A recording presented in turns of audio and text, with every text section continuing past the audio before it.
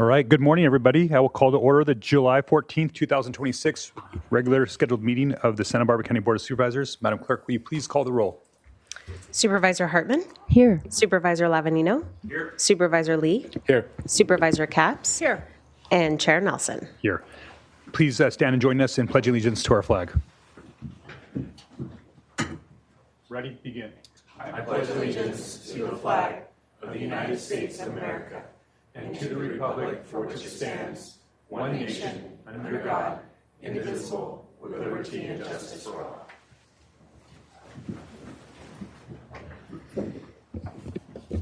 First item of business is the approval of the minutes from the July 7th, 2026 meeting. Can I get a motion? Hartman moves approval. And I'll second. Okay, I have a motion and a second. All in favor signify by saying aye. Aye. Opposed? The motion passes unanimously. Next item of business is our CEO report, and we have Assistant CEO Wade Horton here. Mr. Horton, do we have a report this morning? We do. Thank you, Chair. This morning, pleased to share the newest video in Your County, Your Services series. These segments run on Channel 20 and appear in our monthly newsletter, on CSB TV's YouTube page, and across county social media in both English and Spanish. Today's video highlights the county's on-demand permitting options. Through the online citizen access portal, residents can quickly obtain permits for common home projects, all without needing to visit a county office. Let's take a look. Welcome to Santa Barbara County. Let's explore what the county does for you. Your county, your services. The County of Santa Barbara is making it faster and easier than ever before to get permits for many common home improvement projects. Through the county's online citizen access portal, residents can apply for and instantly receive permits for eligible projects like electrical panel upgrades, water heater replacements, residential solar installations through Solar App, and like-for-like gas, sewer, and water line replacements, all from the convenience of a website, saving customers time and a trip to the county office. With Acela and the rollout of Citizens Access and our online portal to submit applications, now everything is digital, from our application forms to plans submittals, but also a permit process completely digitally. We've gone from a 95 to 99% paper submittals now to online, almost 100%. So it's very convenient for both the applicant and for our staff. And we've saved over 1,000 hours of staff time since then. It's done three main things: convenience, time saving, and visibility. You can be on site, you can be at your home, and you can submit these permits. And then the visibility is huge. You see each step exactly where your permit's at. If you've got corrections, you can see it in real time, exactly how it's going. And then of course the time saver. I went from 3 weeks to 4 weeks waiting for a permit to be approved to some of them solar instantly. You know, that's game changing for any contractors or subcontractors out there. Our online Citizens Access portal splash page, you can choose from any of these apply directly permits. And then under building, of course, is where you'll find your on-demand online permitting. You can apply and receive your permit at the same time. On-demand permits are great because it allows an applicant to submit an application through our system for simple, small projects. They will get an automatically issued permit and you can get it right away. The system is set up so that you can receive notifications as the project proceeds forward. You can always also pick up the phone and talk to us and ask us questions about that process. We're happy to talk to people. At the County of Santa Barbara, we're committed to delivering services that are efficient, accessible, and customer-focused. Visit the County of Santa Barbara's Citizen Access portal to learn more. And later in the agenda, the board will receive an update on the county's implementation of Acela permitting and licensing system, including countywide progress and priorities for the next phase. And that concludes the report. All right, thank you, ACO Horton. I thought, yes, it was an infomercial for item D4 later today, so stay tuned. All right, Madam Clerk, are there any announcements or changes to today's agenda?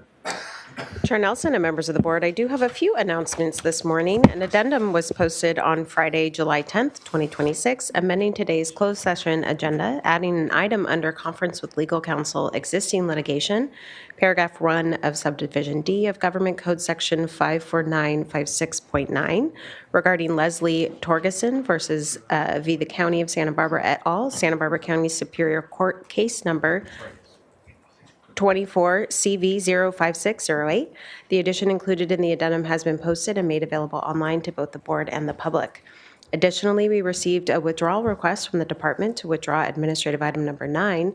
Administrative item number 9 is from the Community Services Department, and it is regarding the State of California Department of State Hospitals, authorizing resolution and memorandum of agreement for Good Samaritan Shelter's Lifehouse 2 in northern Santa Barbara County. And again, the department has requested this item be withdrawn from today's agenda, so if the board can please add that to the balance of the administrative agenda, that would be greatly appreciated. And lastly, for information on the Board of Supervisors' methods of public participation and instructions on how to provide public comment on items listed on today's agenda or during general public comment, please refer to page 2 of the agenda. Individuals who wish to provide verbal public comment may do so via Zoom by registering in advance using the link provided on page 2. Please note that Zoom is available solely for the purpose of providing verbal public comment and is not intended for viewing the meeting. Alternative viewing options are listed on page 2 of the agenda.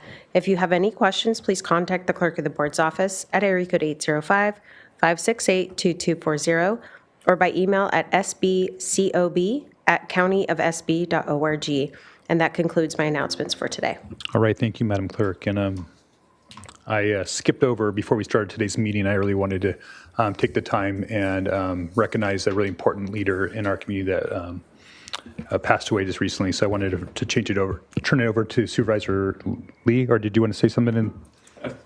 Supervisor Capps. Okay, Thank you. Supervisor Capps to officially open our meeting in honor of a great local leader. Supervisor Capps. Thank you. It's my honor to pay tribute to former Mayor Sheila Lodge, who passed away this last week at the age of 97. In a word, Sheila Lodge was a force, is a force. It's hard to imagine Santa Barbara without Sheila Lodge. And she was a force. It could be said that no one had more of a consequential impact on the city of Santa Barbara than Sheila Lodge, having served 12 years as mayor, then on the Planning Commission, even in her 90s on the Historic Advisory Commission. She served this city just with such compassion and such commitment. She was a force of a person, her integrity, her quiet determination. She would poke us, those of us in elected office, with such the right combination of making sure she got her point across in a way that was effective, not too assertive, but definitely not mincing words, a way that I admire so much. And she was also a force because of the way that she was a trailblazer for so many women who have come in her path. She was the first female elected woman mayor of Santa Barbara. We've had so many since. In fact, as a kid, she was my mayor. And so I just assumed that all mayors were women. So anyway, it's my honor to pay tribute to Sheila Lodge, a force. Yes, I just want to say that Sheila was incredibly well loved and respected, and we call for a moment of silence. I don't want to say that she passed because she would have hated that. Mm-hmm. So she lived a good life. Yeah. So. Supervisor Hartman, real quick, before we go into a moment of silence. Yes, I also wanted to add that when I was elected to this position, one of the first people to reach out to me was Sheila Lodge, offering her help. And on housing issues, she was a confidant. She was always calling, writing, sending ideas. So she really did symbolize Santa Barbara at its best, and we'll all miss her. Thank you, Supervisor Hartman. And with that, I ask the public to join our board in a moment of silence, remembering the life and legacy of Sheila Lodge.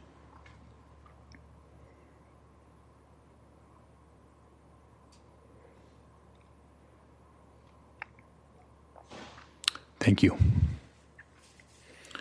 All right. Well, in her memory, and we will continue on. The next item of business is our, again, administrative agenda.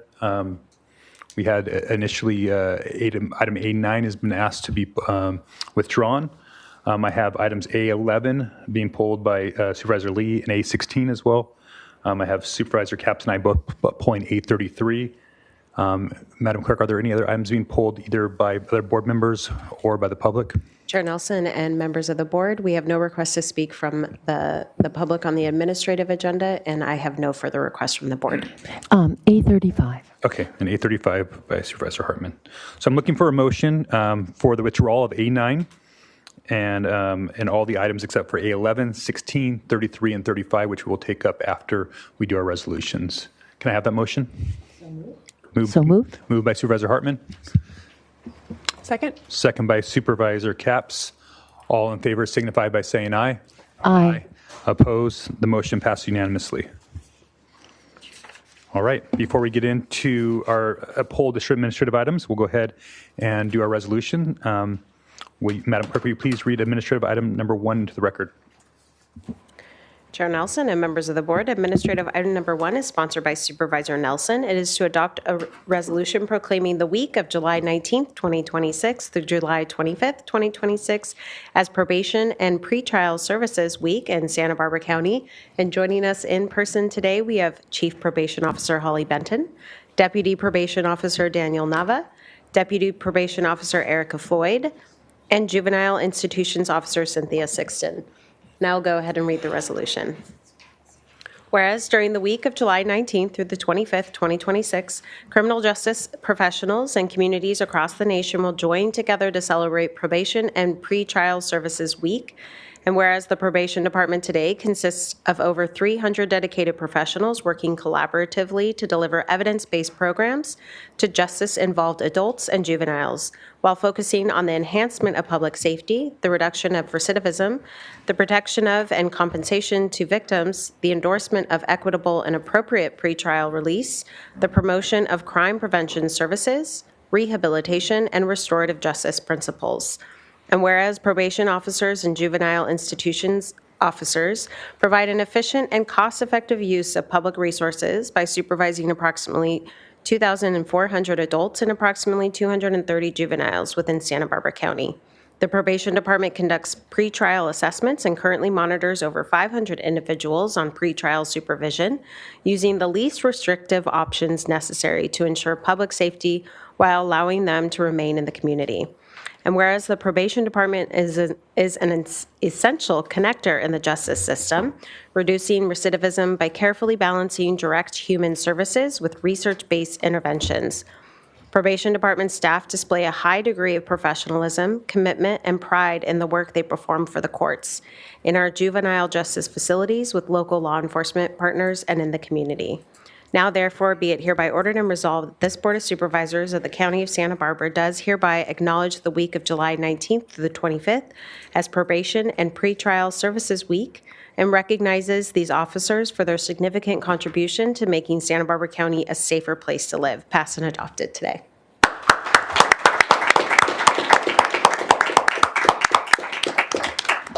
Thank you, Chief Benton. Thank you, Chair Nelson and Supervisors. I am Holly Benton, the Chief Probation Officer, and it's my honor to represent the dedicated officers and staff of your Probation Department today, and to thank your board for recognizing the important public safety role of our probation and pretrial professionals in our community and our Juvenile Justice Center every day. As we've done for the last few years, with me this morning to receive this resolution are 3 of our line officers who represent Adult and Juvenile Services and our Juvenile Justice Center, and each will introduce themselves to your board and briefly share their perspective about their work. Good morning, Supervisors to the Chair. My name is Daniel Nava, and I'm a Deputy Probation Officer assigned to the Juvenile Division, which is a remarkable one, as it offers hope. Juvenile probation officers take on many responsibilities. We explore youth diversion opportunities, author court reports, supervise youth in the community, and support reentry for youth at the Juvenile Justice Center. Wearing many hats, we impact youth and families at different points in their lives. Today, I want to speak about the Youth Serving Secure Youth Treatment Facility, or SYTF commitments, ranging from 18 months to 7 years at our Juvenile Justice Center. I have been working with these youth for approximately 3 years, and we currently have 27 such youth. The work I do with them is varied and involves mentoring, monitoring their compliance, mentoring them, referring them to evidence-based programs within the facility, intervening when they are in crisis, supervising youth and family re-engagement, and working on reentry from the moment they are committed to the program. Each youth's reentry plan is unique and can include furloughs involving community college tours across the state, equine therapy, and employment readiness training. Many youth have demonstrated success in the SYTF program, resulting in reductions in their commitments and their ultimate productive return to the community. I am proud to work with these youth who have been able to overcome obstacles, show that mistakes don't have to define them, reintegrate into the community, and ultimately lead better lives. Thank you for your time. Thank you. Good morning. My name is Cynthia Sixto, and I am a juvenile institution officer at the Santa Maria Juvenile Justice Center. Working at the JJC has been a dynamic experience, with each day bringing new opportunities and challenges that make our work both meaningful and engaging. The position has strengthened my ability to communicate effectively, remain calm under pressure, and work with youth from diverse backgrounds.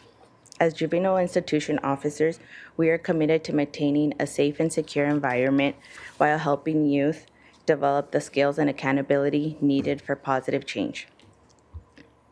It is an honor to be part of an organization dedicated to protecting our community and providing effective juvenile detention and treatment programs. I am proud to represent the Santa Barbara County Probation Department and the dedicated professionals who work every day to support public safety, rehabilitation, and positive outcomes for the youth and families we serve. Thank you. Thank you. Good morning, Supervisors through the chair. My name is Erica Floyd, and I'm a Deputy Probation Officer assigned to the Adult Supervision Unit in the Lompoc office. My current caseload consists of a diverse group of individuals placed on probation for a wide variety of offenses. Some are new to probation, while others have demonstrated consistent compliance with court-ordered conditions. For many individuals, meeting their assigned probation officer is the beginning of their journey towards rehabilitation and success. We often meet them at one of the most stressful moments in their life, after making a poor choice or a mistake in judgment. It is not uncommon that they have spent some time in jail and have experienced loss, whether it is a job, a relationship, or something of value to them. Following their sentence hearing, clients can often feel overwhelmed or intimidated and do not know what to expect after being ordered to report to the probation department. When they walk through our doors for the first time, we can often see the anxiety in their expressions and body language. This is what we train for, a delicate dance of easing their fears while ensuring they understand their terms and conditions to ensuring accountability and success. My favorite conversation happens at the end of the intake process, when we get to talk about what comes next. This is my opportunity to be an agent of change and to remind the individual that their future does not have to be dictated and that their probation grant can be a roadmap to a better life. A grant of probation is merely a chapter in their personal story. I am grateful and honored to have the opportunity to address your board today.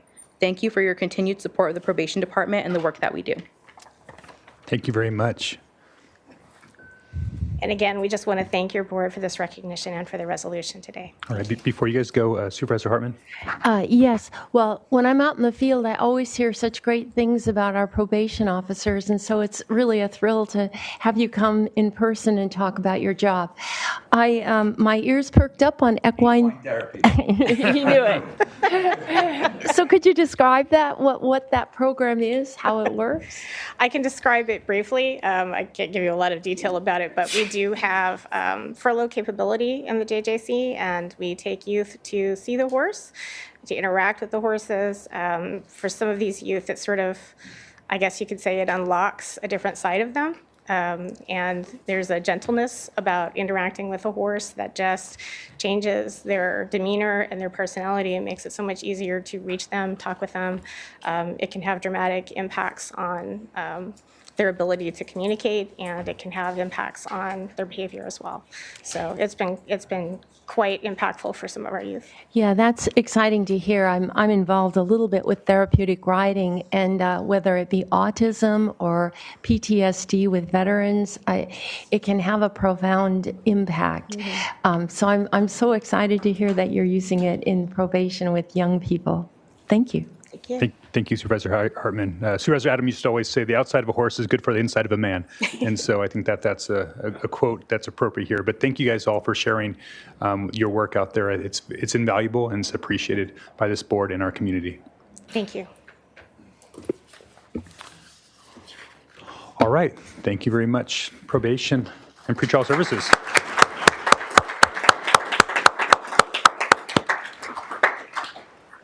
We'll go ahead and move on to the administrative items that were pulled by the board and the public.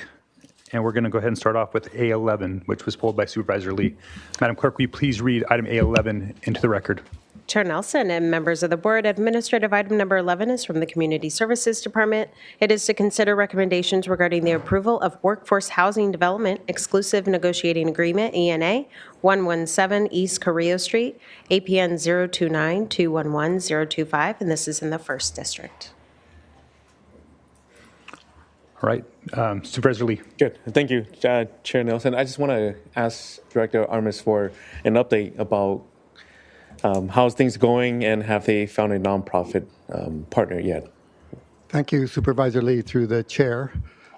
We're at an exciting point, we believe, with this project. We've had a number of significant developments take place. First, and if I can just take a couple of moments to put it in context, we've had a couple of conversations with city officials with Santa Barbara to make sure that the path forward is one that is consistent with the design standards that the city has and that we're aligned in terms of their objectives for the downtown and the county's objectives with this important housing project.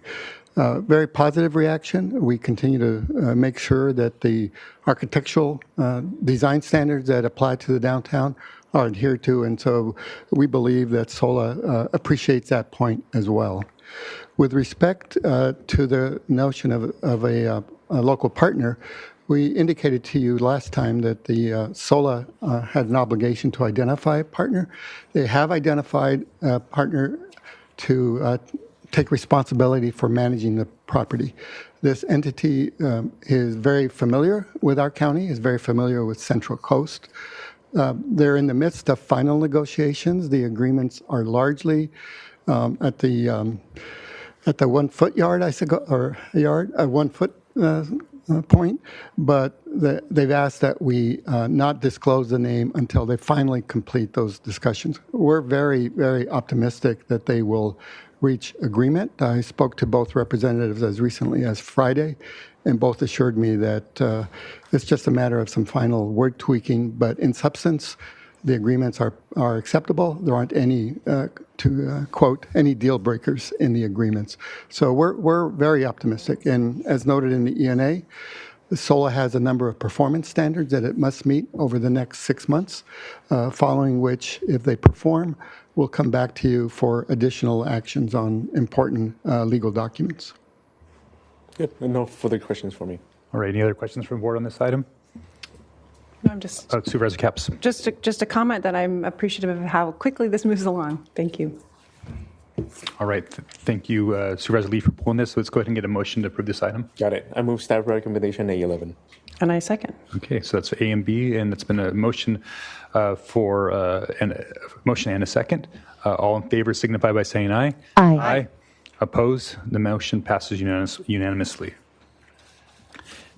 Next item of business is departmental number, give me 1 second here, 16, also pulled by Supervisor Lee. Good. Madam Clerk, will you please read that item into the record? Chair Nelson and members of the board, administrative item number 16 is from the County Executive Office. It is to consider recommendations regarding a third quarter fiscal year 2025 through 2026 update on cannabis taxation, permitting, and licensing. All right, Supervisor Lee. Good. So I have a few questions about this. The first one is, are we required to have appeals for license revocations? And if anyone from CO's office, potentially? Yes. So Supervisor Lee, through the chair, yes, we're required by Chapter 50 to have an appeal process for license revocations. Good. And are we required to have appeals for license non-renewals? Appeals for license... non-renewals? So if it's a license denial, there's also a requirement for an appeal process. Okay. And the final question is, are we required to have the appeal to go before admin judge? Or are there other options that we can explore? Chapter 50 says that we need to go before a hearing officer. Okay. And the hearing officer that we currently use is the Office of Administrative Hearings. Good. So we could amend that and change that. It's likely that there could be a conversation about how to look at different possibilities, yes. Okay. So those are my questions for now. I do have some comments later, Okay. if anybody else. Right. Any other questions on this or comments? All right. I'm sorry. Mr. Chair, I just want to please, add County to that on the administrative judge. Chapter 50 defines hearing officer pretty broadly, and administrative law judge is one option, but there already are other options existing in the code. Okay, so there are some options that we have within what's already in code. May not need a change to the code. It may just need to be a decision. Supervisor Lee, you wanted to make some further comments, or? I do. Supervisor Capsule. Okay, just back to you. So I just want to say that I have been really frustrated with this current process. The carpentry community has been very patient and expecting solutions, and it's been quite a while since they have seen anything. So I believe that our board wants to deliver these solutions to the community. So I wanted to direct staff to explore different ways of hearing appeals and to come back down the road in the future with options that we can consider. Okay. So if... So we'd like to potentially add that to the motion today as a staff direction. Correct. To look at some additional options that we might have under the current code. It's not changing the code, but other options might be there. When would you like that reported back to the board, Supervisor Lee? Would you like to have that done offline, or would you like it to come back as an item? As an item. Okay, so a future administrative item on that Correct. you can eventually pull if you have some additional questions? Yes. Okay, so the motion would be today, if we're going to adopt this with the staff direction, would be staff recommendation with direction to staff to come back with appeal options within the existing code, Chapter 50 code, right? I guess it's the appeal officer. I guess I'm trying to figure out exactly the concern. The hearing officer, whether we use the office of, sorry, what was the name of the administrative law judge? So it's the Office of Administrative Hearings, Okay. Administrative Law Judge. And that's through the Santa Barbara County Courts, or? Through Los Angeles. Okay. Mm-hmm. All right. So Supervisor Lee, you're concerned about potentially maybe some other entity besides them. You're not necessarily satisfied with that process. Correct. It's just been too long and it drags out. Okay. So faster, done sooner. Okay. Like I always say, more information is better. And so if that's something that the staff could look at and bring back to us. Okay. And what time frame would you hope to get that back from staff publicly? Say within the next 6 months. Okay. Next 6 months, hopefully sooner, but yes, next 6 months, so we can move that forward. Okay. So would that be your motion? Yes, that'll be my motion with the comments made by Chair Nelson. Okay. All right. Is there a second on that? Or Supervisor Capps, do you want some further comment? Well, I certainly appreciate Supervisor Lee's leadership on this, and I agree that the process has been, it's time to review it, and has been frustrating for the people that he represents, and I'm happy to second. Okay, so there's a motion and a second. Is there further discussion on the motion? Okay, not seeing any further discussion on the motion. I guess I'll call the order. All in favor signify by saying aye. Aye. Aye. Opposed? The motion passes unanimously. All right, next item of business is item A33. Madam Clerk, can you please read that item into the record?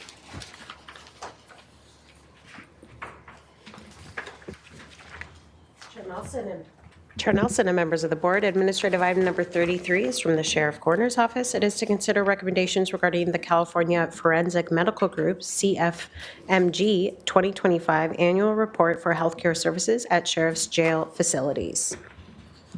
All right, thank you. And Supervisor Capps and myself also pulled this item, so go ahead, Supervisor Capps, you have some questions? Yeah, thank you. I have several questions, if you would like to give some overview, you're welcome to, or I can launch into them, whichever you prefer, Chair. I'm sorry, I don't have your name.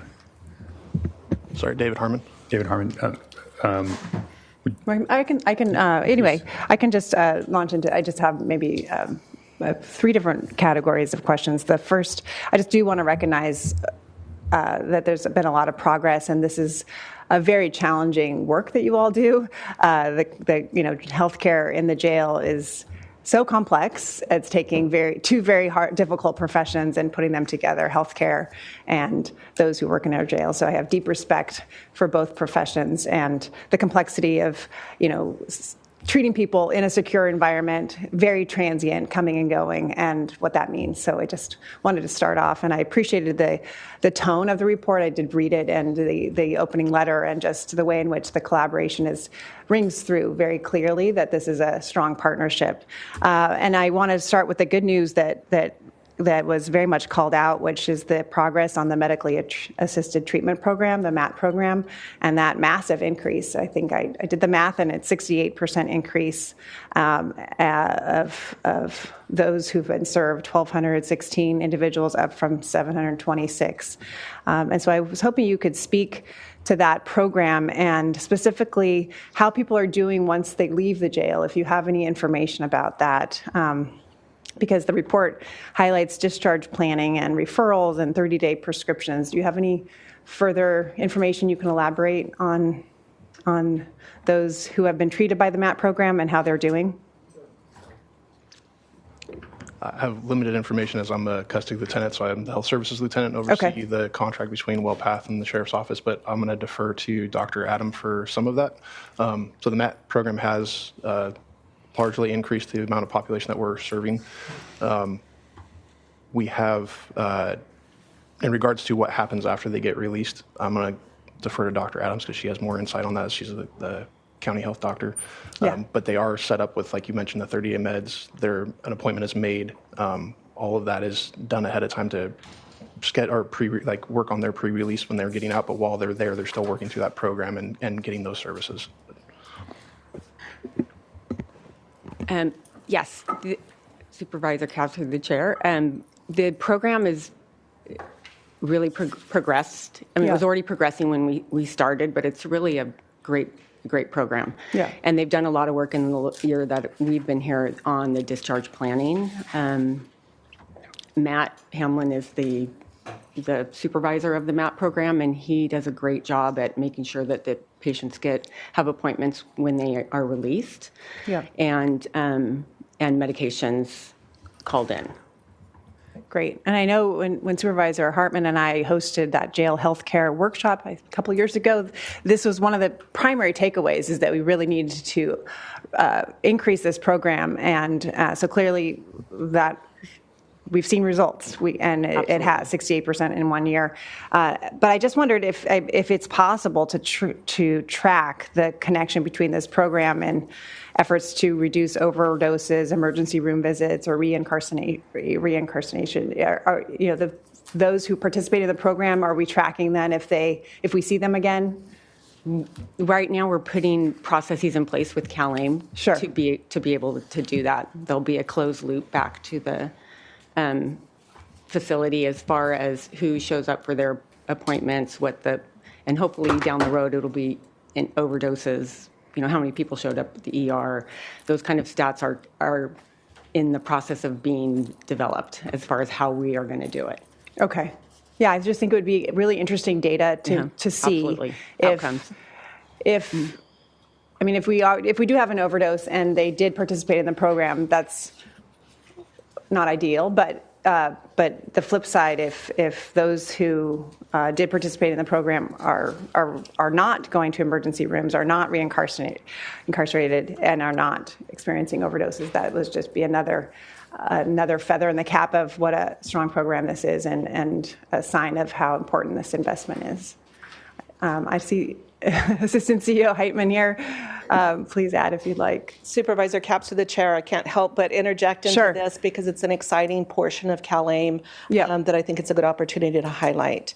As part of CalAIM, there's a portion that's called behavioral health linkages, and it is the warm handoff essentially to those providers in the community.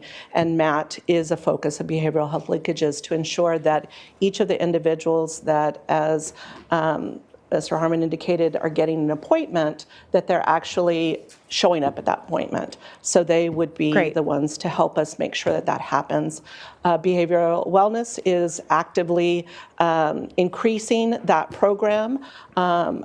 When the jail goes live with CalAIM in October, Be Well needs to be fully operational with behavioral health linkages, but they are using this time in advance to start their ramp up, and they are actively engaged in assessing, connecting, and beginning that data collection about who is actually making it to the next appointment. Not only for their medication-assisted treatment, but for their behavioral health care as well. Great. Good. Well, that's interesting data to see in the future. Okay. Well, I had a question. My next question has to do with staffing, because I know that's also been an area of focus. And the report notes that there's been 22 new positions, and I just am wondering if these positions have been fully filled. And if you can speak to vacancies and turnover rates for physicians. I know these are very challenging positions to fill, so I don't ask this question lightly, but if you could speak to staffing shortages and if those are affecting care, anything that, any lessons learned or challenges that you are really hoping to change in the upcoming year. Supervisor Capps, through the chair. So the vacancy rate right now is around 6.5%. It's been fluctuating between 5 to 10%, which would say their vacancy rate is quite low. They fill their positions fairly quickly when they do have somebody leave for whatever reason that they have a vacancy created. As you can see in the board letter that was submitted, the numbers for the shift compensation has started to drop. But also what's not in here is the next following 6 months of this year, 26, it's gone down dramatically. It's actually below the six-figure mark per month that they're having to give us in staffing credits for unfilled shifts. So they are making significant improvements in that area. And since those 21 positions was granted by you guys in the last contract, they have filled those positions. Okay, great. So the 6% is this current year, 2026, or that? That's correct. Okay, so that must be an improvement, because I understand from the report, 2025 there was 1.8 million, in credits. So that must be more than a 6% vacancy.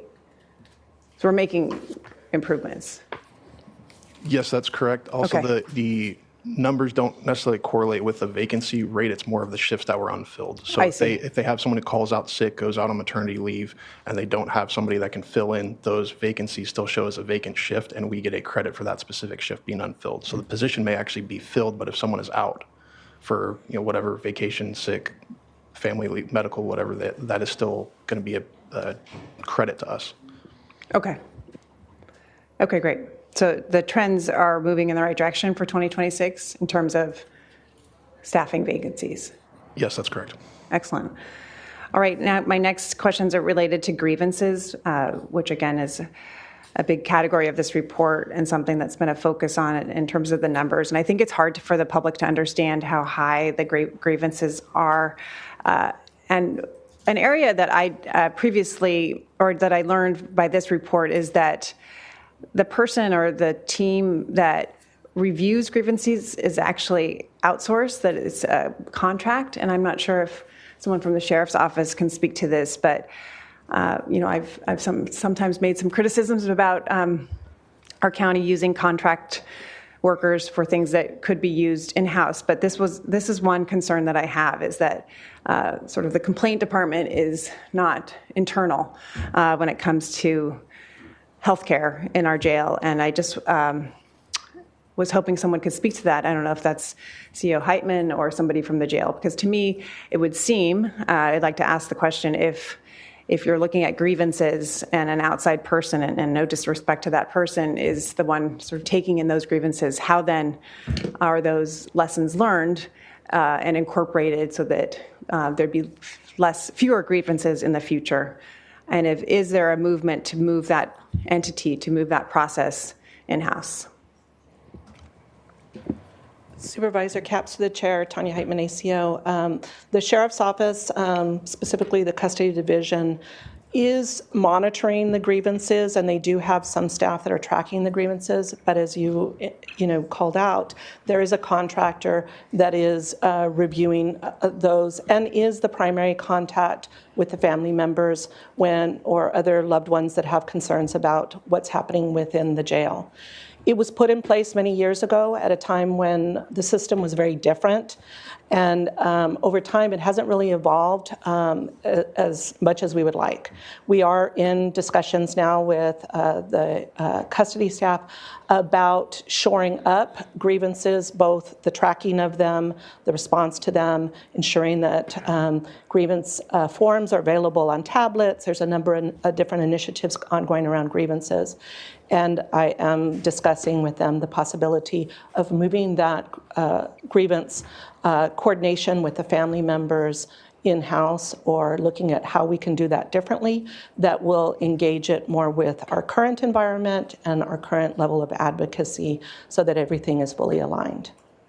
Yeah, I appreciate that. And I just want to make sure, the nature of my question is that the grievances are taken seriously and are incorporated into learning and planning, because again, the vast majority of the grievances are deemed unsubstantiated, and I just hope that they're not sort of dismissed.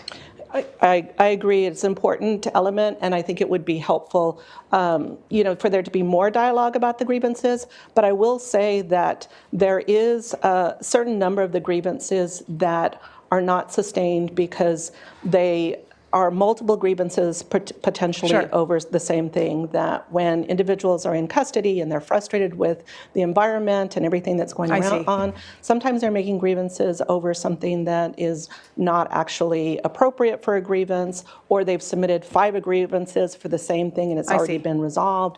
So some of it is legitimate, not being sustained because they're inappropriate, but others maybe deserve a closer look in terms of, doesn't mean that we did anything wrong, but that there might be opportunities for improvement, might be opportunities for further engagement with that inmate or with another loved one that may have more information.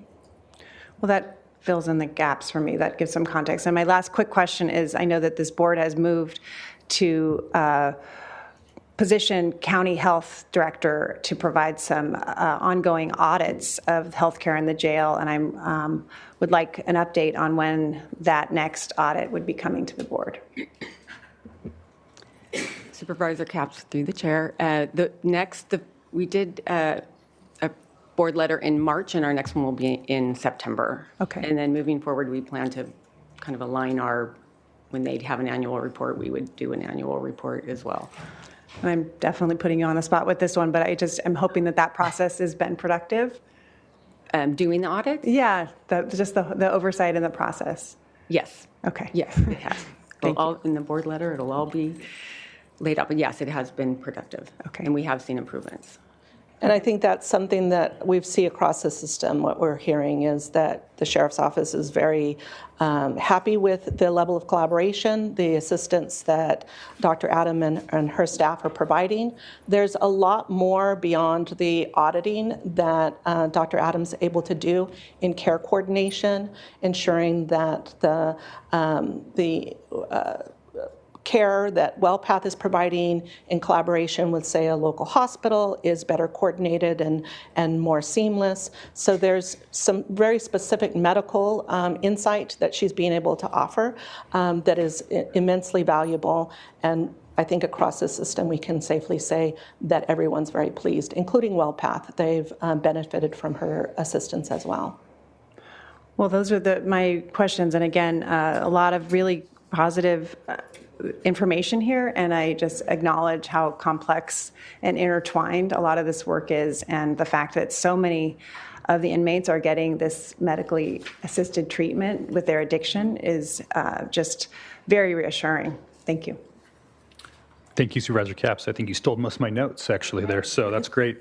I won't go as in depth as I was planning on based on some of the questions that have been asked and answered. But I will go kind of in reverse order on the grievance process. So those numbers also reflect people who just, if they leave our system, like if they are released, then their grievances then unsustained? Is that how that works? Or do we pull those out of the numbers? Because, I mean, those obviously are not necessarily addressed if somebody's transferred or pulled out of the system. I think Lieutenant Harmon can answer that. Chair Nelson, it is not pulled out. It's still looked at, but if they were released before the grievance can be answered, that's documented, but it's still, if there is an issue that can be fixed for future interactions or addressed, that will still be logged and documented. So there's still an internal process to all of our grievances. They're submitted to, if it's say a medical grievance, it goes to the facility coordinator of the particular jail that grievance is received in. They review it, review the chart. They will document an answer or response, determine whether it's founded or unfounded, and then that will come to me for for a review as well.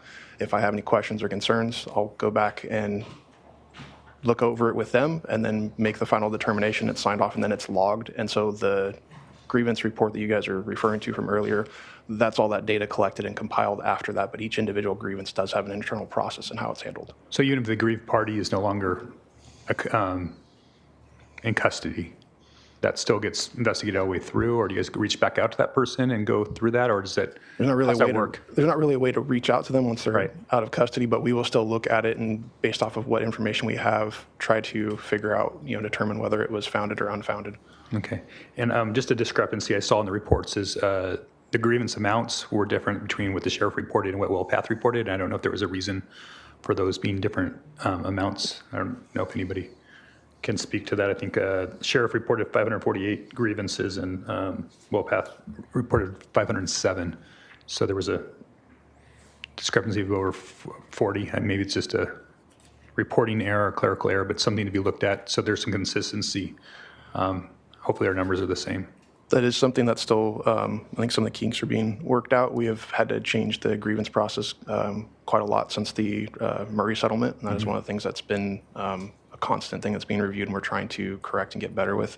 A lot of that too is some of the, I don't know if that accounts for all 30 of those or 30 some odd difference that in the count, but some of our grievances will get routed directly to our quality assurance unit for an ADA purpose, and that still falls under medical, but if that's not getting routed to medical, they don't know about it. So medical's reporting on the ones that actually go to them versus which ones that we see as medical, because if it's an ADA, it's still going to be a medical issue. Okay, thank you, Lieutenant Harmon.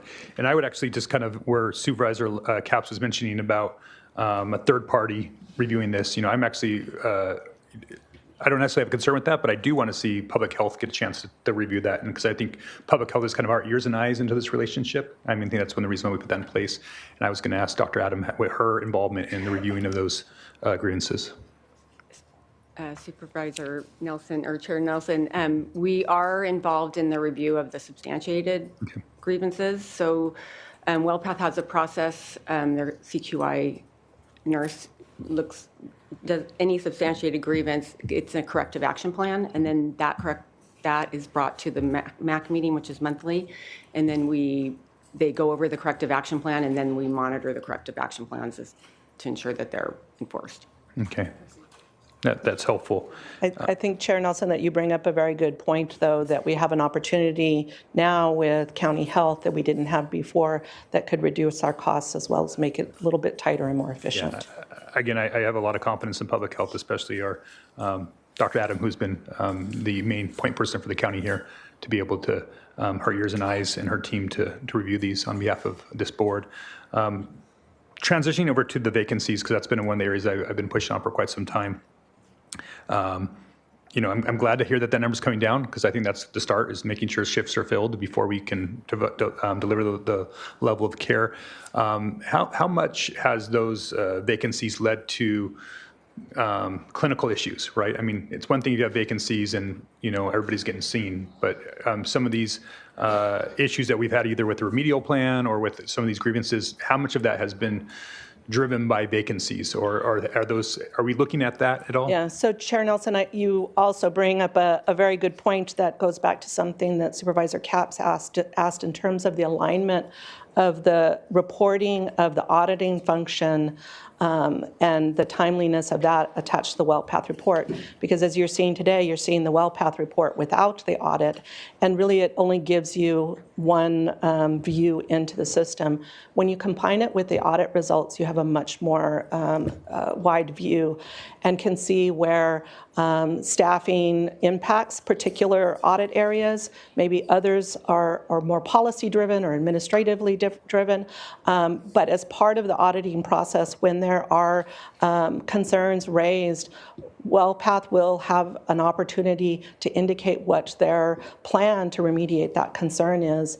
And in the past, we've often seen that those were very directly tied to staffing concerns. So going forward, we do anticipate County Health bringing the next report, as Dr. Adam indicated, in, I believe, September.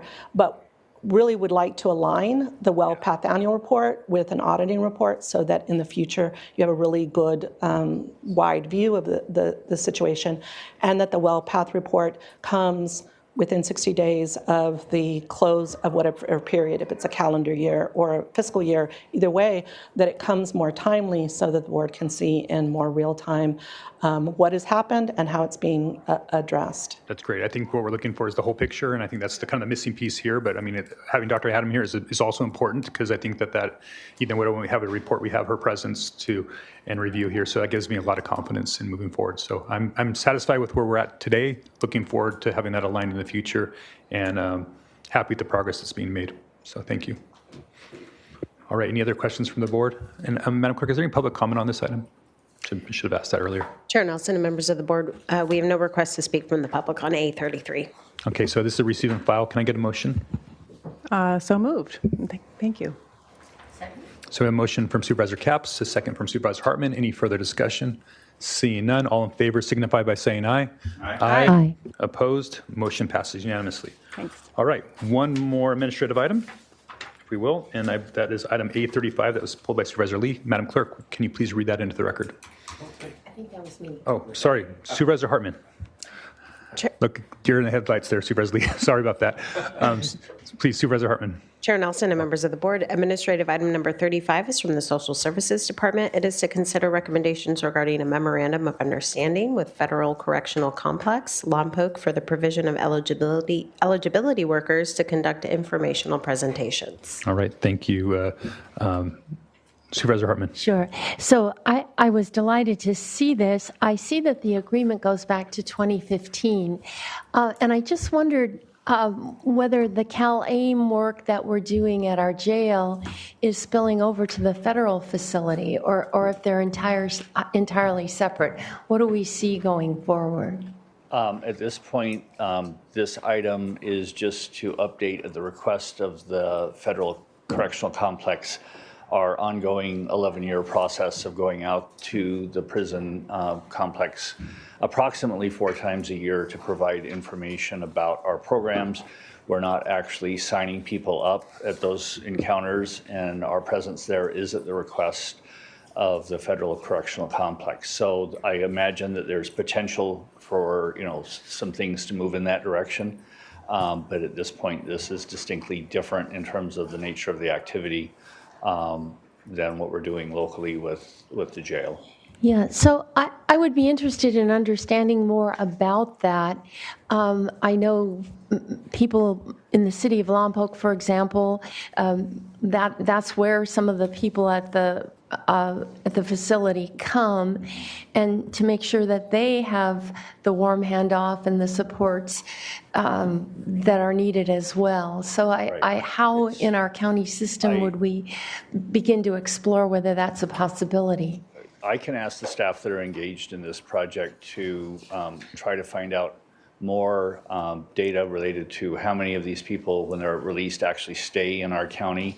One of the interesting things, of course, is it's a federal facility, so a lot of these people will be going to other parts of the state, in which case what we're sharing with them on our visits would still be relevant. Yeah. But if they're leaving the state going to other places, then it wouldn't. So we can dig into looking at how many of the people when they're released stay local, and then have that conversation about what more could be done to have them be more like beyond just informed, but kind of be in line for being engaged with services at the time of their release.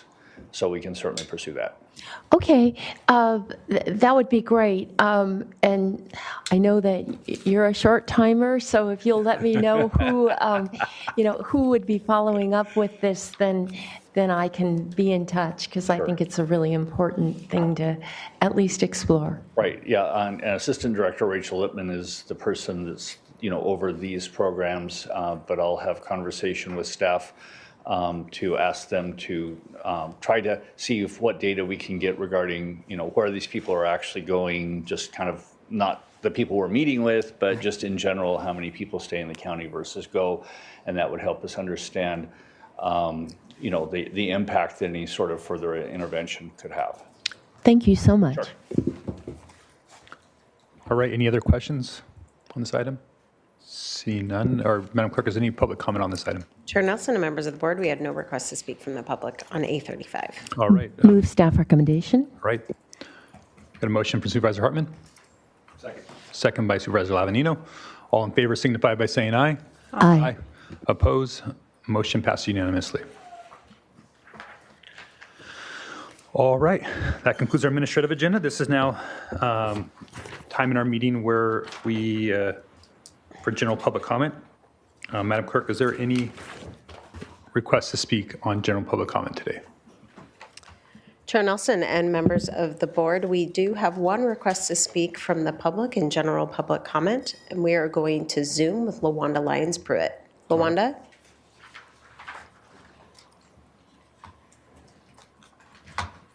Good morning, Chair Nelson, members of the board, LaWanda Lyons-Pruitt, representing the Santa Maria Lompoc branch of the National Association for the Advancement of Colored People, you know us as NAACP. I'm here today because my heart is very heavy.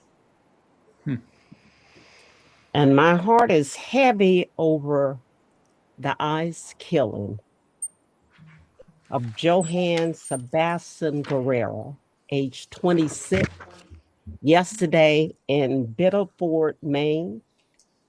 Mr. Lorenzo Salgado Aroja on July 7th in Houston, Texas. And then lastly, I just want to acknowledge the death of 18-year-old Nolan Wells in my home state of Mississippi on July 4th. To me, just these three deaths represent racism that is being normalized. It can't be normalized. We will never let it be normalized, and we're never going to be silent, and we're going to speak up. We should all be, our hearts should be heavy. We should be outraged. All three people were human beings. There was Mr. Aroja smiling, celebrating his birthday with a cake in front of him.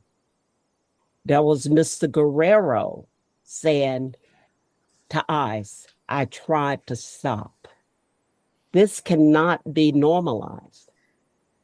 And then we have the Patriots, or whatever they're called, on July 4th, on Metro or Subway, reminder of the past, Ku Klux Klan with a young African-American woman there in the midst of all that. We cannot normalize ICE being at our jails, blocking our lobbies, blocking the doors. I know of one of our members and his wife who was at the North County Jail, and they were just doing hospitality with coffee and donut. I scooted them out of the way, actually lifted them out of their chair and moved them out of their way on county property. This cannot be the norm. ICE has a badge, and they're supposed to be law enforcement. But many of us know we should call it what it is. They're thugs. They're glorified thugs. And they're killing Americans, not just Americans, but our residents. All right. Thank you, Ms. Lyons. And we need to be outraged. Thank you. Thank you for your time. Thank you. And that concludes general public comment for today. All right. We will now begin our departmental item, and we'll start with department item 1. Madam Clerk, will you please read that item into the record? Chair Nelson and members of the board, departmental item number 1 is from the Treasurer, Tax Collector, Public Administrator. It is a hearing to consider recommendations regarding California Municipal Finance Authority issuance of qualified 501c3 bonds on behalf of Step Up Housing. All right, Mr. Hagan. Good morning, Chair Nelson, members of the board. I am Harry Hagan, Treasurer, Tax Collector, for at least another 5.5 months I am. So this item today before you is a TEFRA hearing, or Tax Equity and Fiscal Responsibility Act of 1982. I had to kind of try to remember that. Section 147F of the Internal Revenue Code provides the process for a qualified nonprofit organization to access municipal funds.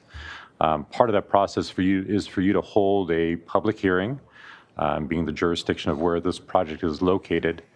And so this item was heard by the Debt Advisory Committee in June, and it was recommended that you hold a TEFRA hearing so that issues that relate to this project can be vetted by the public or by yourselves. And so members from the project, Michael Potter is available in person, and Anthony Stubbs from CMFA, which is California Municipal Finance Authority, which is the issuer of the debt, is here also, or he's on Zoom, that can discuss any of the financing.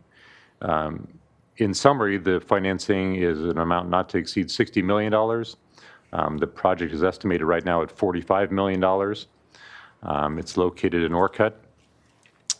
And the most important piece I always like to remind you is that you're not responsible for the repayment of the debt, either legally or morally. That is the responsibility of the applicant, Step Up Housing in this case. And if you have questions regarding the project or the financing, representatives from both organizations should be available to answer those questions. All right. Thank you, Treasurer Hagan. Are there any any questions from the board at this point? I've got quite a few, actually, so I'll get into them in a minute, but I also want to see if there's any public comment on this item. Chair Nelson and members of the board, we have no requests to speak from the public on departmental item number 1. All right, I guess my first question for you, Mr. Hagan, is the reconciling the request for $60 million versus a $44 million project, and why such a large delta? So that might be a question better for the project, the applicants. I can tell you that most of these types of things does have a cushion in case something happens. I think 83% of it is for the acquisition of the project. The rest is for either the reserve or for rehabilitation of the units. And I think the rehabilitation would occur as people vacate those units, but I'm not the expert on this project by any stretch. That's not our role as the county. All right, I guess I'll probably want to hear from the project. I don't know. Are you the potential purchaser, or are you the representative of the current owner? Yes, I'm actually from the California Municipal Finance Authority. Okay, thank you. Jared Suzuki, Anthony Stubbs, my colleague, is on vacation, so I'm filling in for him. Okay. The purpose for the delta, so the $60 million is what we call a not to exceed amount. Okay. And as mentioned, the current project cost is around $45 to $48 million. And the reason there's a not to exceed amount is if there are unexpected project costs that arise, anything that would bring the total tax exempt bond amount above that $60 million would require an additional TEFRA hearing. So we like to add a % cushion in case there are unexpected project costs so that we don't have to come back and do an additional TEFRA hearing. The actual bond amount that will be issued will be somewhere in the $48 million range. Current projections are such that it's that number. So the acquisition price is $33 million, but then there'll be another $15 million of additional.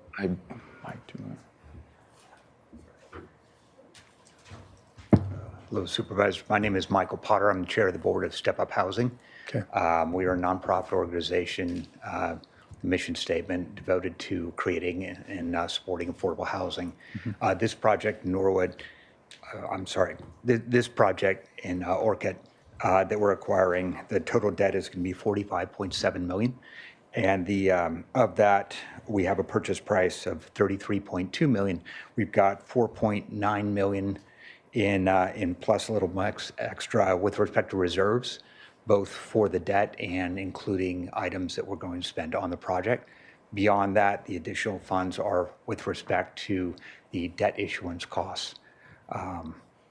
So that's how we get just for a public and transparent process, there's a lot of soft costs, that taxpayer supported bonding. So, I mean, I just wanted to call that out, another $12 million of soft costs there on top of the purchase price. So that's why I had some concerns as well as the not to exceed. But actually and that's, I guess, a minor issue compared to what my bigger concern with this project is that, these units already are market rate for the Orchid area. Is that correct? It's a market rate project. That is correct. Yeah, it's currently a market rate project, but the rents actually fall below the affordable housing numbers, some of the AMI numbers that you guys will even actually have to rent these at. So actually by deed restricting it, we're actually going to potentially have rents go up in some of these categories, right? With respect to this, we're going to put deed restriction on 20% at 50 AMI, 55% at 80% AMI. The rents from day we put on the regulatory agreement, think of it as kind of a self-imposed rent control. We're going to have a rent reduction on 33 units. That's 26% of the project for an average of 13%. And an increase in other areas? We could increase in other areas. Yeah. As rents go up, both 80% AMI and 25% at market, those will go up, we project, usually by CPI. But they will be, the 80% AMI rents are going to be capped, so 75% of the project at 20 at 50, 55%, 80. Yeah. Those rents are going to be restricted with respect to the allowable increase each year determined by HUD. Sure, I understand. And my point is, and this is a point for the board, is those numbers are actually higher than the current rents.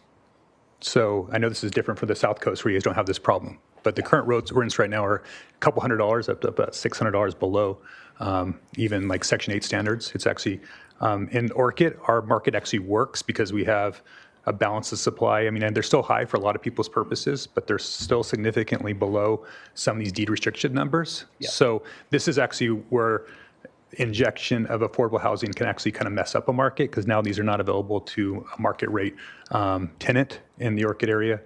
So I actually have some concerns about this actually being a public benefit. So because of that, on top of the fact that when we approve these bondings and do the TEFRA hearing, we're actually, I guess, authorizing these to be potentially moved off the tax rolls.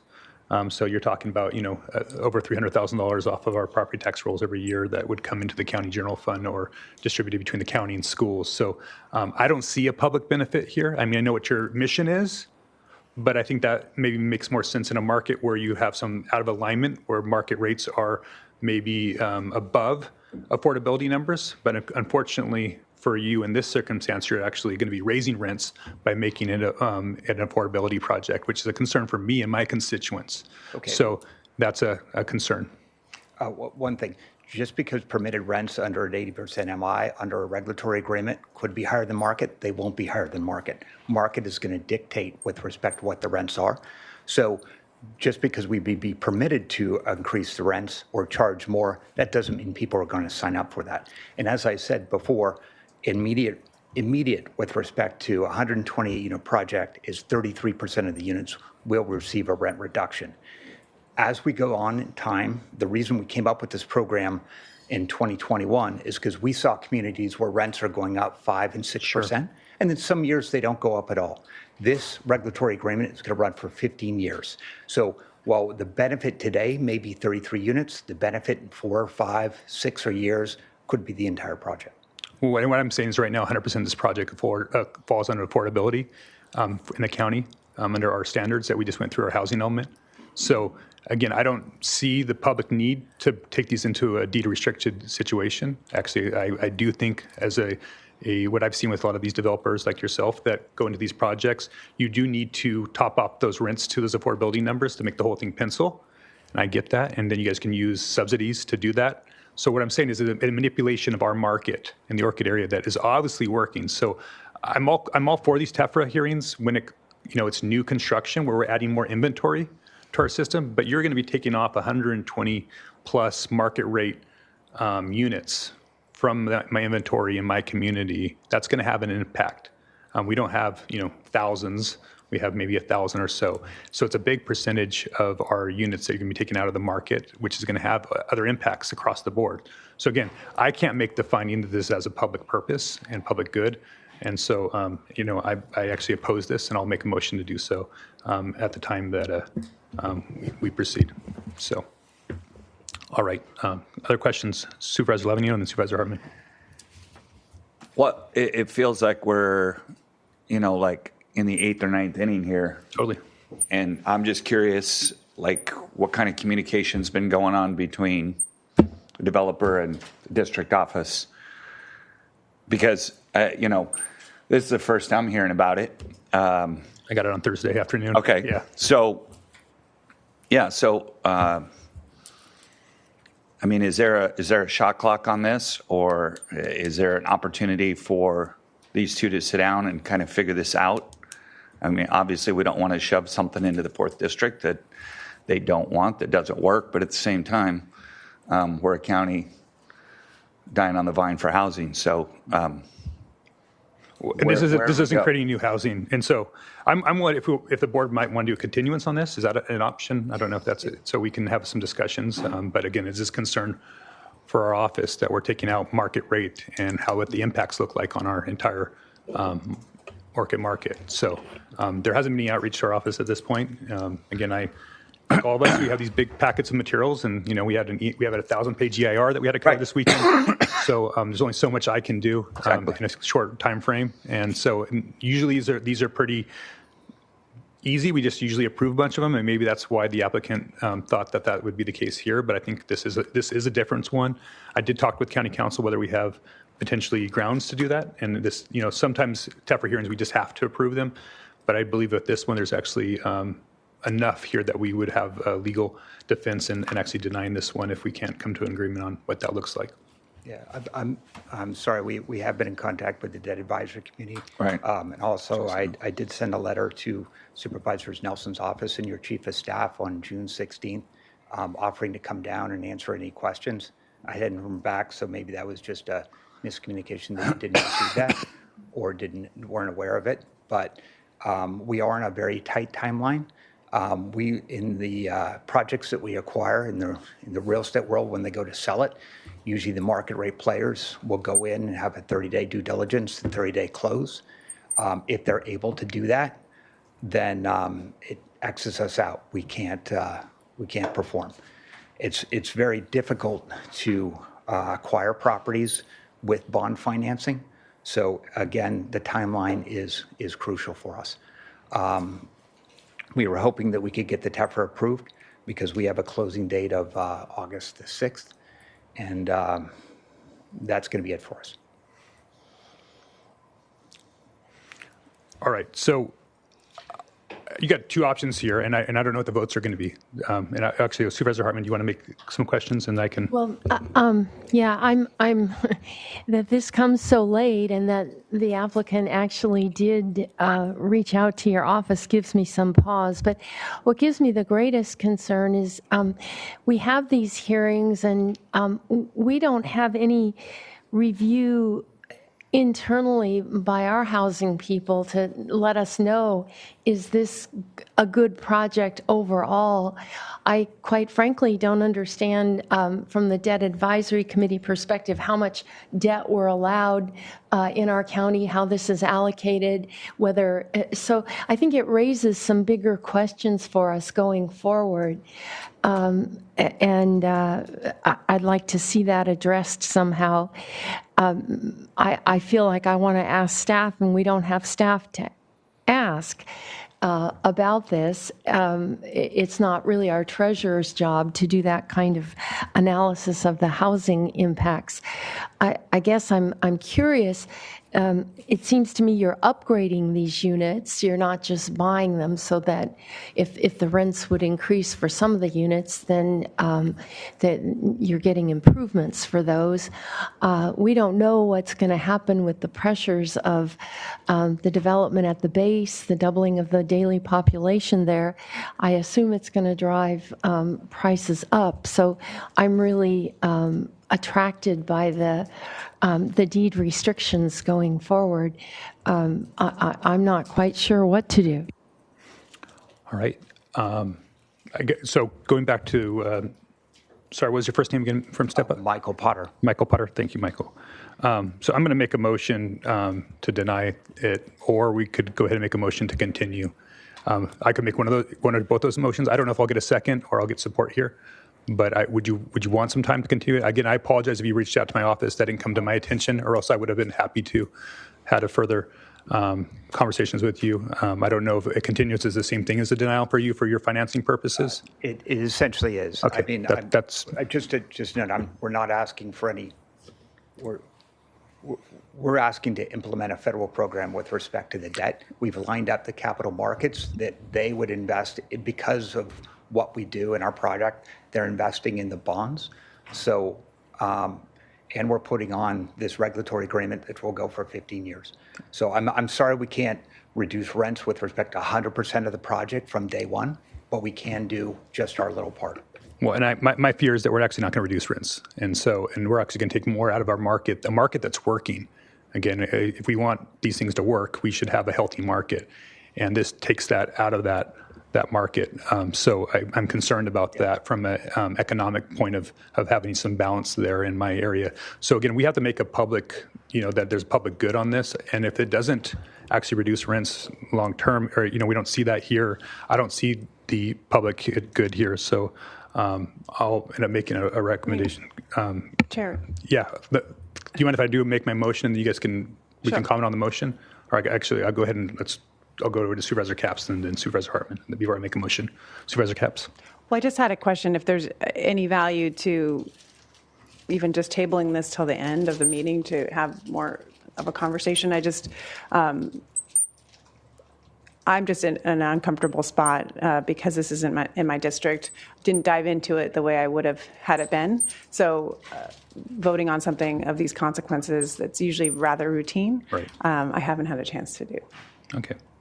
Would my colleagues, maybe I can talk to the project applicant at the break and maybe get some more comfort. I'm not sure if I can, but would anybody have a problem with me just continuing to the end of the meeting? No, but I'd also like to know, so what is the plan? What's your plan for Knollwood? Well, it's right now, it's operating healthy, right? I mean, it's providing rents that are yeah, but it's for sale. So well, somebody's going to buy it, right? I mean, market, we don't know who's going to buy it. It could be somebody that you don't like buying it and raises the rents. Sure, but right now the market works right now, right? I mean, that's the whole point.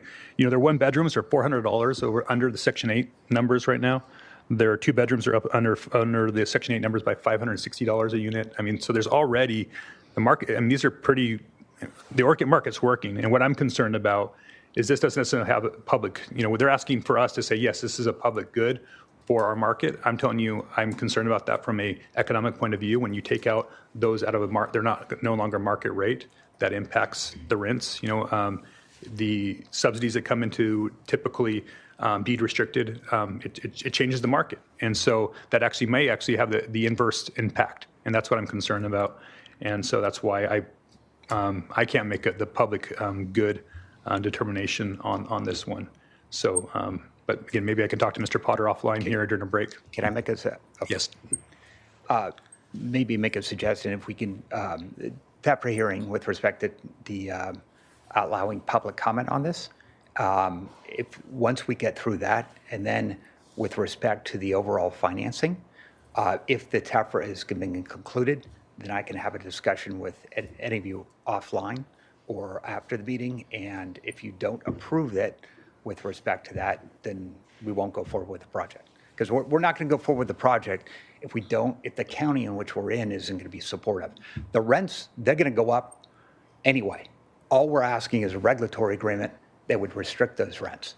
So if the market goes up, the rents go up.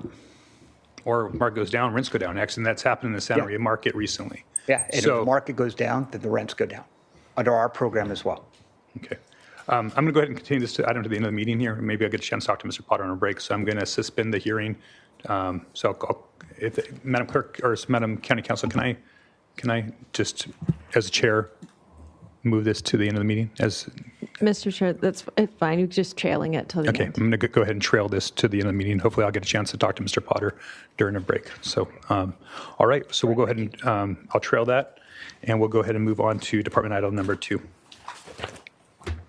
Chair Nelson and members of the board, departmental item number 2 is from the Community Services Department. It is a hearing to consider recommendations regarding a consumer price index adjustment of the fiscal year 2026 through 2027 library special tax rate for county service area number 3, Greater Goleta, and this is in the 2nd and 3rd districts. All right. Ms. Young. Chair Nelson, members of the Board of Supervisors, today you will be receiving a brief presentation on the CSA Library Measure L special tax levies for fiscal year 26-27.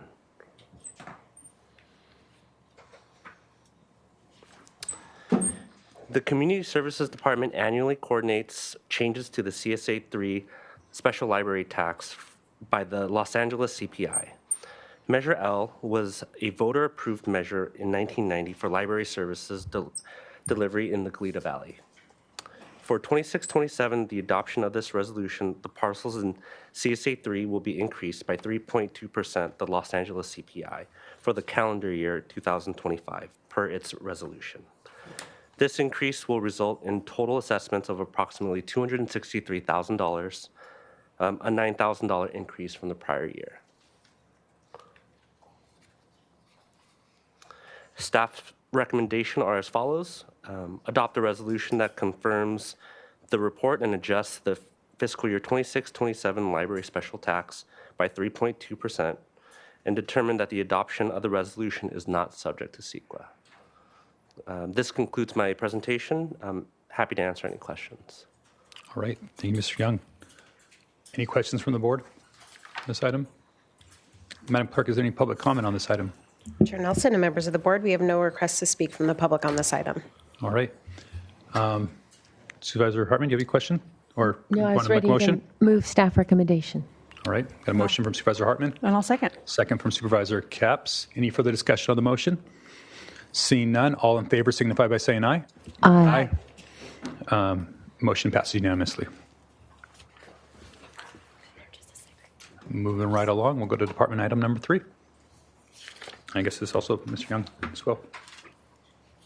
Chair Nelson and members of the board, departmental item number 3 is from the Community Services Department. It is a hearing to consider recommendations regarding fiscal year 2026 through 2027 Orchid and Providence Landing Community Facilities District Special Tax Levy. This is in the 4th district. All right. Thank you, Mr. Young. Good morning again, Chair Nelson, members of the Board of Supervisors. Today you will be receiving a brief presentation on the Orchid and Providence Landing Community Facility District Special Tax Levies for fiscal year 26-27. The Community Service Department annually coordinates changes to the special tax levy for both community facility districts. Orchid CFD provides funding for sheriff, fire, parks, and flood services within the CFD.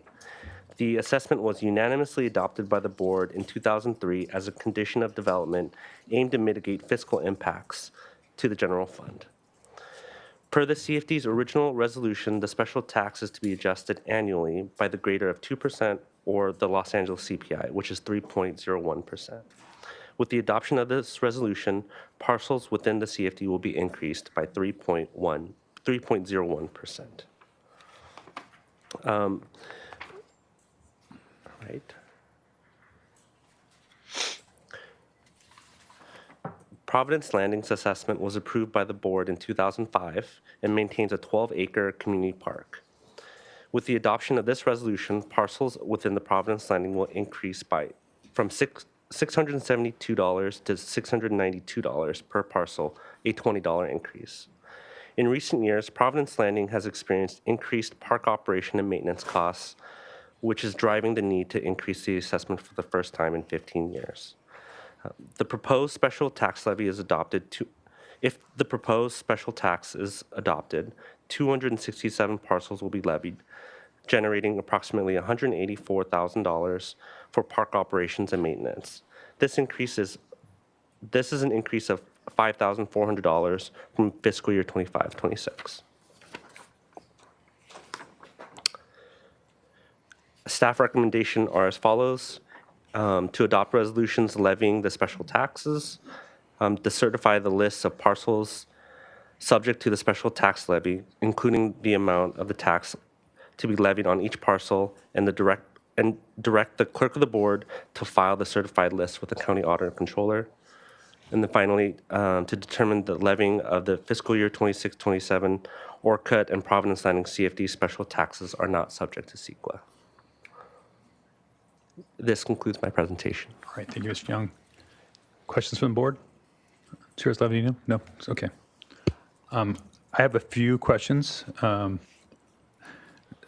the Providence Landing Park there, so make sure I understand, and some of this is somewhat rhetorical, just I wanted my colleagues to get a little of the history here. So the people who live in proximity to Providence Landing pay a parcel tax that pays for that park that's there. Is that park just for their use? No, Chair Nelson, that park is open to all members of the public. Okay, so it's a county park paid almost 100% by the surrounding property owners in that neighborhood. Yes, right? That's correct. Do we have any other examples of that in the county? Not to my knowledge, Okay. Supervisor Nelson. I didn't think so. Just was wanting to check.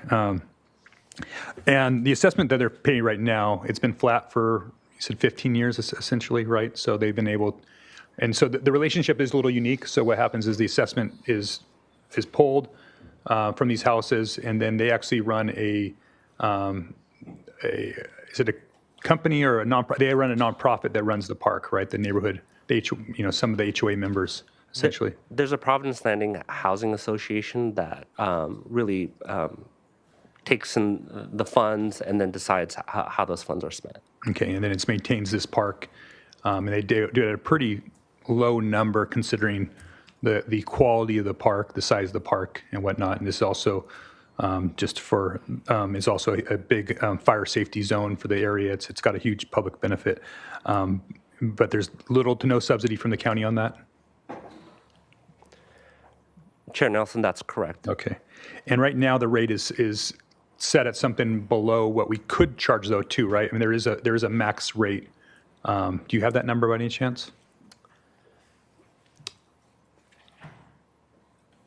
I don't have that number offhand, but roughly it's about 50%. Okay, so we're paying it's about 50%. So even though we're making an increase this year, it's significantly lower than the maximum that was described when it originally was kind of founded, lower than what people are disclosed when they purchase these properties as well, that they're in a CFD. So I just wanted to point that out. And so we collect these funds and then we send a check to them, and that's done, I think, by the 15th, right? They'll get that money by tomorrow, at least the first installment. Chair Nelson, that's correct. All of those documents are in process. As soon as this item is adopted by the board, we will process the payment to the HOA. Okay, great, thank you. And then shifting over to the Orcutt Community Facilities District, so that pays for part of the Orcutt Community Park, but also that's paid partly by the general fund as well, my understanding, and then it gives money towards flood, a small amount, but a predominant piece of that goes to fire and sheriff. Is that correct?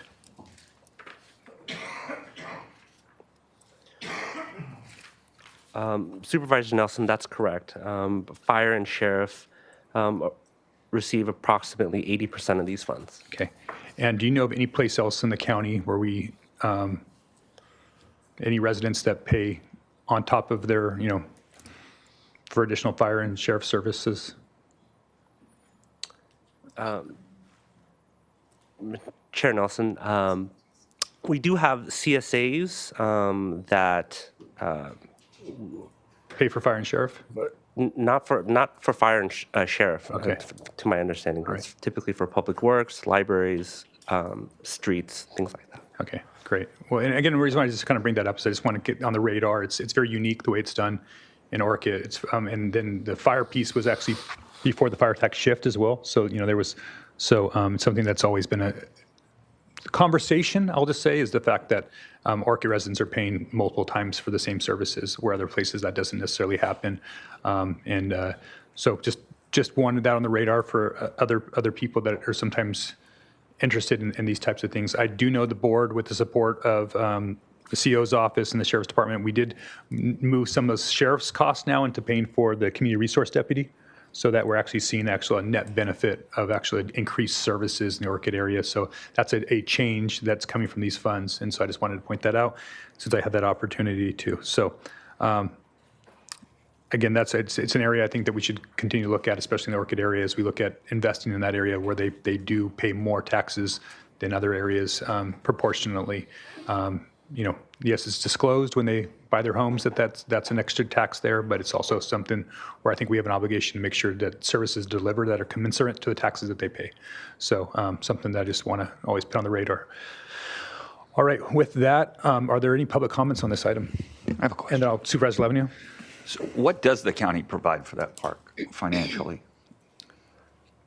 Supervisor Lavin, if you would clarify, Providence Landing or Orca? Providence Landing or Orca? Yeah, Providence Landing. So actually very little in terms of actual services, I guess just oversight and administration. I was just looking at their website, and they were talking about that it's funded some by the county, and I was just kind of curious what portion that was or what. Supervisor Levanino, through the chair, Jesus Armas again. Largely, when this project was approved, it was predicated on the CFD being formed to support those operating expenses and to reduce the impact on the county general fund. Our level is relatively limited. We provide some oversight and some management, but through an agreement when the project was first approved, the county agreed that we would effectively contract with the HOA to take responsibility for maintenance. And as Chair Nelson has indicated, it has worked well. The HOA has done a credible job there. We think the park looks good. One of the reasons why these are so different is these are the only two CFDs in the entire county. Now that may change depending on some activity in the South Patterson area, but this is a unique situation. It is not unique, however, in other governmental agencies. Cities and counties frequently rely on CFDs as a way of lessening impacts on general fund operations. Supervisor Hartman. Just a follow-up question. Who has insurance liability? In respect to this particular park, the HOA does. So, I think that brings up a point that's something I will be advocating for in the future. Just, I haven't had the Providence Landing my entire time working with the board. I inherited it from Supervisor Hartman after redistricting. But I do think that there's probably a good reason for us to be greater partners financially. I know that they, they run a tight ship over there already, and they provide quite a bit of services. That not only are they doing park maintenance, they're also doing reservations, and they're also doing additional they have 4th of July out there. They do a lot of community benefits. That's just not just for Providence Landing, but for the entire community. We don't have a Parks and Rec department, but they're the closest thing that we do have in the Vandenberg Village area. I do think that it is ripe for additional county investment when times are better to help lessen the impact on the HOA as they manage this asset, county asset for us. So that's just a editorialization on my part. What I did want to get to is, was there any public comment on this item? Chair Nelson and members of the board, we had no requests to speak from the public. Okay, so no. Terminal item number 3. All right, so no public comment on this item.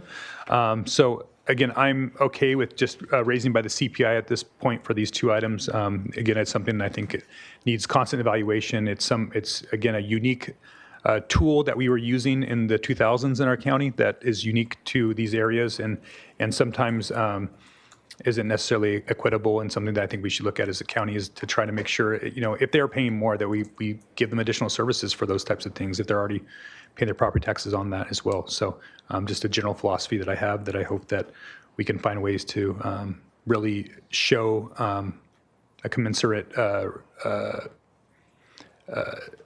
action on the board, an expenditure for what they're paying extra. So with that, I would support the motion. Supervisor Hartman.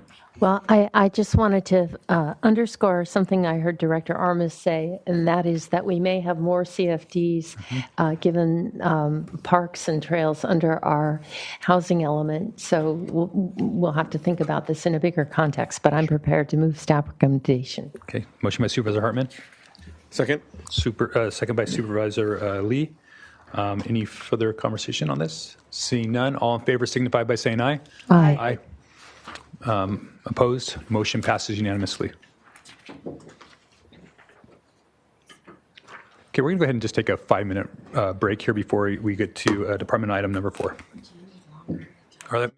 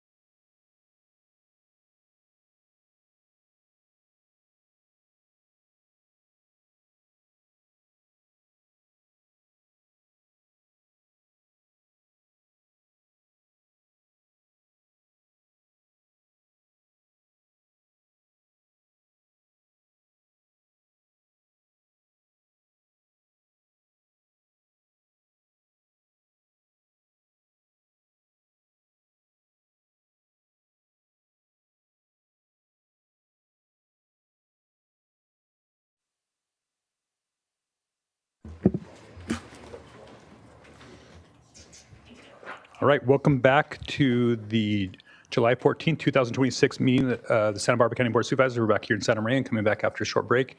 And we're having department item number 4. Madam Clerk, will you please read that item into the record? Chair Nelson and members of the board, departmental item number 4 is from the Information Technology Department, Planning and Development Department, the Public Works Department, the Fire Department, and County Health Department.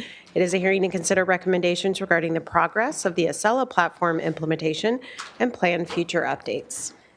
All right, thank you, Ms. Sherwin. All right, good morning, Chair Nelson, members of the board. I'm Chris Sherwin, the county's Chief Information Officer.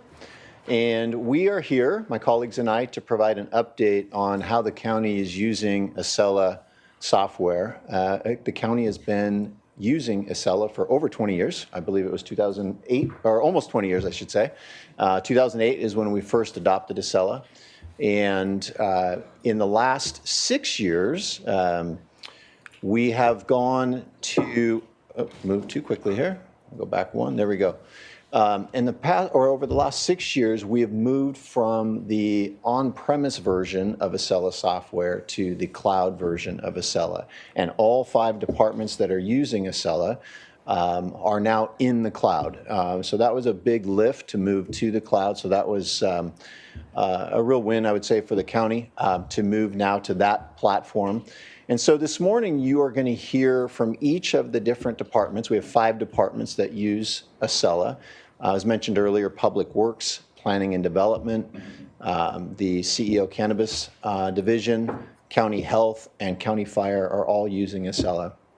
And so you're going to hear from each of the different departments on their how they're currently using it. When they're finished, I'll come back up and provide a bit of a summary of the roadmap of where we're going with Acela in the next few years. So 2 years ago, what we observed was that each of the departments were using Acela, but there was a need for some improvement in regards to just overall collaboration. Overall, are we utilizing Acela as effectively as we could be? So we recognized that we really needed to form a steering committee involving all of the departments that are using Acela, coming together on a monthly or bi-monthly basis to discuss how we're utilizing it, how could we more efficiently use it, how could we collaborate, just create better overall visibility into how each department is using Acela. So we did. We formed that 2 years ago, and that's been a really beneficial committee to working again, more collaboratively together on Acela. And so ITD is part of the other 5 departments we sit in on that steering committee. And then in early 2025, what we also observed was that each of the departments were using different consultants or third parties to do some of the work with Acela, to provide some guidance with Acela, that type of thing. And we recognized that we really needed an in-house Acela expert to come in and look at how the 5 departments are utilizing Acela and making recommendations on best practices. And so we brought in an individual from a company called Tech Systems who had a lot of experience with Acela, and his name is Orlando Mora. So he came in as a contractor over a year ago and has been instrumental in helping us better understand where we could go with Acela, how we could utilize it much more efficiently than we had been. And so he is part of that steering committee and has also been working with each of the 5 departments on more effective ways of using Acela. So that's been very beneficial to have his expertise in our journey of using Acela. So that's been, as I said, very beneficial. Breakdown of the overall licenses, you can see that Planning and Development is the largest user of Acela. Over 50% of all licenses are assigned to their department, followed then by Public Works, County Health, County Fire, and CEO. So that's just a breakdown of the number of licenses, Acela licenses by department. So I'm going to turn it over to my colleague, Lisa Plowman, who's going to give us an update on how Acela is being used in her department. Thank you, Chris. Good morning. Next slide, Joe. So just some history on Acela. As Mr. Chergwin mentioned, Director Chergwin, in 2008, Planning and Development purchased the Acela software to allow for permitting. It was an online permitting, but it was a software that we used on premise. And that lasted up into 2022. And it was a self-hosted environment just for planning and development applications. And then in 2021, we migrated to the cloud environment, which was a big step, as Director Chergwin mentioned. And then in 2022, in July, we completed that migration. And that was the fundamental step to allow us to move to online permitting. In 2023 of July, we completed the online citizens access improvements that had been working on. So we developed master applications both for our planning permits and our building permits, which facilitated the online permitting. And then in 2024, we continued to make improvements to the citizens access portal. And that included changing our credit card vendors to be compatible with the cloud environment, developing these on-demand permits, which you saw a well-prepared video by Kelsey. We have to appreciate that this morning. And then developed an automated system that sends notifications to applicants at different stages in the permit process. And then it also enhanced the communications between the county departments that review these applications that come through. Next slide, please. So this is a slide that shows two different screenshots, screen captures. This is what the applicant or the public can see when they go into the Acela system through the Citizens Access Portal. On the left is a planning record, so that's a planning permit, and it lays out the different steps that have transpired. And the green checks are completed tasks, and the hourglasses represent tasks that still need to be completed. So in the planning record, you can see that the application was submitted, staff was assigned, and in this case, you can see that the only two departments that actually need to review that permit are flood control and transportation under Public Works. The other departments were not sent that application because they're not a reviewing department. And then on the right side is a building permit record. Same sort of setup. You can see what has been completed and what is still in progress. And so this gives the applicant the information they need to understand, like which departments have completed the review and which departments are still in progress completing their review. And so this has been really a fundamental shift for applicants who used to have to spend time going to the different departments to figure out what was happening with their permit. Next slide. So this next slide, this is a video, and we have Mr. Joe Dargle here with us, who's our Deputy Director of Permit Resources Division, and he's going to give an intro to this video and then present it. All right, thank you, Director Plowman. So earlier this morning, you saw a video that showcased the on-demand permits, and this next video is really intended to build upon that and show the applicant's view from the very beginning to the end of the process where they get an issued on-demand permit. So I'll go ahead and hit play.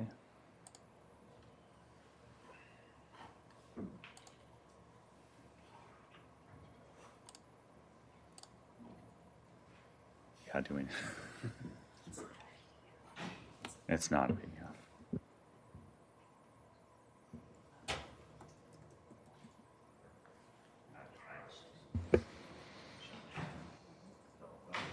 You got the IT director standing right behind you.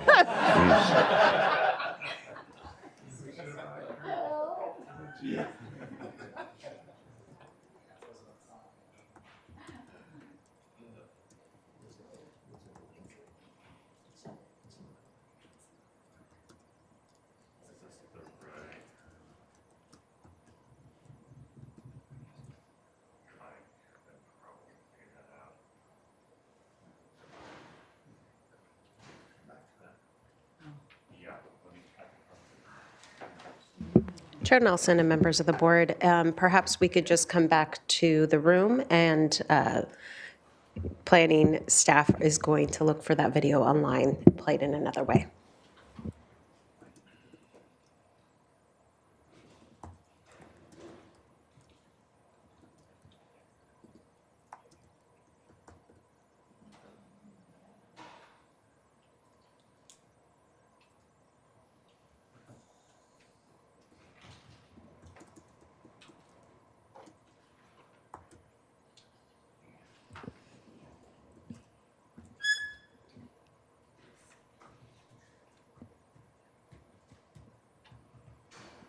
Sorry for the delay. We have 2 videos for you, so this is an important step.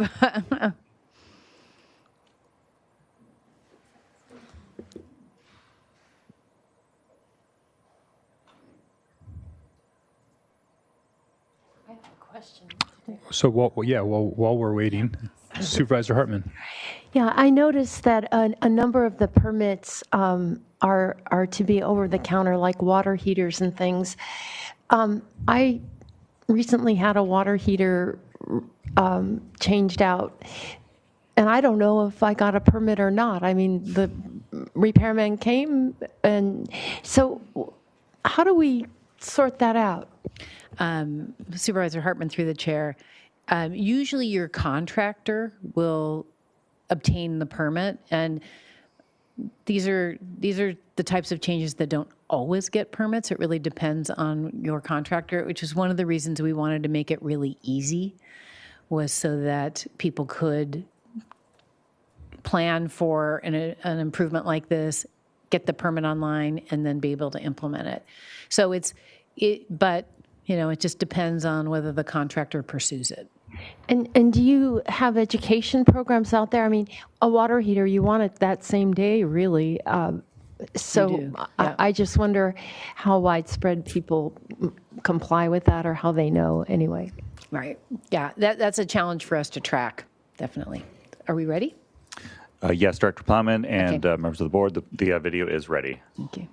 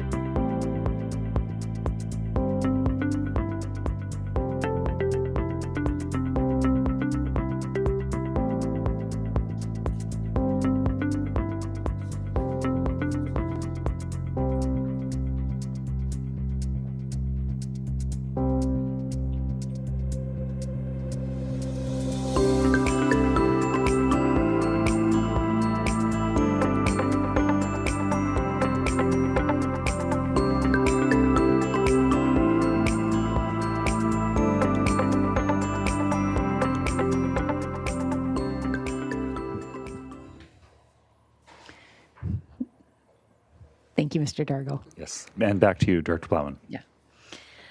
If we can get that other video queued up, that would be great.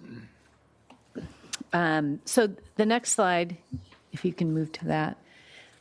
This just shows how we have steadily increased the number of on-demand permits over the last few fiscal years. And so as people are getting more familiar with the system, they're actually using it.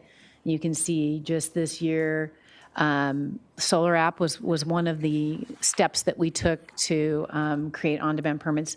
We've had 524 last fiscal year. So that's great. Those are applications people can get online, and the solar provider can make that happen in 20 minutes or less. Next slide.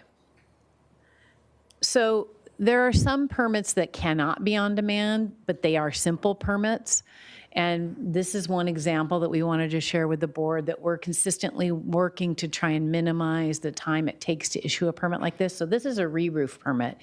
And normally you would think that should be an on-demand permit, but there are certain circumstances where there are conditions attached to a structure, perhaps it's a historic structure, about the roof type.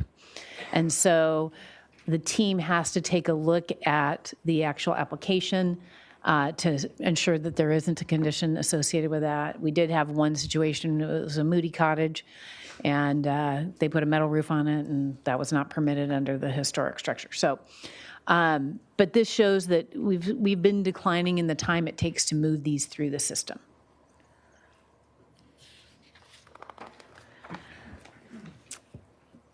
This next slide, we talk about the future enhancements and our roadmap for this next fiscal year.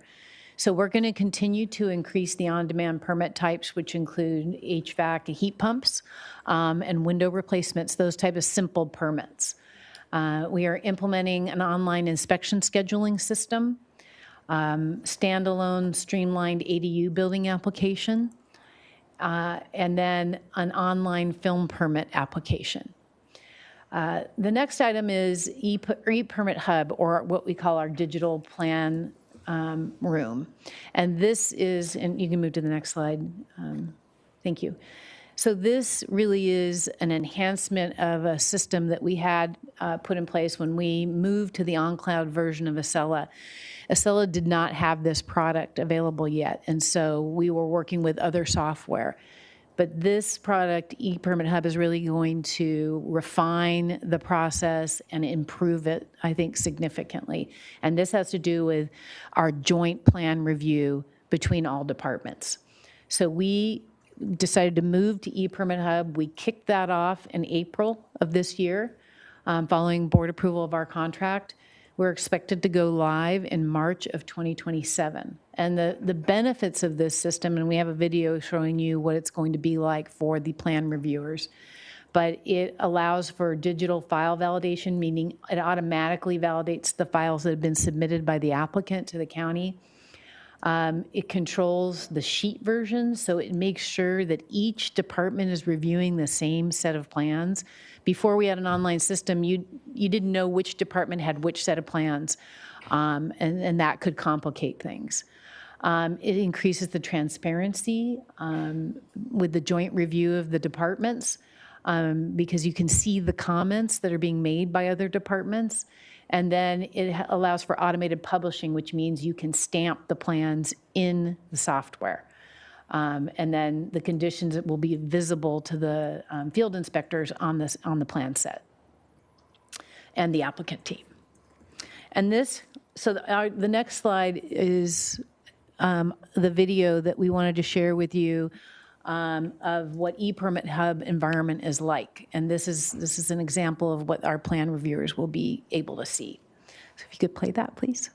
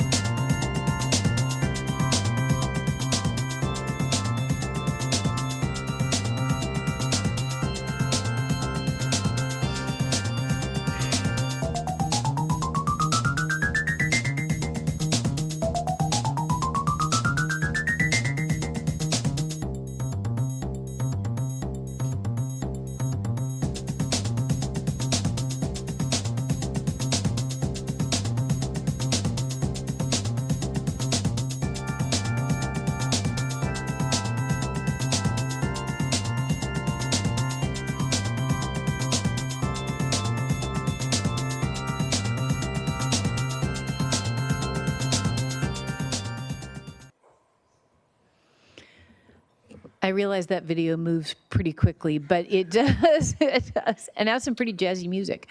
But the last part of that video shows how the applicants can go into that environment and answer the questions that are posed by the plan reviewers. And I think that's a very useful tool for the communication back and forth. And with that, I would like to turn it over to Mr. Chris Sneddon, Director of Public Works. Hi, good morning, Chair, members of the board. Oh, there we go. In Public Works, we did start off working in the planning and development platform years ago. And then in 2021, we developed our own module for flood control for development review. And it works together with the planning and development platform, but it has technical resources and things that we use in water resources specifically, and it's developed for our workflows. We then used that to branch out in 2024 and developed a module for transportation. And in that module, we actually folded in not just development review, but all of our encroachment permits and other permit types. And then our surveyor, we implemented that module last year. And so with that, all of our divisions are up and fully running, and we're moving into kind of the fine-tuning mode of our Acela implementation.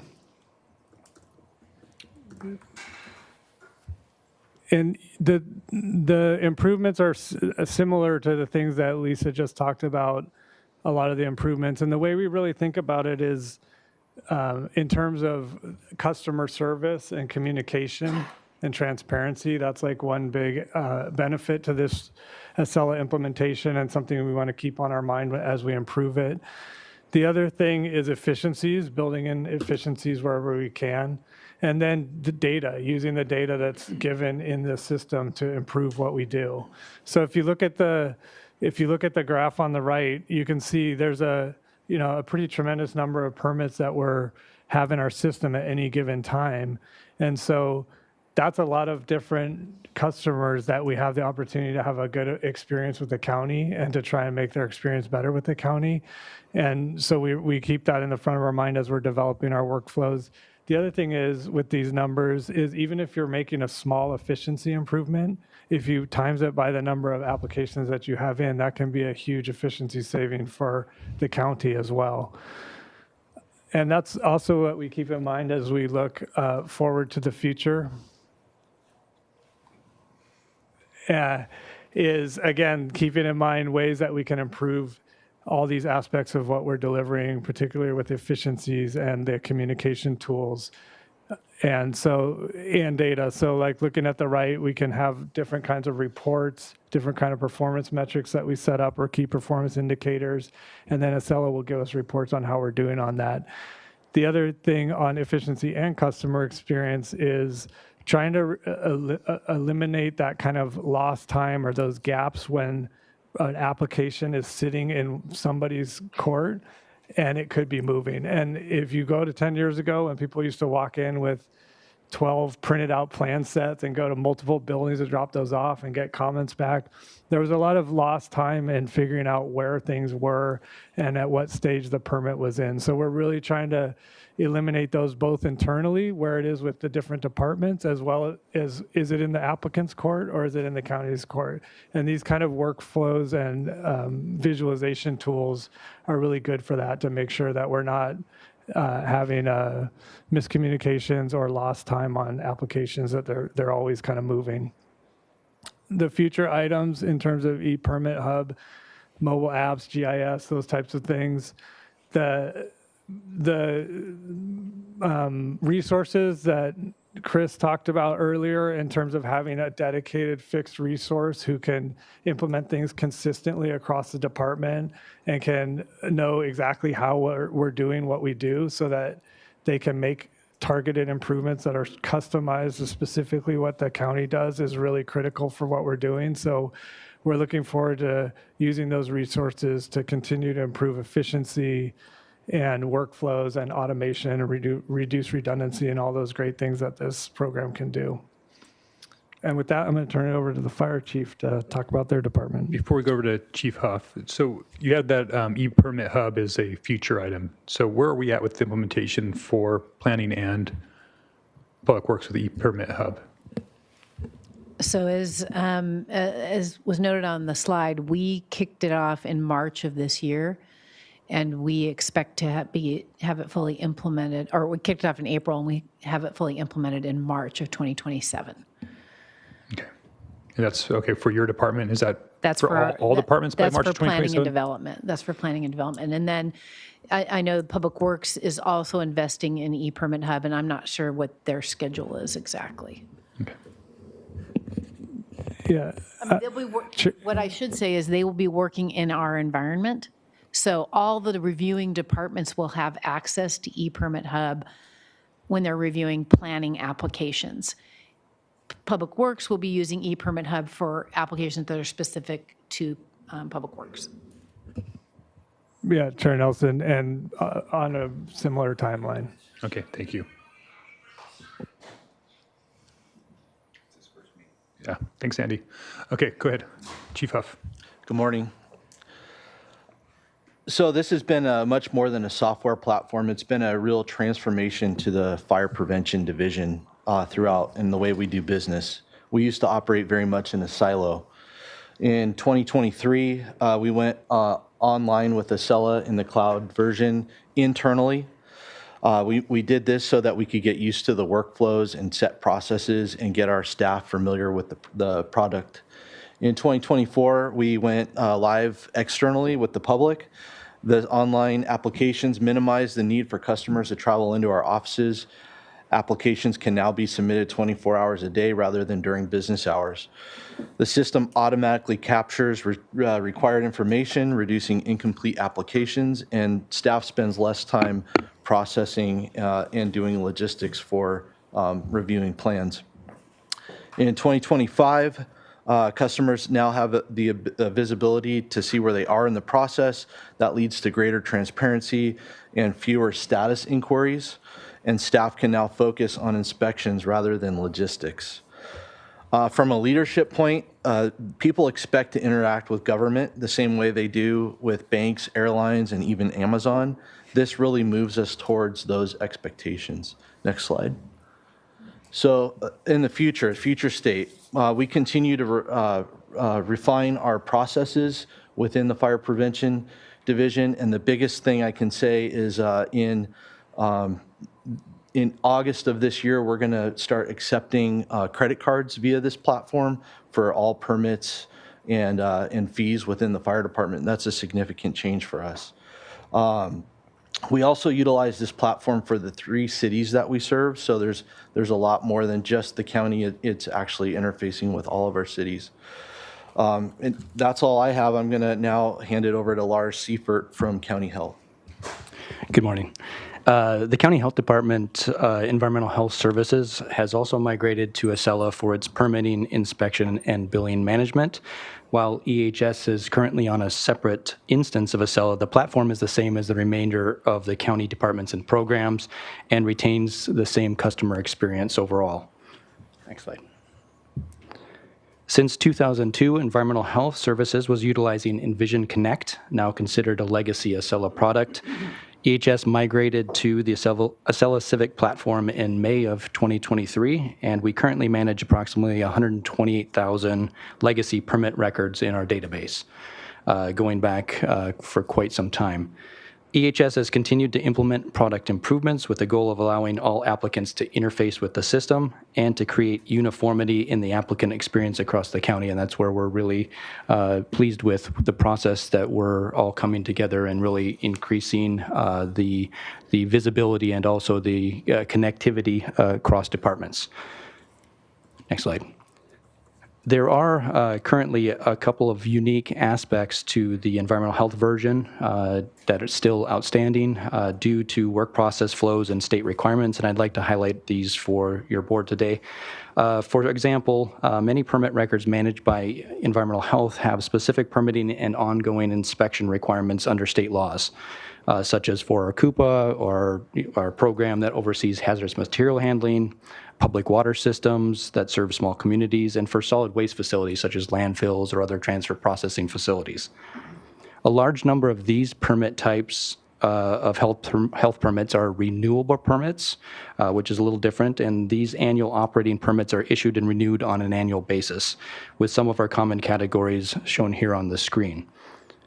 EHS processes approximately 8,000 permits per year for renewal eligibility, in addition to reviewing other on-demand permit applications and plan reviews. Another quick unique aspect of environmental health regulatory programs are state data reporting requirements.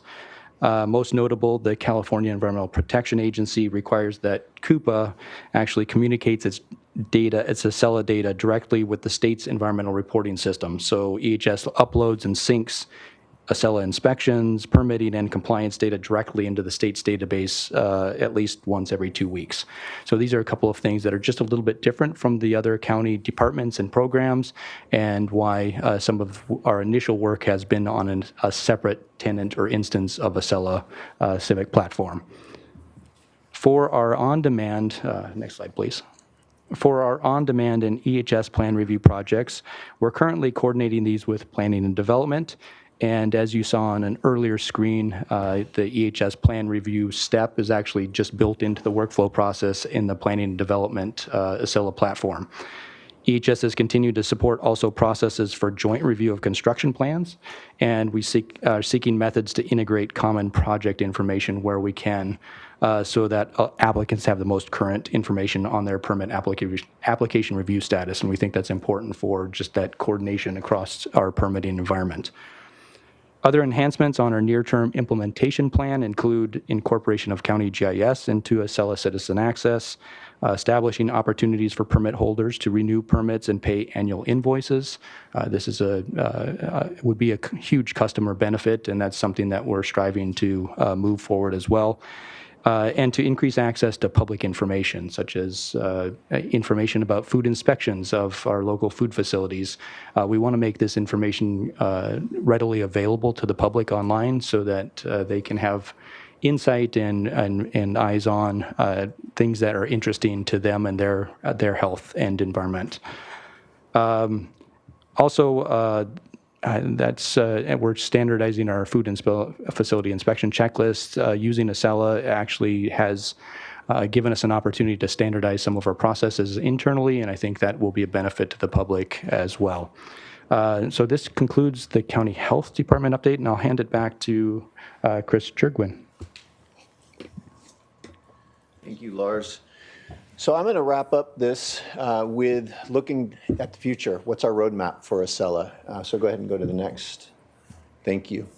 So as you already heard, Planning and Development is integrating ePermit Hub, and then Public Works is also scoping that as well and looking at how that could be used in their department. Like any software company, they're always coming out with new modules, new upgrades, things like that. And so Acela has what's called a public portal and an open counter, which just think about that as it's kind of their upgrades or their new modules. And so we are definitely going to be moving in that direction over the next few years.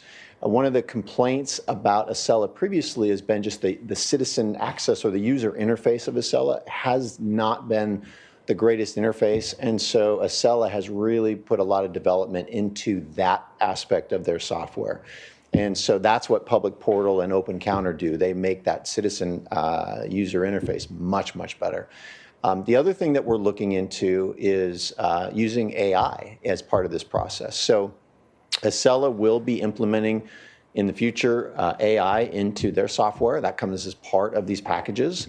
But we've also spent some time, we've met with 3 or 4 other companies in this space that specialize in different aspects of this process using AI. And so we're just seeing what's out there and seeing, are there tools out there that to continue to improve on the overall process, and are we taking advantage of what's out there in the market today and in the next few years. And so we're continuing to meet with those vendors and making sure that our roadmap is really well informed and that we're heading in the right direction. Through all of this, though, you can see it's a software that's heavily utilized in the county. And prior to ITD bringing on an independent contractor to help guide us, it was difficult to kind of to wrangle all of this and say, okay, are we all heading in the same direction?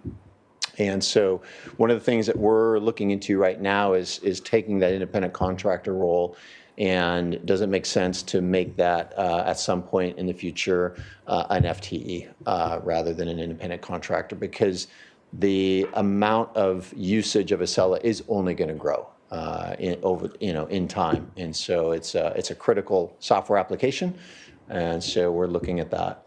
And then I already touched on AI, so we've been meeting with companies in that space as well. So that's what we're looking at over the next few years. We've made significant strides over the past few years, and I believe, if we come back in a year or two with an update, you'll see quite a few upgrades and improvements in the overall permitting and licensing ecosystem. So any questions for us? Yes. Let's go back to the board for questions. Supervisor Capps. Well, I'm thrilled with this. It's really, well, first of all, it's just great to see you all integrated. We talk about breaking down silos and working together, and this is just a tremendous achievement to provide such a advancement with having everything online. And I agree with Chief Huff. This is what the public expects. They don't really differentiate between how they order something in the private sector and how they expect their government to be. So I thank you for striving towards that. I know it's challenging, but so I wanted to start with speed, because I think a major reason why we make this kind of hefty investment is for faster approvals.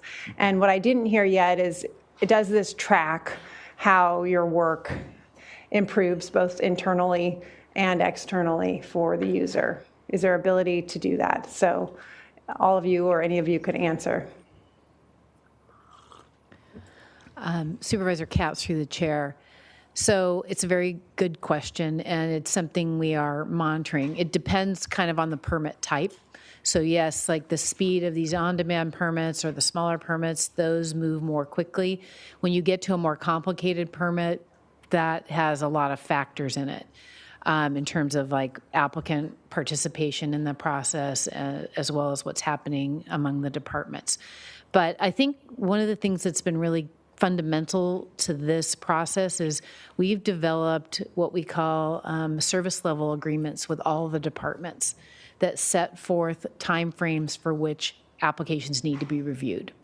And so we are tracking that, and then we work with the departments. If we have a slowdown in one department because they maybe are missing a staff person, we make them aware of the slowdown. And so I do think it has increase the pace at which we can review applications, and we're tracking the data so we know where to put the focus in terms of moving things more quickly. So it will, I think, over time just get better and better, and I think the use of AI will really help us when we can bring that on board.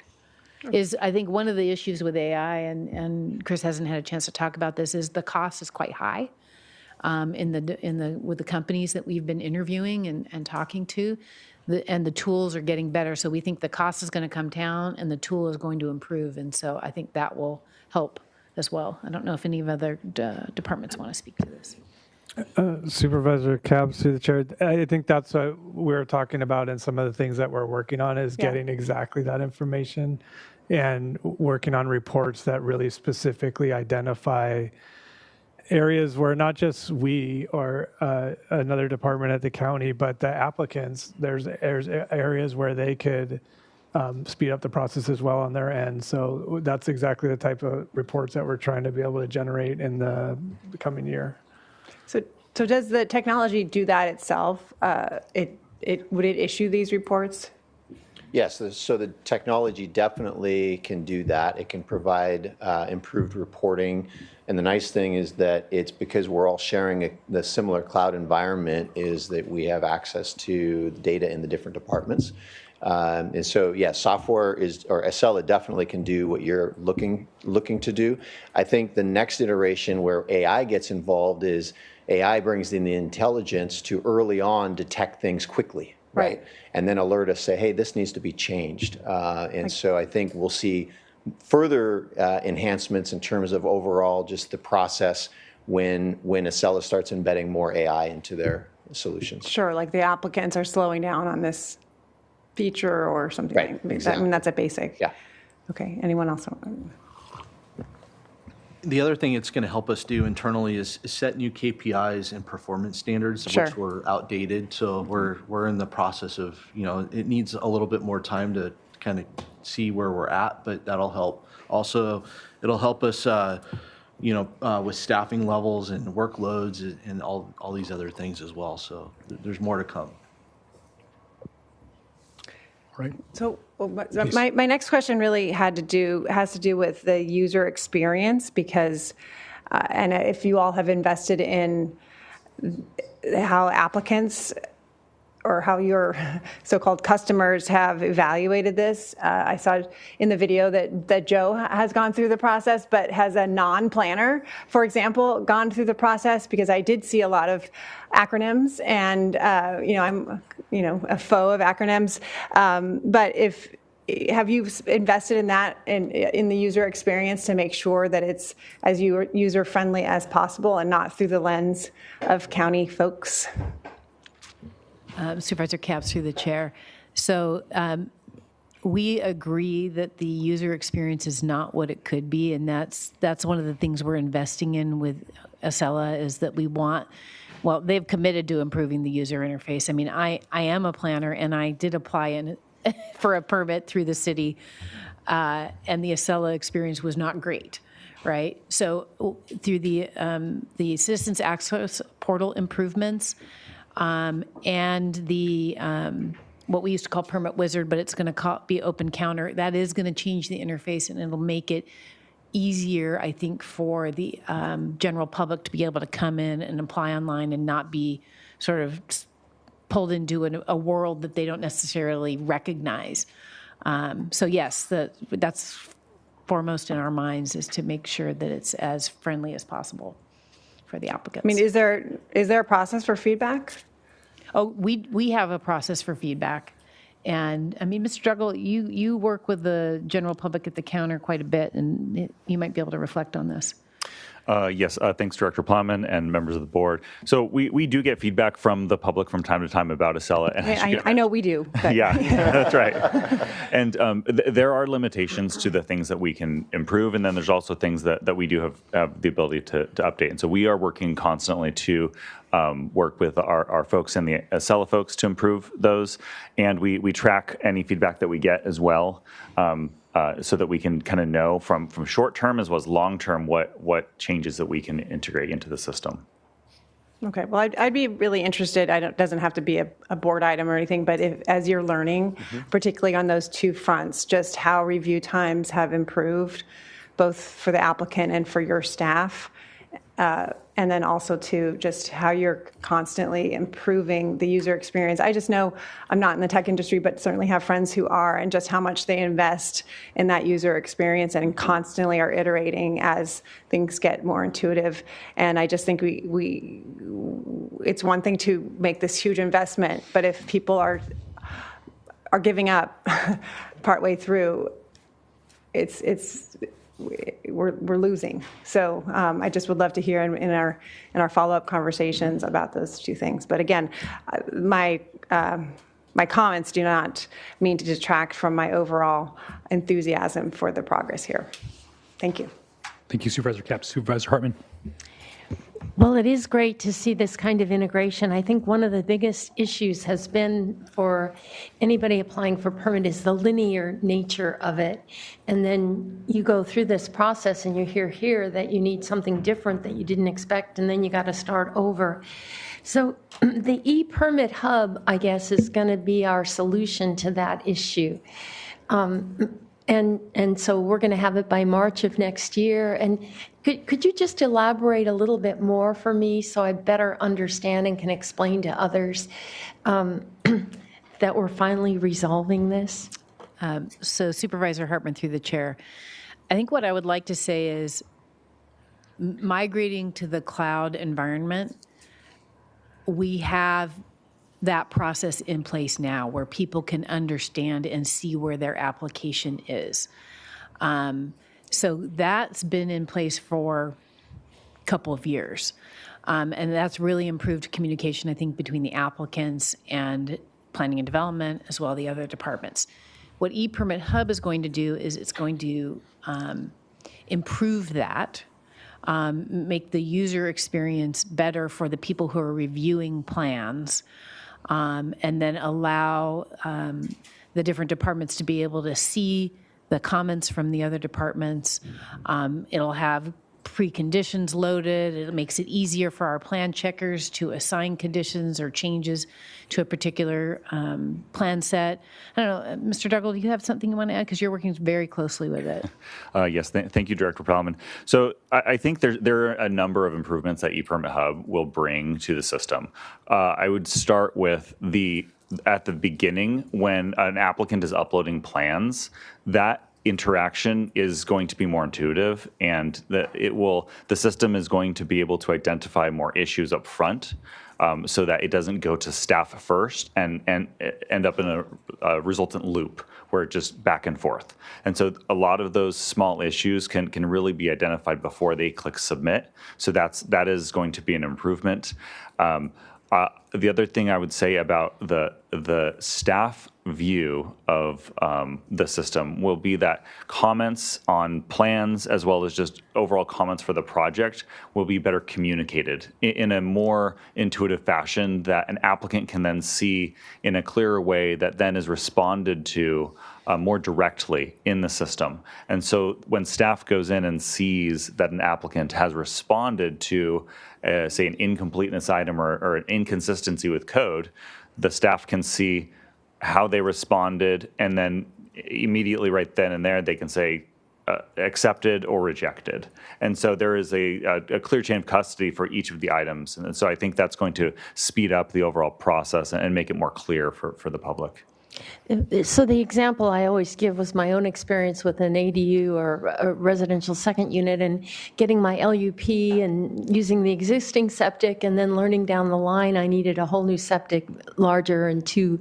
So those things people need to know up front. And I guess I'm asking, do they get that now? Is that ePermit Hub?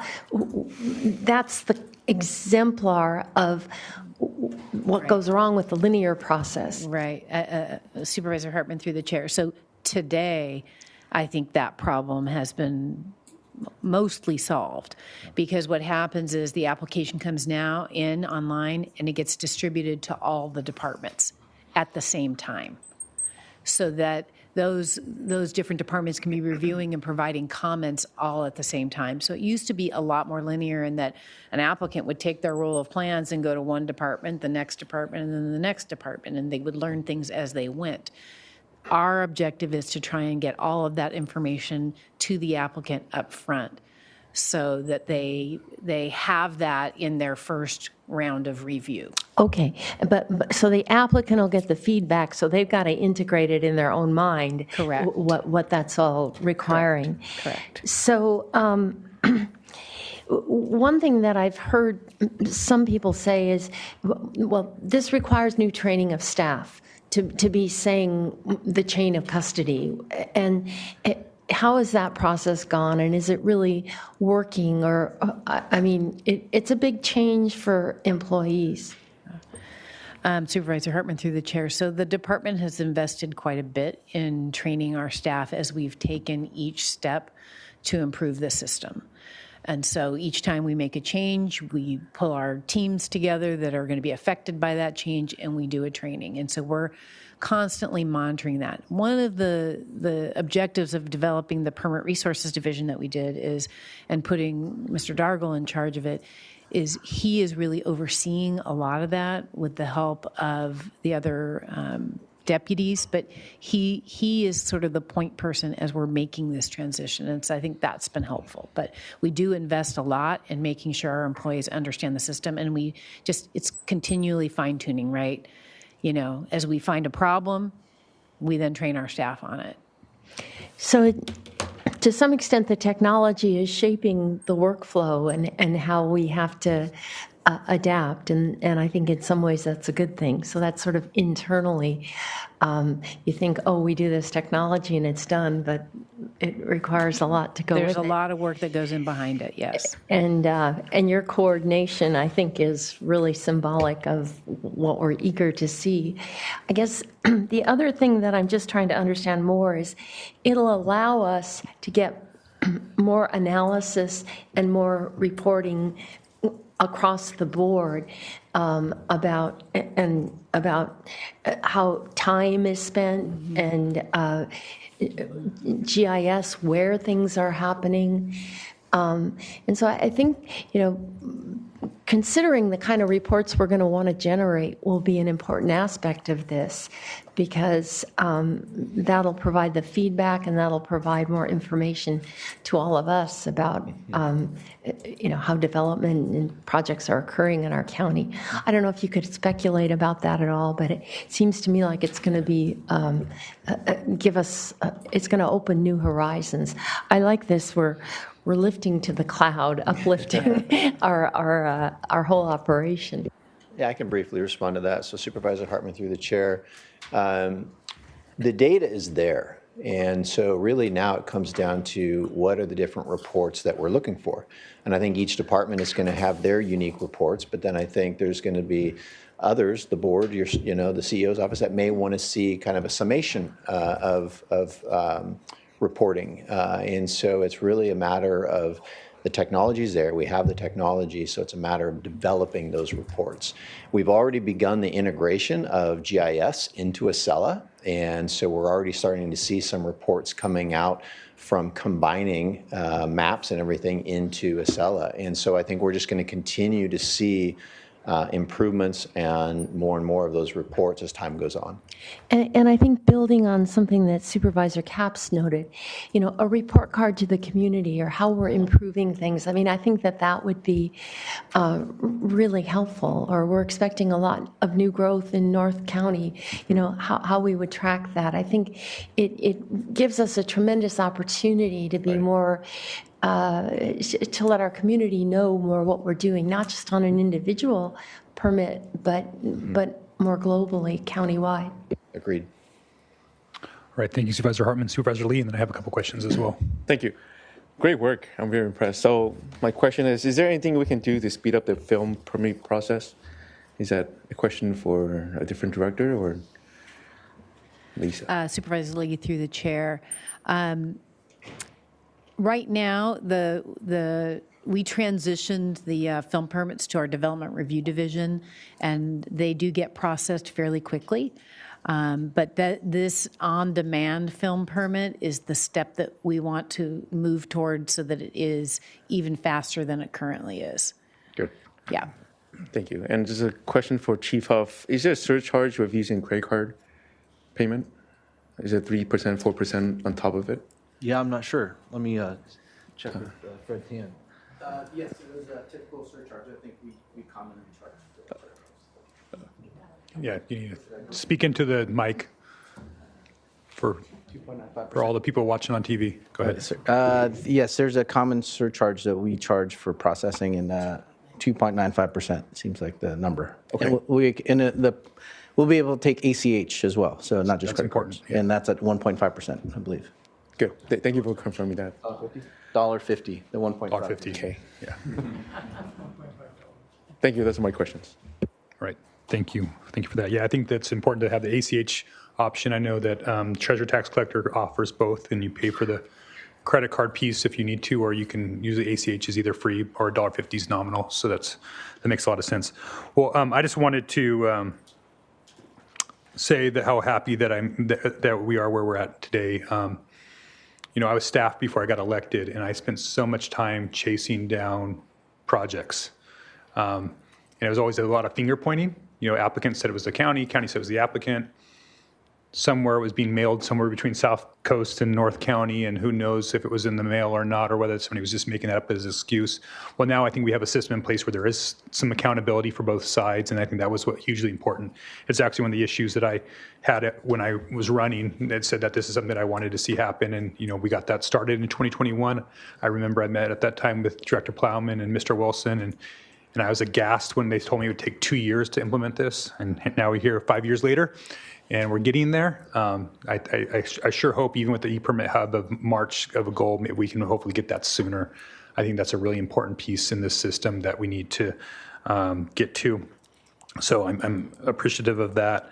To go on the thread that Supervisor Capps was pulling on about, tracking this type of stuff, what I want to eventually see is reports on how long things are sitting on whose desk, and I think we can, way that you improve processes is create a little competition, and be able, and accountability and some daylight.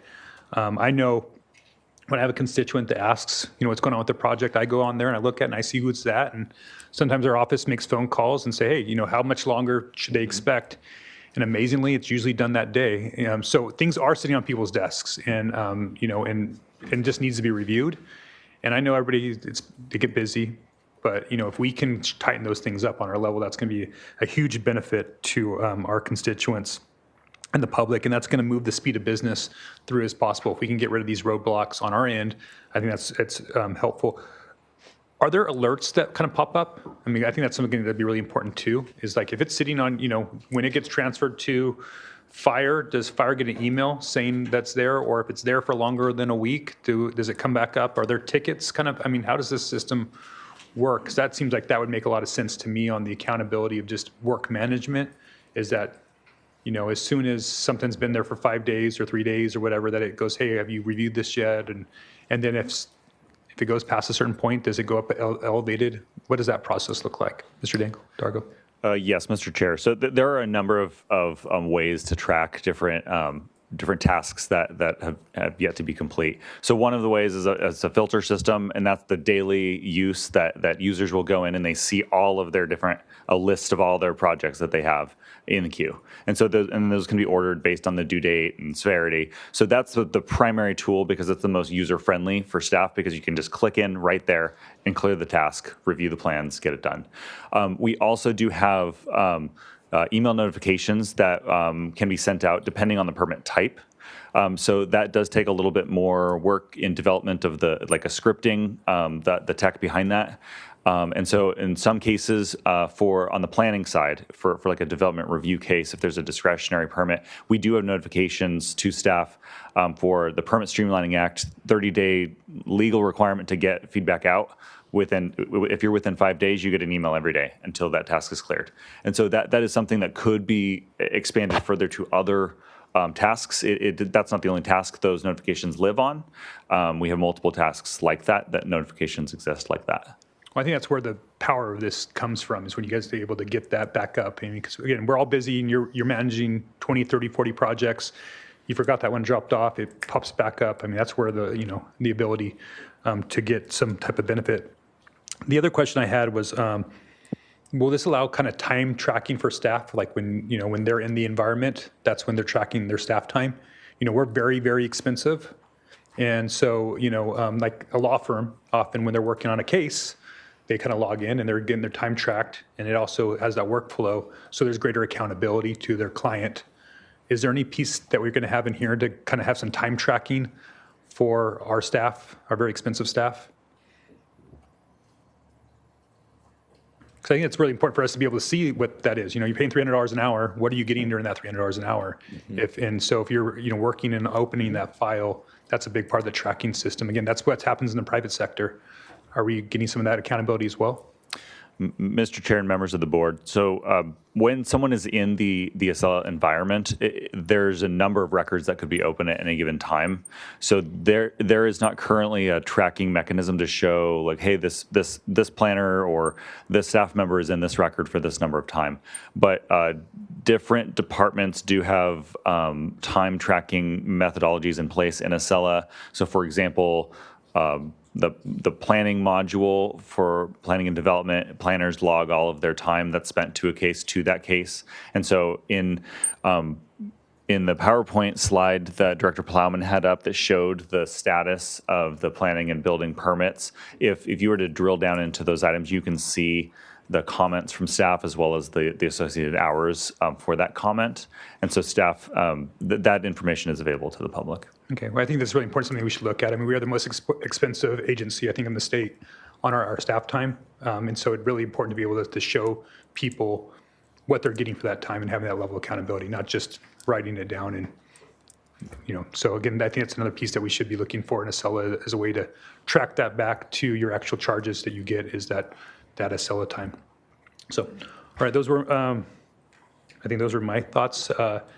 Any other questions from the board? Madam Clerk, is there any public comment on this item? Chair Nelson and members of the board, we have no request to speak on this item. Okay. So I believe this is a receive and file. Directing staff to work on recommended future priorities. I think the idea is that we want implementation of AI.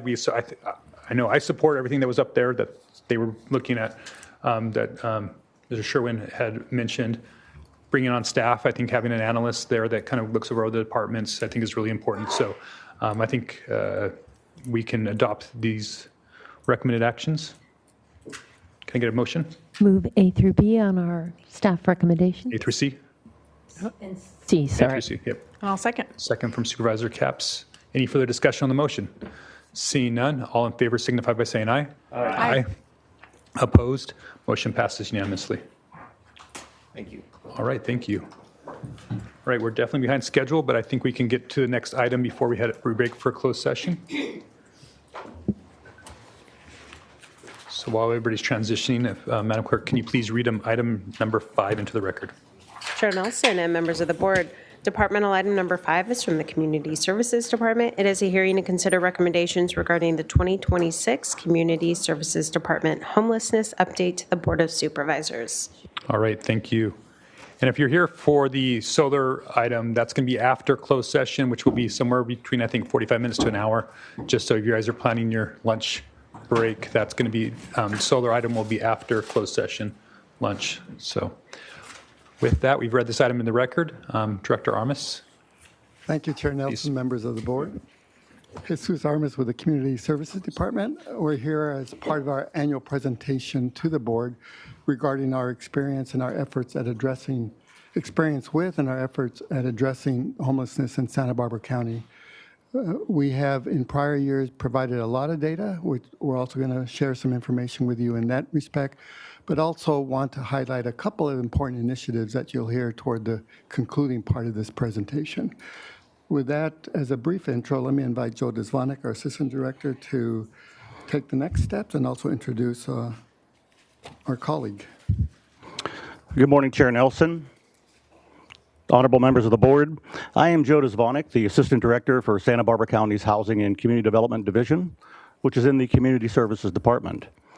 Today I'm here with Jet Black Merritt, the County Homelessness Assistance Program Manager, and together we will provide your board an update on recent efforts to address homelessness in Santa Barbara County. In today's update, we will present the following information. First, I will start us off with an overview of the key trends seen in our homelessness response system over the past year, where we'll look at overall numbers. Then Jet will dive into some specific subpopulations and talk a bit, specifically about vehicular homelessness. Next, we will provide a snapshot of the funding landscape relative to homelessness programs, and then we will provide an update on encampment resolution efforts and an overview of encampment locations around the county. In our final segment, our team will present how staff proposes to reshape the future of homelessness response and prevention in Santa Barbara County.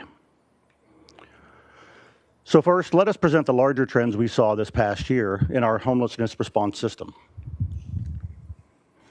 Because we explained in much detail last year as to why HMIS numbers provide the most accurate and in-depth method for understanding the true nature and extent of homelessness, I will not be diving into that topic this year.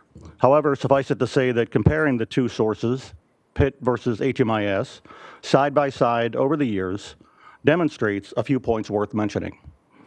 First, the overall number of people experiencing homelessness in our county is far greater than unsheltered PIT counts efforts convey.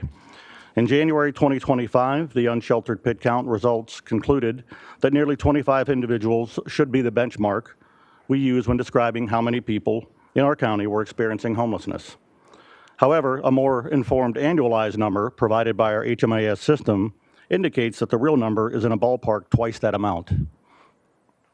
Second, we noticed the trend of an increasing unsheltered PIT count number, while the HMIS data actually demonstrates a slight decrease in overall numbers through the years.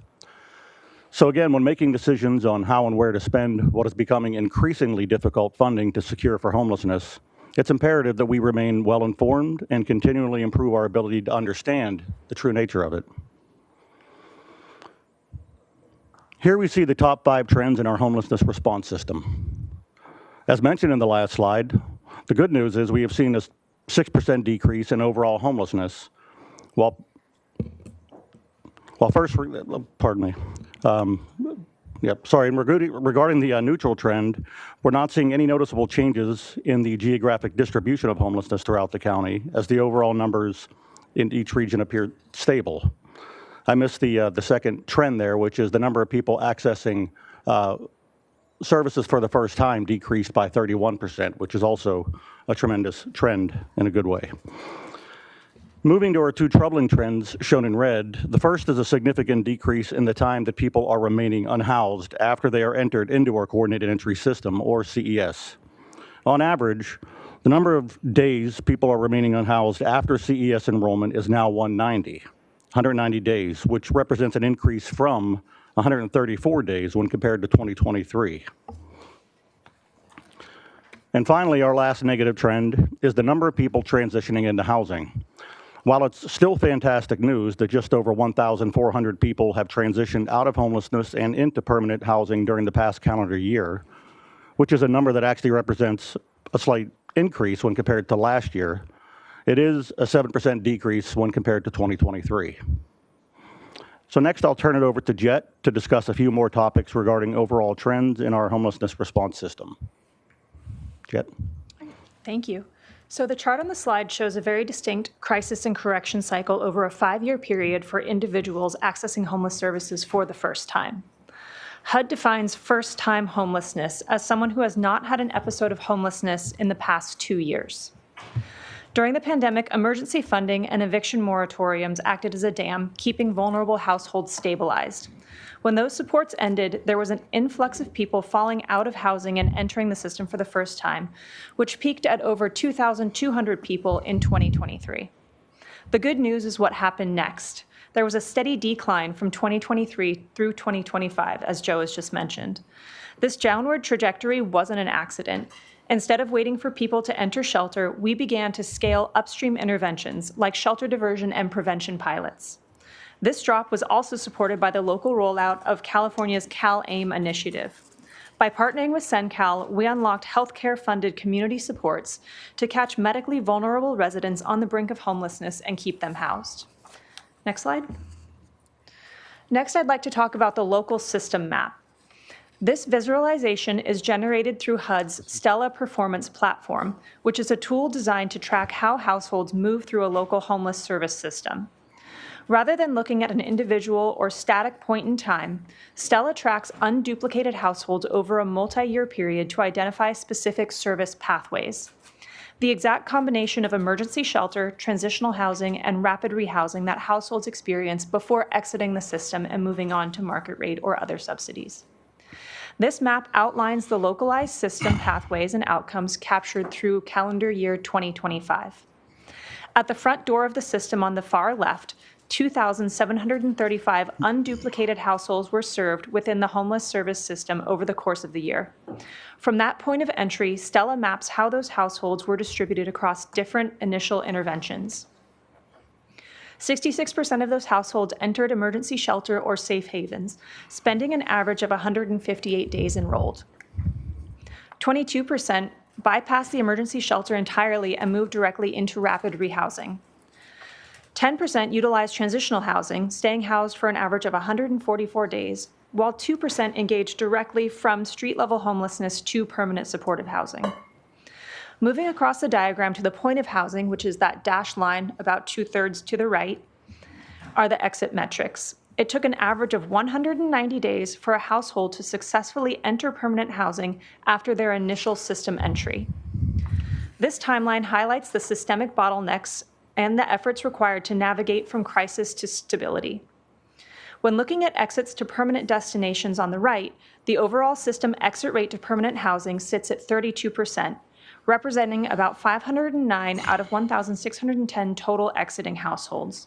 However, looking at the data by specific Stella pathways, it reveals where the system achieves the fastest housing rate.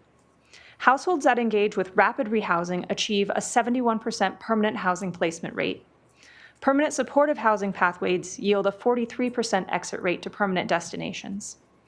Households exiting directly from emergency shelter without transitioning into a housing program only achieve a 17% permanent housing success rate. This confirms most households require dedicated subsidies before permanent housing can be successfully obtained. Finally, the bottom of the map, Stella tracks system recidivism. Among households that successfully exited to permanent housing, 8% subsequently returned to homelessness. On average, those system returns occurred within 100 days of exit. Ultimately, the Stella mapping process underscores that while the front door of the system faces heavy volume, the utilization of rapid rehousing and supportive pathways remain the most effective drivers for permanent housing stability. Next slide.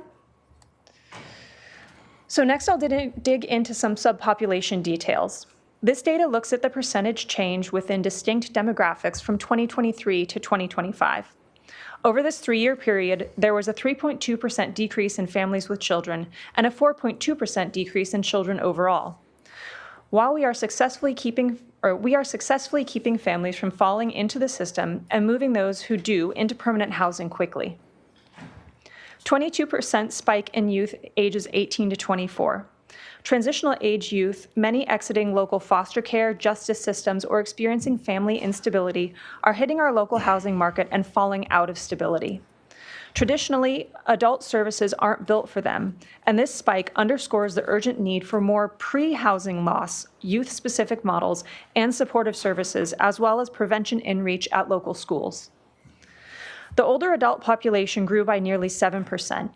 This silver tsunami consists heavily of fixed-income seniors who cannot keep up with permanent housing.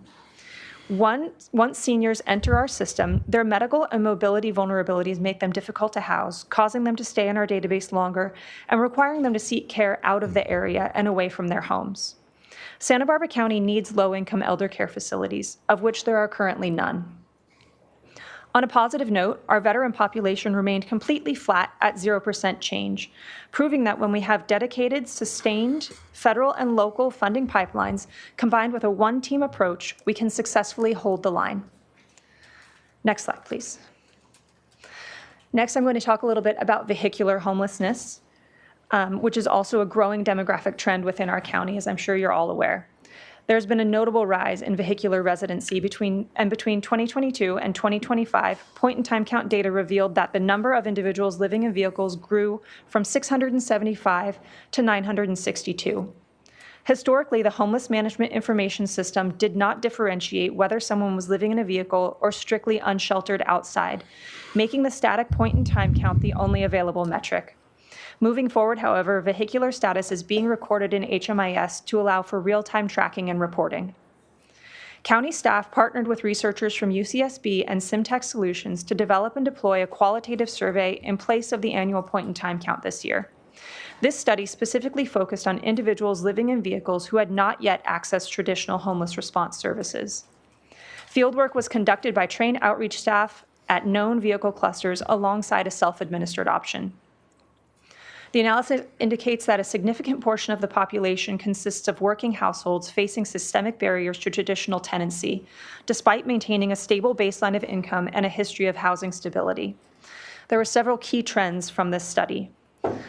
Economically, these individuals continue to actively contribute to the local economy. Nearly 44% rely entirely on employment income, concentrated in low-wage or informal sectors such as hospitality, domestic work, or gig labor. Affordability. The median household income for these respondents sits at $2,000 per month. While this provides a consistent financial baseline, it's not enough to sustain a home. The need for prevention. The data reveals a degree of prior housing stability. The majority of this population is not experiencing chronic lifetime homelessness. 50.7% transitioned directly into vehicles from traditional rental housing or even home ownership. This highlights an ideal window for targeted prevention and diversion interventions. And then there's the housing intentions. When asked to rate on a scale of 1 to 7 how important near-future housing is, the answers were evenly distributed, with about 1/3 indicating it was very important, 1/3 were ambivalent, and 1/3 said they had no intention of finding an alternative living situation. The traditional homeless system is primarily built to serve the most vulnerable, chronically unhoused individuals who actively present themselves for help. To address this growing vehicular population, support systems must be intentionally designed to realign with income realities, high housing costs, and flexible service needs. Resolving this issue requires affordable housing and homelessness prevention to become a core function across multiple departments. To this end, interdepartmental coordination of services and strategies has already begun, which we'll discuss later in the presentation. I'll turn it back to Joe. So now we move on to our encampment resolution efforts. So after 4 years of encampment resolution efforts, totaling nearly $21 million in state funds and over $1 million in federal ARPA funds, CSD efforts have removed over 1,300 total encampments across the county, 686 of which were on county-controlled property and involving over 900 individuals who were living in those encampments. Of those 900-plus individuals, over 330 of them have achieved permanent housing. Here you can see the locations of known encampment sites around the 3 geographic regions of our county: South County, Mid County, and North County. The orange dots represent vehicular homeless encampments, and the blue dots represent traditional outdoor encampments in parks, creeks, riverbeds, and other areas. Next, we move on to the homelessness funding landscape. So we wanted to show your board the current posture of our funding sources. The dollar values you see here represent the value of all current contracts overseen by our Homelessness Assistance Program team by fund type and source of funding. Overall, we are currently managing $32 million in contracts, with $24 million coming from state grants, $7 million coming from federal grants, and a little over $600,000 from the County General Fund, which are specifically used to support warming shelters and shelter operations. As the bullet points next to each chart indicate, state funding continues to be appropriated only on an annual basis, which makes long-term planning difficult. This past year, new wrinkles have appeared as the directives that guide the spending of federal and state funding have become decoupled, requiring a lengthy legal analysis to accompany every grant application so we can properly assess and mitigate risk to the county before accepting or sometimes even applying for funds. But despite these issues, the tremendous funding landscape you see here represents the success and is due to our outstanding technical capabilities and tenacity of our homelessness program staff, led by Jet here sitting next to me. In fact, just in the last month, and not included in the totals being shown here, CSD applied for another $11 million in SURF 5 grant funding, and just today, your board approved when we asked for permission to apply for another $12 million in substance abuse outreach funding geared toward our unhoused population. And this substance abuse outreach funding is from a federal source with which CSD has never interacted before. So my point here is that despite the dwindling resources and growing political friction between federal, state, and local governments, our team just keeps our head down, move forward, and we've actually grown our grant base in the face of this chaos. So next, I'll turn it back over to Jet to describe to your board some new approaches we are taking across the county to address and prevent homelessness. Thank you. So in addition to adopting the Homeless Management Information System's annualized data as the primary metric for reporting homelessness, CSD is strategically moving toward prevention and retention. The objective is to expand the current system from a traditional reactive model to include a comprehensive proactive framework of prevention, diversion, and housing retention, collectively known as PDR. Recognizing that early intervention is the most cost-effective solution to housing instability, the strategic focus centers on investing in housing problem-solving strategies. The goal is to stabilize individuals and families before they ever enter the shelter system or experience unsheltered homelessness. The program utilizes the standard Homelessness Prevention Assessment Tool, or HPAT. This tool objectively assesses how vulnerable a household is to falling into homelessness. Operationally, the prevention program relies on a coordinated network of countywide access points. This network includes the bilingual housing problem-solving hotline, coordinated entry sites, and targeted community outreach. When an individual or family in a precarious housing situation connects with one of these access points, they are directed to a Good Samaritan homelessness prevention staff member. This specialist engages in targeted problem-solving conversations equipped with the authority to offer flexible short-term resources to resolve the immediate crisis. However, cutting flexible funding checks is only a small part of the prevention work. Using trauma-informed motivational interviewing techniques, case managers walk clients through all of their options, help navigate to more affordable units as needed, and most importantly, work to craft a long-term stability plan.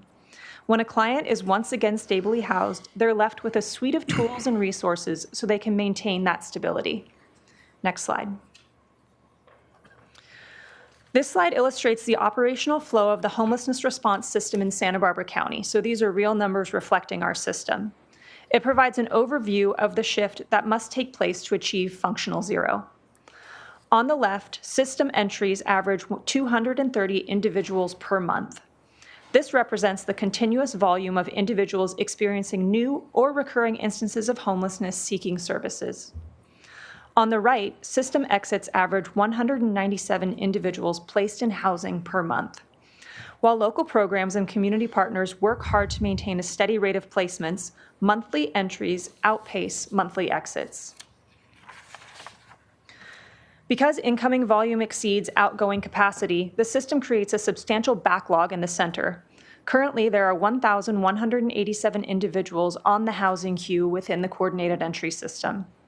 These 1,187 individuals represent varying levels of acuity, vulnerability, and prioritization, all competing for a limited pool of permanent housing. As a direct result of this imbalance, the timeline at the top indicates that it takes an average of 190 days, more than 6 months, from the moment an individual enters the coordinated entry system to the day that housing is secured. And you'll remember that number from earlier in the presentation in the Stella mapping system. These 4 metrics are what define the framework for us to achieve functional zero. Next slide. Achieving functional zero does not mean that all housing crises will cease entirely. It means the regional response system is structured to resolve those crises immediately. To reach functional zero, the current equation must be inverted and turned into what you see on your slide now. Expanding system capacity, specifically through permanent housing placements and targeted homelessness prevention, is required so that monthly exits consistently equal to or exceed monthly system entries. By establishing this equilibrium, the metrics can shift. The average duration from system entry to permanent housing placement should drop from 190 days to 45 days or less. The housing queue should be more dynamic. The backlog of 1,187 individuals is eliminated. The queue becomes community dependent, meaning it functions as a fluid short-term triage registry rather than a long-term waiting list. Functional zero does not mean a housing crisis will never occur. It means that when it does, the system possesses the immediate capacity to ensure the experience is rare, brief, and non-recurring. I'll turn it back to Joe to talk a little bit more about how we will achieve this. So in our update to your board last year, I commented on the complexity of homelessness and alluded that staff was working on a better overall approach to address that complexity. More specifically, last year, I stated that many economic, social, and political factors converge to influence the ability of any particular community to foster an environment where housing can be attained and maintained by the majority of its residents. For example, cost of living, wage disparity, inflation, exorbitant property values, lack of affordable housing, drug proliferation and addiction, reduced public health and social services availability, all just to name a few. Most of the phenomena that start and grow homelessness in our community are simply beyond the scope of anything for which the Community Services Department could provide meaningful solutions. So rather than establishing a goal to, quote, end homelessness, we found it more achievable and therefore more worthwhile to set a goal of making homelessness less frequent, more brief, and working to achieve a dynamic where the number of people exiting homelessness is at least equal to or greater than the number of people entering homelessness. A more succinct way of phrasing this concept is simply to say that our goal should be to eliminate chronic homelessness and achieve functional zero. I said this last year, and now we have adopted that mantra as our mission statement. But in order to set the path of making this aspirational goal a reality, staff realized what I mentioned a few sentences ago, that this issue is far bigger than CSD. So in order to make a meaningful impact, we would have to enlist the leadership, resources, expertise, and funding already addressing housing instability, food instability, as well as homelessness elsewhere in other county departments. We needed to identify what those elements are and then unify us into a team. So after 8 months of high-level discussions and planning, last month, we received the concurrence of the department directors of the Behavioral Wellness, County Health, Probation, Social Services, and Community Services departments to establish a unified yet interdepartmental team to bring all of our county resources to bear in a synchronized way to prevent and reduce homelessness. The Sheriff's Office and Public Defender will also be playing major roles in this effort. Now, because there are still a series of policies and procedures that we intend to be developed and approved by the end of this calendar year, not too much detail can be described here today. But I do want to personally acknowledge the courage and selflessness it took for each department director and their teams to give up a little bit of individuality for the greater good and demonstrate an enthusiasm to participate in the Santa Barbara County Homelessness Alliance Response and Prevention, or HARP as we call it. To create a foundational structure, Jet surveyed each of the participating departments and distilled down what their individual goals were when addressing homelessness from their perspective, and used that to build the operating principle and goals of HARP. These 4 principles are shown here, funneling together, becoming the energy, structure, and language that will compose this effort. Because this is a receive and file presentation, we're not here today to ask for any resources. But I did want to take the opportunity to allude to some of the major coordination efforts we will be making throughout the county soon. One of the fundamental needs is a unified data hub. We do not want any single person to fall through our safety net cracks anymore, so multiple data systems have to learn to talk. It won't be easy, but the county has already started efforts along these lines already, so I know we can do that.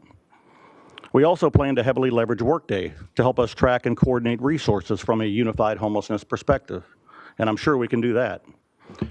And finally, although we do have the nod, so to speak, from the service-oriented departments that actually affect housing instability and homelessness directly, we will be eliciting action from many of the support departments to better establish the authorities needed to function the way we think we need to, in order to optimize every dollar and every day that we work toward this mission.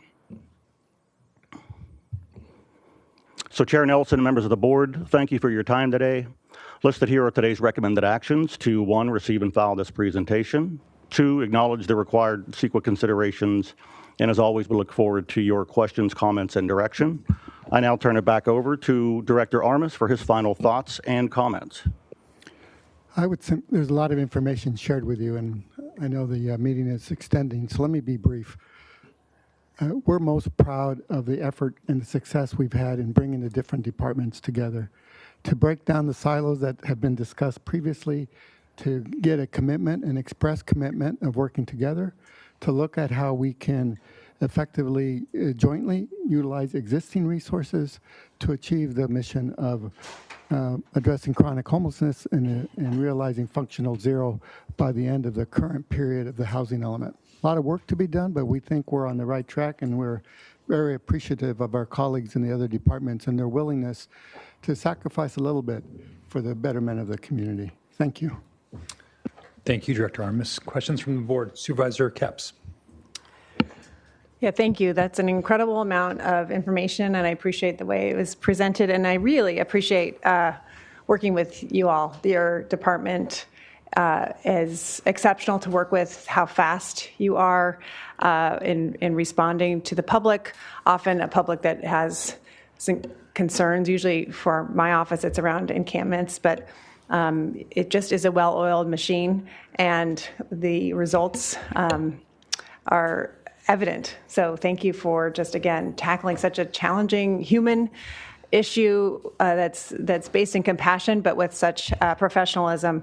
And I have to say, this HARP, even though it's actually a wonderful acronym of bringing everyone together. And I wanted to ask on that, and teeing off of Director Armas's last point of bringing folks together, are there outcomes that you're hopeful for in the first year of this, or is it just merely getting everyone on the same page? Are you looking for faster referrals, fewer assessments, shorter times for outreach? Have you gotten that far in terms of some specific tangible goals? Thank you, Supervisor Capps, through the chair. We're still working through some of the details, but yeah. I would say that sort of big picture objectives would be to recognize how we really braid the funding resources from each of the departments to affect a meaningful outcome. Because often each of us will look at it as our individual resource, and looking at joining them together is a pretty impressive opportunity to realize results without necessarily seeking additional resources. Right. Joining them together produces a better outcome, we think. The other, I believe, is kind of an organizational cultural shift that will take time in terms of everybody beginning to view this as a collective area of responsibility, not an individual area of responsibility. And that's where we think we will realize some success. It's great that we have the director's endorsement, but we also need to make sure that at the line level, we're all rowing in the same direction. Yeah, I believe other jurisdictions have, actual departments where they tackle homelessness, whatever they might call it. So it makes a lot of sense. And I appreciate this, I'm interested in this emphasis on prevention. It makes a lot of sense. And since I've been supervisor, I've learned a ton about how homelessness is really a housing issue. And so really that previous departmental item on faster permitting is a homelessness initiative in large part because the more that we build affordable housing, we will be preventing homelessness. So, and we are building a lot of affordable housing. I'm particularly excited about the biggest affordable housing project that will soon be built in my district on Hollister, 253 units, I believe. But in addition to building more affordable housing, what are some other prevention strategies that you are most enthusiastic about that you would like to share or elaborate on? Supervisor Capps, through the chair, I think what the county does as a whole, in its essence, is homelessness prevention. Right. Small business support is homelessness prevention. Right. Education is homelessness prevention. And so by elevating the concept of the homeless as an insular thing and expanding it much broader and saying everything that we do is working to prevent homelessness, how can we work more closely to do that? I think that's going to be one of the greatest achievements of HARP, is actually expanding what is homelessness and what could be homelessness. Yeah, that's a important point to think about. I mean, in the same way I would argue we're also in the business of preventing poverty as well. And especially now too, just to editorialize, and you can certainly add to it, with federal funding becoming less certain, banding together is all the more important if you wanted to add to that, how this potentially could save some resources. And I think to answer you a little more concretely, by developing a unified data hub, as they've done in San Francisco and Los Angeles, we could have very targeted prevention efforts. We could say this person has access food stamps, they're falling behind on their child support payments, and they're connected to our behavioral wellness system. They would be a perfect candidate for a homelessness prevention service, whether or not they recognize that they may be falling into homelessness. And so being able to offer someone services before they even think they may need them, I think we'll be able to really control the inflow into the system. An example is having conversations with the Department of Social Service, who often is seeing the symptoms that were just described. And that gives us an early alert and potentially allows us to intervene at the front end rather than after the situation reaches a more serious level. Yeah, that was the concept of HARP really was to bring together, I mean, we're looking at these different departments, and to use a submarine, analogy, everybody has these different periscopes that are sort of in one direction and fairly limited in their breadth. And as you said, like social services, they can detect when people are starting to experience perhaps, housing and food insecurity and other issues, and we have no, aperture to see that. Behavioral health sees folks who are falling into issues that may lead them to homelessness, and we're only finding out people are homeless after they show up in an encampment a lot of times. And by bringing all that information together, and that's why we mentioned a unified hub of data, we can, almost from a sort of an AI perspective, see those trends that are appearing and tackle them before they develop into homelessness, which is what we're trying to do here. Yeah, and I wanted to talk about vehicle homelessness. Again, that's something that as we go out and about in the community, people are still surprised about that how many people are living in their cars. And I think the majority of them are working. And we just did a wonderful event about the new family site, the new Dignity Move site that will have families living there, children, and again, had to share the information with neighbors that these are not necessarily children that are on the streets and the parks, but many times living in cars or living with relatives. And I just am wondering if you can elaborate on the report, if there's anything from this report that will alter or change your strategies when it comes to vehicular homelessness. Yeah, like Joe mentioned, we are positioned to respond to homelessness as a crisis. And so I think the tricky population for the vehicular population is the group of people who are there because they want to be there. They've decided that the math of living indoors does not make sense, and they can live a fuller life if they forego paying rent by living in their vehicle. And our department is not equipped to deal with that. We have lots of come inside, we have shelter, ways to serve people who want to be served. But I think we're going to have to look beyond the services available through our department in order to address that kind of cultural shift where wages are just being outpaced by the cost of rent. And so it just makes more sense for people to live in their cars. But we are going to continue using encampment response dollars as well as outreach workers and partnering with New Beginnings to reach those people who do want to come inside and do want to seek help, because that's what we're able to do in this instance. Yeah, that's a challenge. So you just mentioned encampments, and I do want to use this opportunity to let the public know that there are ways in which, if there's an encampment near your sports field or is a concern to you, that we do have an encampment team. We do respond to constituents, and it seems to be slightly more frequent. Maybe the word is getting out that we do have a response, and I just again want to commend how responsive you all are. And if maybe Joe, you can walk through, or what does that look like? Because again, I do have there are some encampments near softball fields, and I've been getting some requests to just some concerns and questions. Can you walk through the process of how you handle that and what the public can do if there is an encampment that is causing concern or at least questions? So ideally, what we wanted to get to, and this sort of ebbs and flows through time in terms of our communication.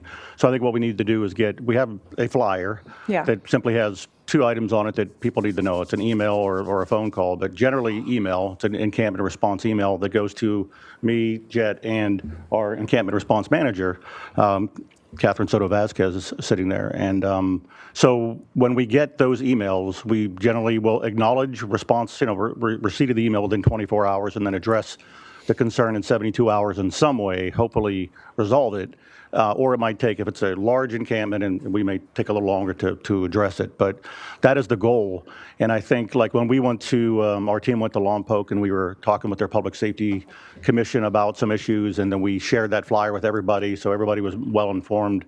I think we just need to do a better job of getting that back out to your offices so you could share them with constituents.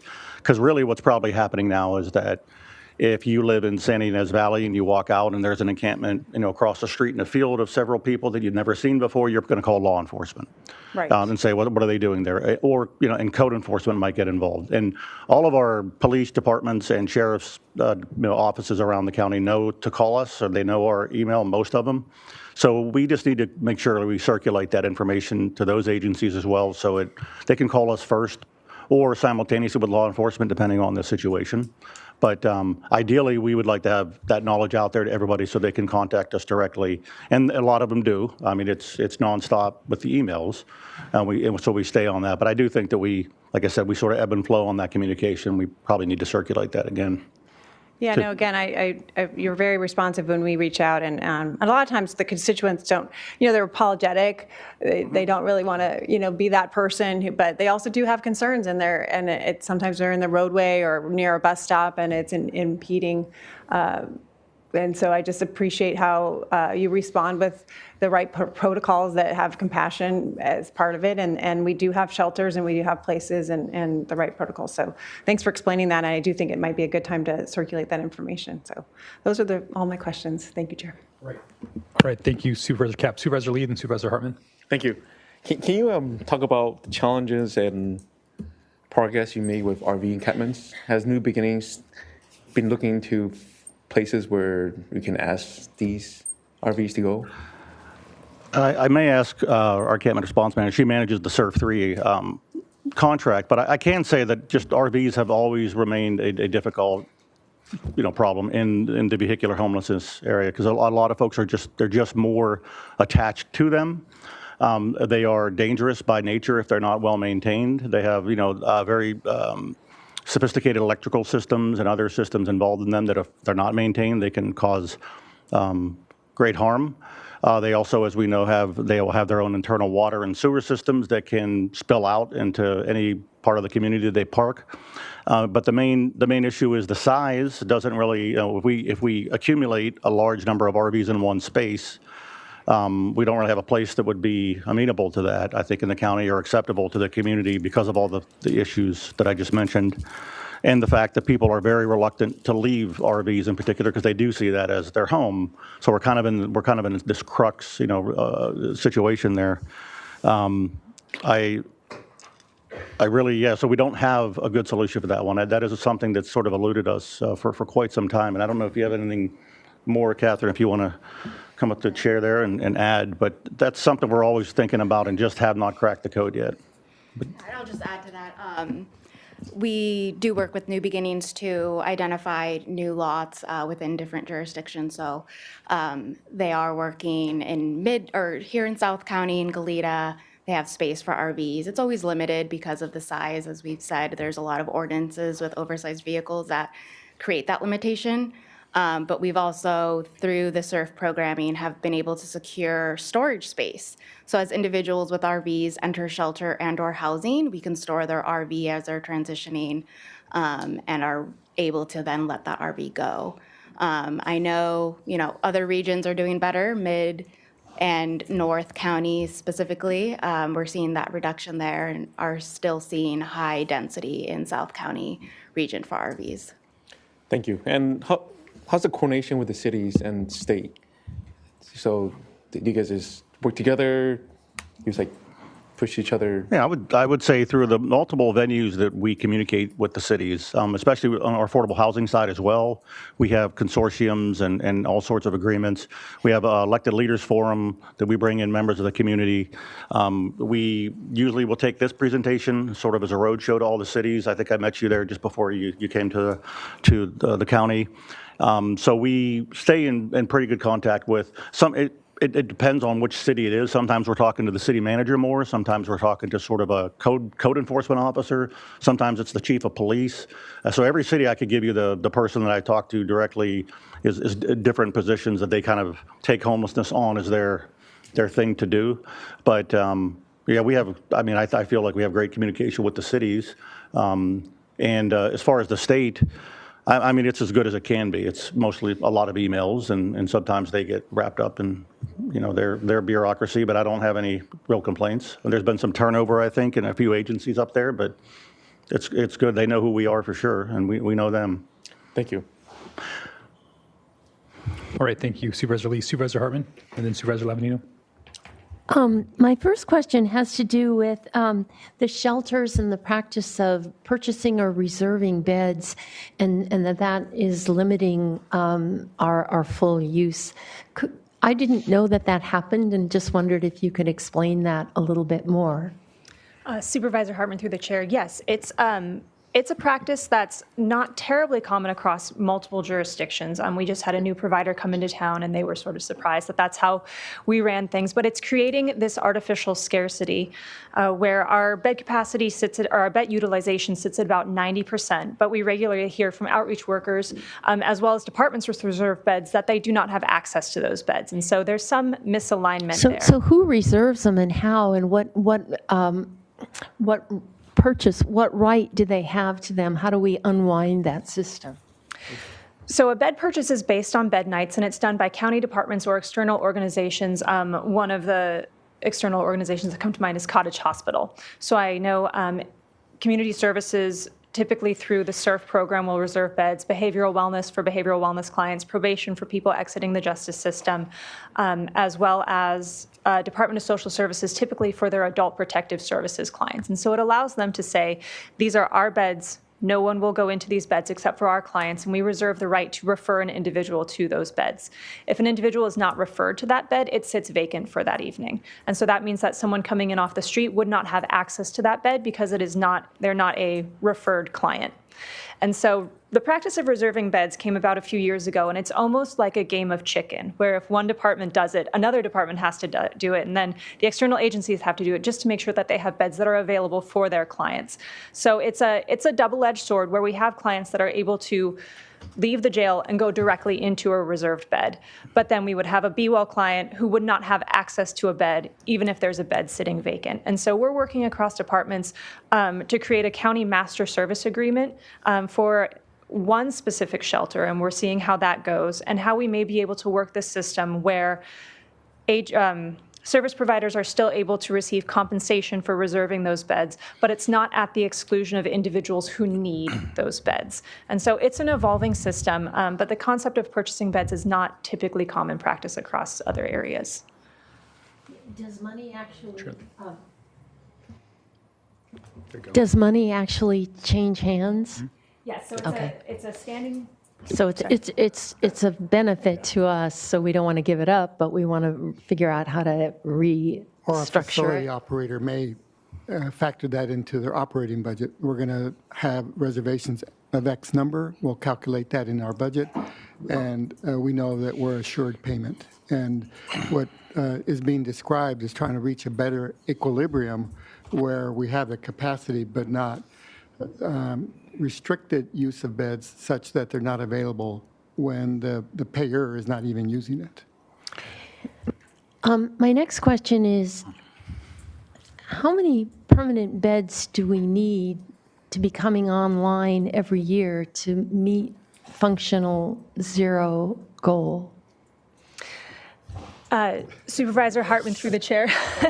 It's a very nuanced answer, because if you think back to the slides, we have the 4 elements of functional zero. We have the inflow, the outflow, the number of days people spend in the system, as well as the housing queue. And so to call out a specific number at this point, it would be an inaccurate number, because we need to be able to get that number of days people spend in the system down to 45. Once we achieve that number, then we will know, all right, this is the golden ticket number for permanent beds that we need and shelter beds that we need. But until we get that number down to 45 days, we won't know our optimum inflow, outflow, or number of permanent supportive beds. That's a terrific answer. Thank Thank you. you. And that was an amazing chart. I guess my other question, you intimate, I guess what I keep thinking how expensive it is to build, and you have a teaser in there that maybe our short-term housing in Santa Maria, maybe these houses can become permanent. And I know the location couldn't, but what is your most creative thinking about how we're actually going to get people in housing? I gather some of these houses now have a lifespan of 90 years, 100 years.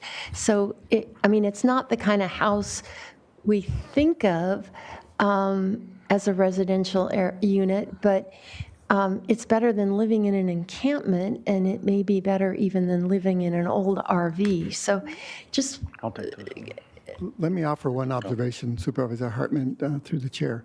Think of the project that Supervisor Kapp made reference to a few moments ago. We're looking at the Calle Real campus in a manner that responds to the needs of families over a longer period of time.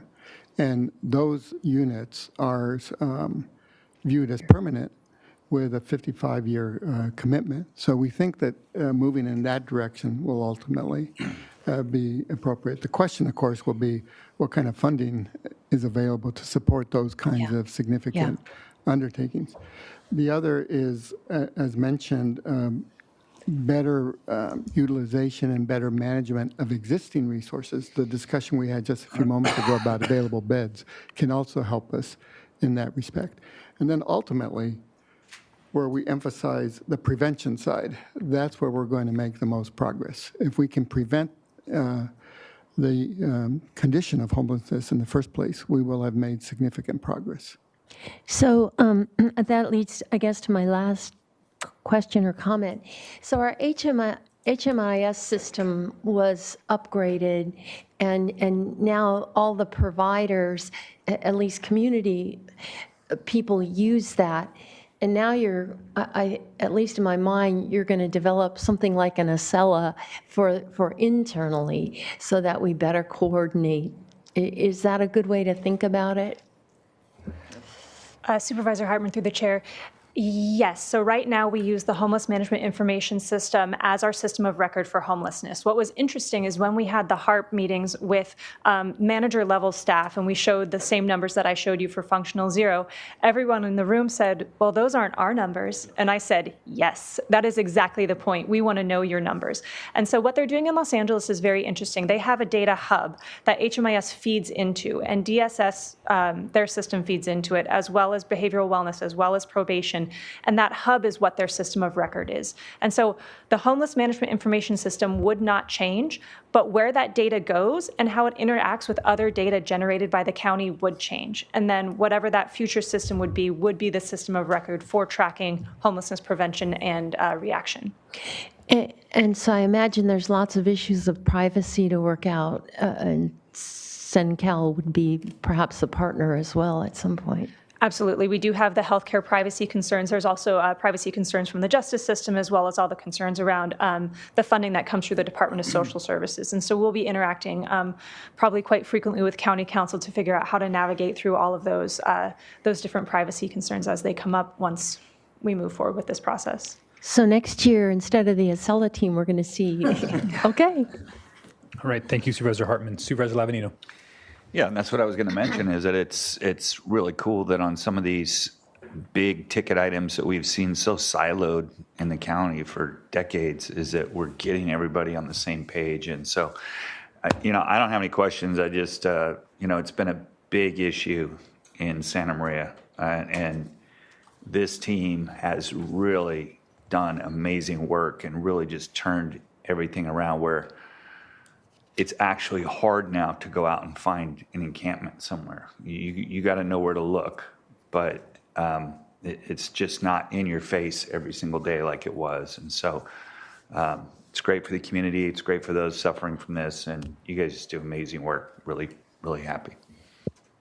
Thank you, Supervisor Lavanino. And I want to piggyback on that too. I think that in the Santa Maria Valley, I think we're maybe the shining example. And I think that's been a combination of the work that you guys have put into it, but also a combination of enforcement. We've called a spade a spade. We've really, in this valley, said, hey, sleeping outside is often trespassing, or there are legality issues there. I don't think it's legal to sleep in your car anywhere in this county, even if you're on private property and go to planning and development. It's not allowed to sleep in a car. It's not allowed. So I think, part of it is setting that bar and that expectation. And it's not to do that because we're heartless, but because we want people to move towards services. We want people to get case managed so that they can move through that process. And I think when we cut holes in the safety net and let people fall all the way through, that's where there's a problem. And I think in Santa Maria, we've done a really good job kind of firming up that safety net and saying, hey, if you are experiencing these issues, you need to go and get the help that you need. We have all these services that we're bringing along to you. If you like them, they're available to you. If you're not, this may not be the place for you. And I think that's really what I hope that we can continue that mentality, because, we know that obviously housing is a piece of this, but also there's a mental health and addiction piece. As was noted here, there's some people that choose this as a lifestyle. And, again, we have to tell them that, I'm sorry, it's nice that you want that as a lifestyle, but it's not legal. We have a social contract, we have laws, and I think it's really important that people abide by those. And I think that it's really important to distinguish the definition of homelessness, because I think that there's part that we're talking about here that are those that are in encampments or in vehicles.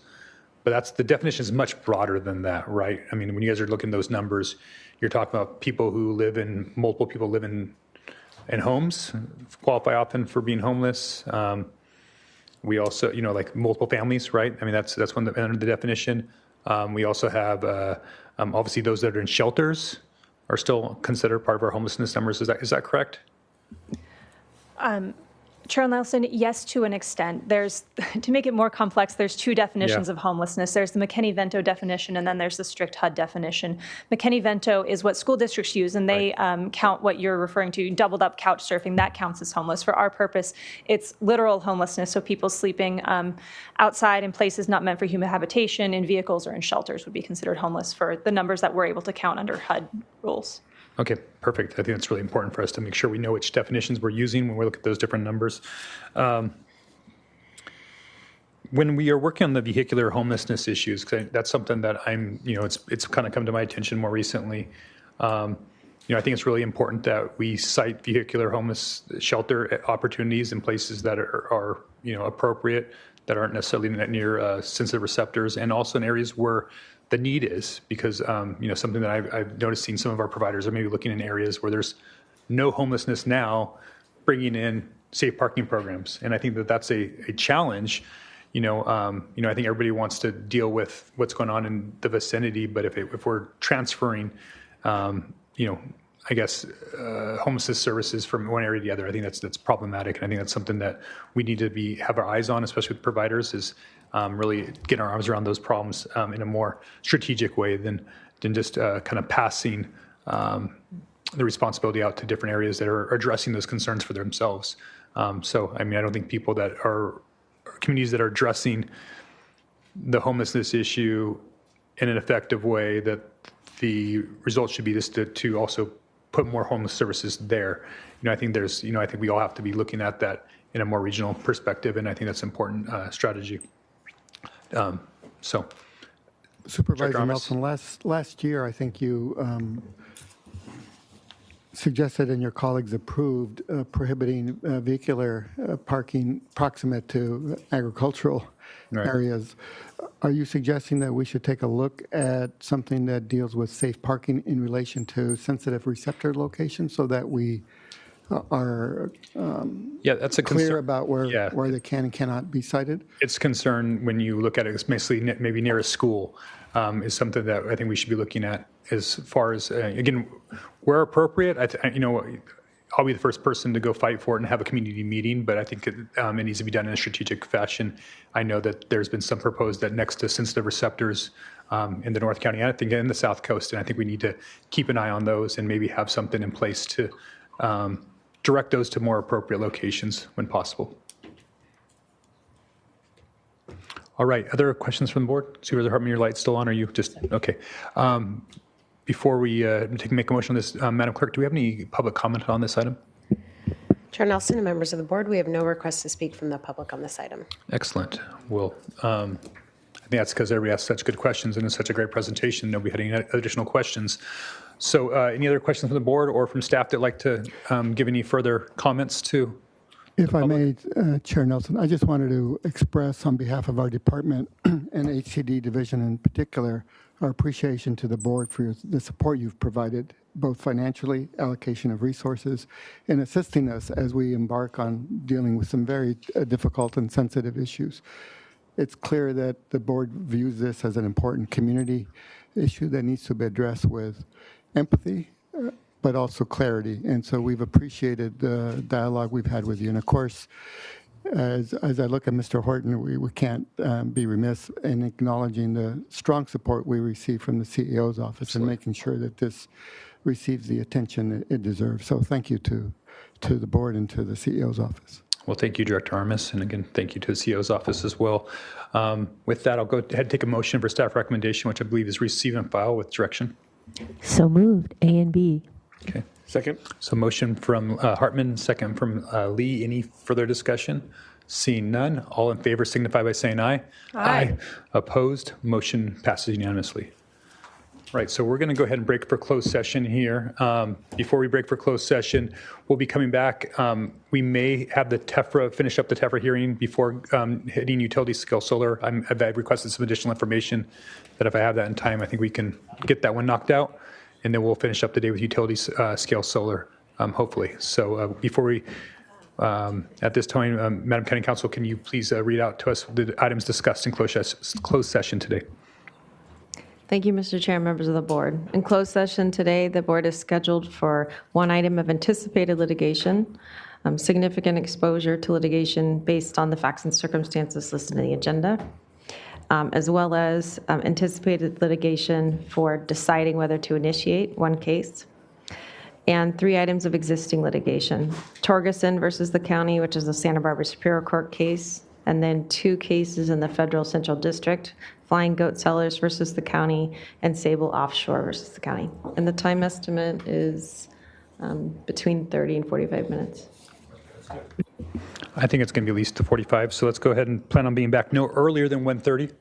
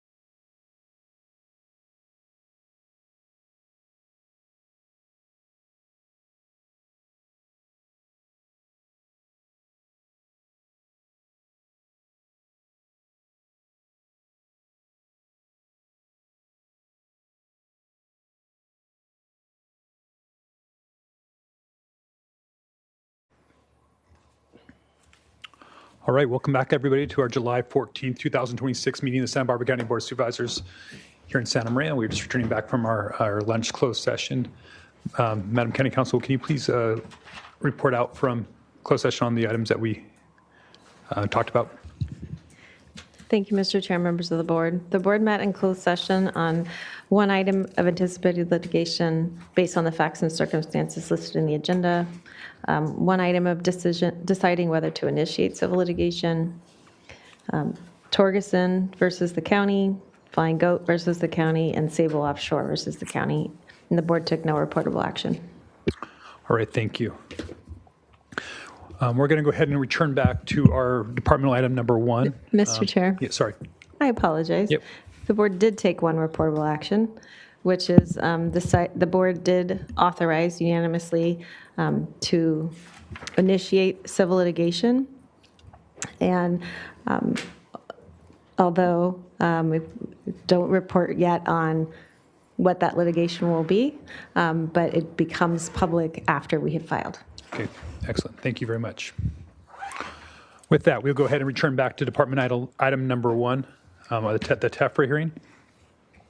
Chair Nelson, members of the board, departmental item number 1, just as a refresher, is from the Treasurer Tax Collector, Public Administrator. It is a hearing to consider recommendations regarding California Municipal Finance Authority issuance of qualified 501c3 bonds on behalf of Step Up Housing.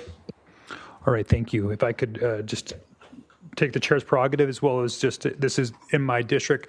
I asked for it prior to lunch to be continued to later on in the day, so I had a little bit more time to talk to Step Up Housing, the potential buyer that's applying for these TEFRA bonds. And I was also trying to work with planning staff to better understand what this means actually for our housing element, our housing element inventory. So I'm still getting some more information. I'm going to still continue to work with Mr. Potter. I'm not yet to a place to be able to vote for it, but I am a lot more comfortable with it right now. So I'm not going to be making a motion to deny it at this point or asking for a continuance. If one of my colleagues wanted to continue to pursue it, I probably would be abstaining today as I work through some of the particulars with Mr. Potter as we over the next couple of days on making sure that my goal here all along is to make sure that I'm protecting a market that's working and making sure that the rents stay competitive where they are, and it's a healthy housing market in the Santa Maria Valley, or at least the unincorporated Santa Maria Valley that I represent. So that's the goal. I think we're both committed to getting that accomplished, and so we're going to keep talking that through. So just want to update the board on the discussions and as part maybe ex parte communication on the conversations I've had to this point. So reporting that back out to the board. I do believe I need to make public comment available if there's anybody in the public that'd still like to speak on this item. Chair Nelson and members of the board, I am not aware of any members of the public who would like to speak on departmental item number 1, but I will look to the audience to see if anyone would like to make any comments in regards to the latest. All right. So I think, Mr. Hagan, I think you guys are still looking for potentially a board. You brought this to us. I think it's up to us now to take action on your recommended actions here. Is that correct? Chair Nelson, members of the board, that is correct. Okay. All right. So we've had a robust discussion and an update, and now we have recommended actions. It's gone through a debt advisory committee and has been forwarded here to the board.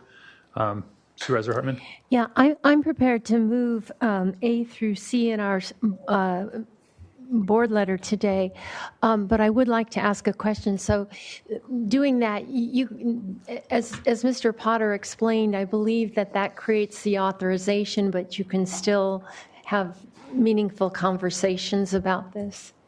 That's my understanding as well. And they're in a tight time frame. Likely they will be moving forward the next week or two towards closing. They're within that period of time that they need for closing. So it probably, the expectation should be not that this is not going to go through. The expectation should be this is going to be moving towards that purchase after this decision is made today. So I don't want to send that false opinion that I might talk them out of it in some way if I don't come to the conclusion, but we are going to work on together common goals to protect the local housing market. Good. So I have a motion. So the motion by Supervisor Hartman. I'm going to second, but also with the first off, I want to say thank you to the chair for kind of working out. We do get these tremendous amounts of information right at the last minute always. And so the fact that you highlighted that and we're willing to work this out, I think says a lot. I would encourage you to also be constant communication with the 4th District so that this moves in the direction that we all hope it is and is successful as it is. So with that, I'll give my second. Okay, so we have a motion for Supervisor Hartman and a second for Supervisor Lavanino. Madam, any other further discussion? Seeing none, Madam Clerk, could you do a roll call vote? Supervisor Hartman? Aye. Supervisor Lavanino? Aye. Supervisor Lee? Aye. Supervisor Capps? Aye. And Chair Nelson? I Motion abstain. passes 4 with 1 abstention. Thank you. All right, so that concludes Department Item 1. Thank you for sticking with us, Treasurer Hagan, and thank you guys for both for being here. All right, moving along, our 6th and final departmental item for the day is Department Item number 6. Madam Clerk, can you please read that item into the record? Chair Nelson and members of the board, departmental item number 6 is from the Planning and Development Department. It is a hearing to consider recommendations regarding amendments to the County Land Use and Development Code, case number 24 ORD 28, Article 2 Coastal Zoning Ordinance, case number 24 ORD 29, Montecito Land Use and Development Code, case number 24 ORD 30, Comprehensive Plan Land Use Element, case number 26 GPA 5, Coastal Land Use Plan, case number 26 GPA 6, and Uniform Rules for Agricultural Preserves to adopt the utility scale solar project.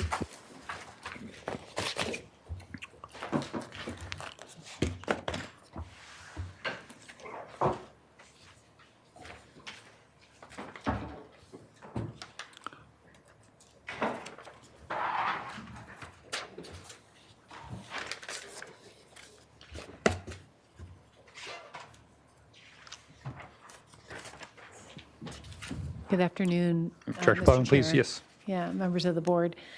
As Ms. Alexander indicated today, we have the utility scale solar program for the board's consideration.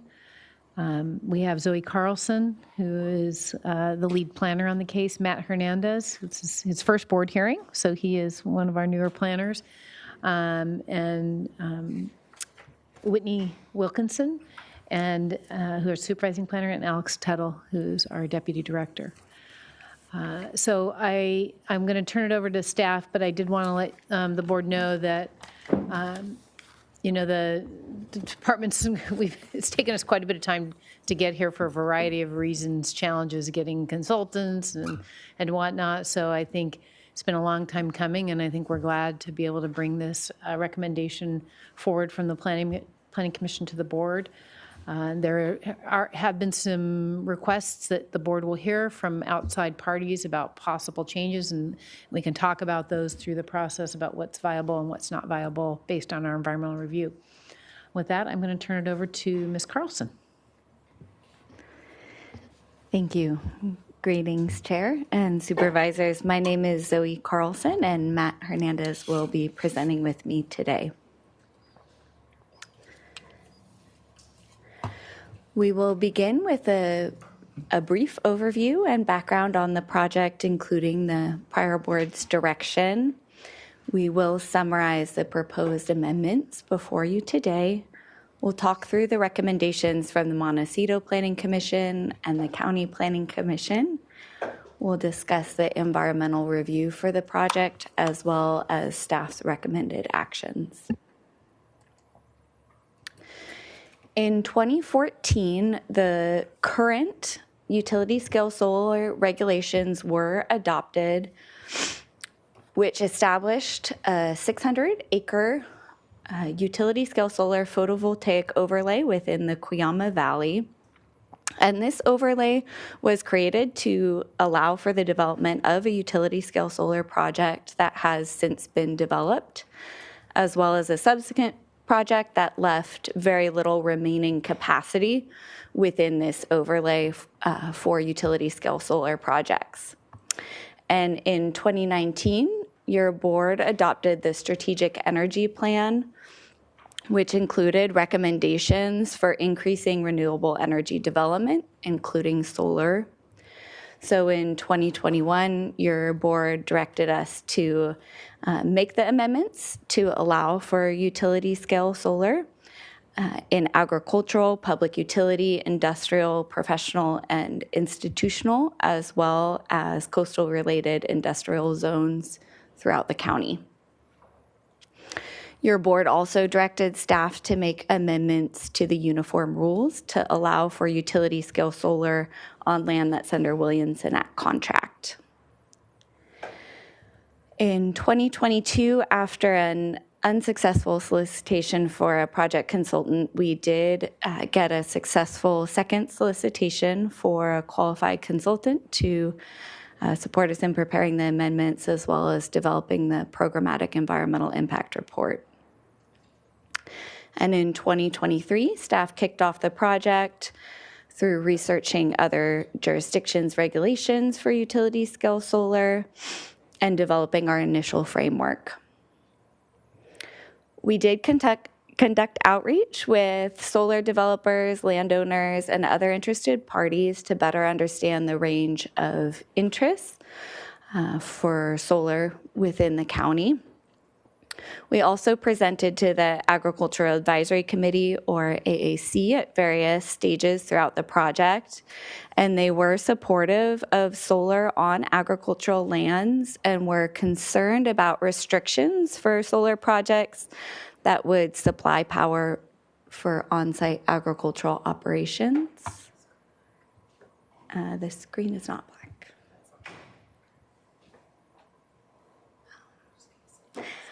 A particular concern with the AAC was an increased need for electrification of farm equipment and the need for solar to support that.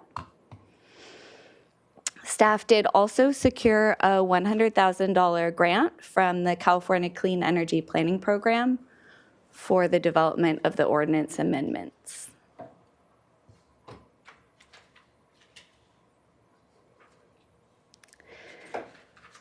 The utility scale solar project includes amendments to the Land Use and Development Code, the Montecito Land Use and Development Code, as well as the Article 2 Coastal Zoning Ordinances. We also have companion amendments to the land use element and the Coastal Land Use Plan for consistency. And our package also includes amendments to the uniform rules to allow for limited development of utility scale solar on both prime as well as non-prime contracted lands.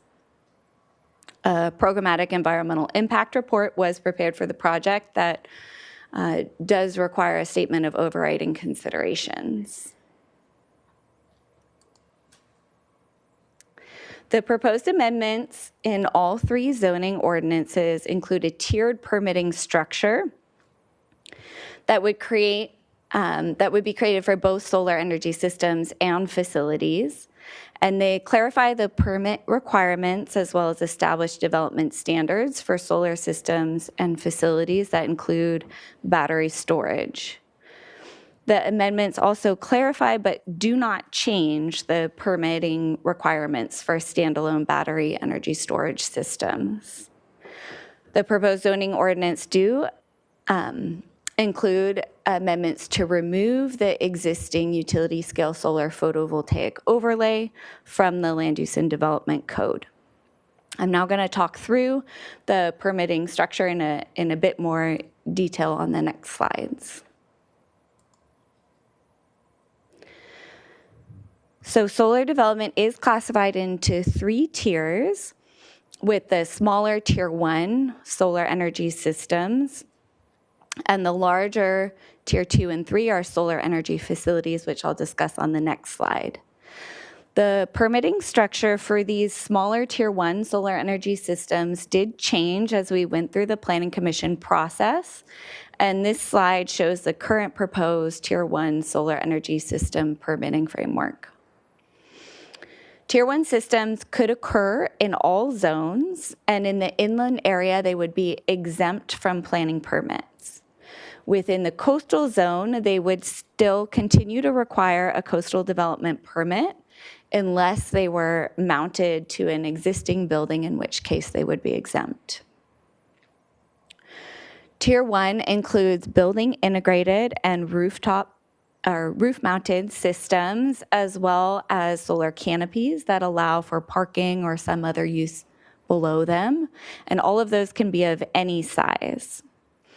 Tier 1 also includes small ground-mounted systems up to including half an acre on undeveloped areas or up to and including 5 acres on developed or improved areas.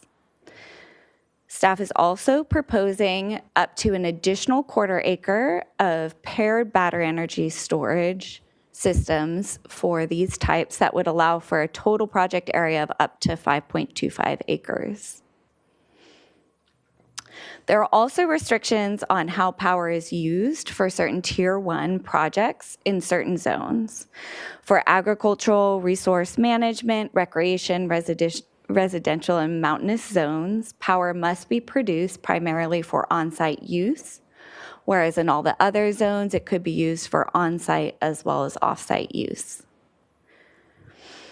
Although these Tier 1 systems would, in many cases, be exempt from planning permits, they would still require building, electrical, plumbing, and solar use permits.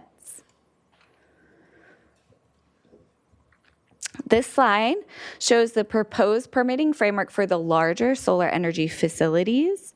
The Tier 2 facilities are called community scale solar energy facilities, and they're greater than half an acre and up to including 30 acres.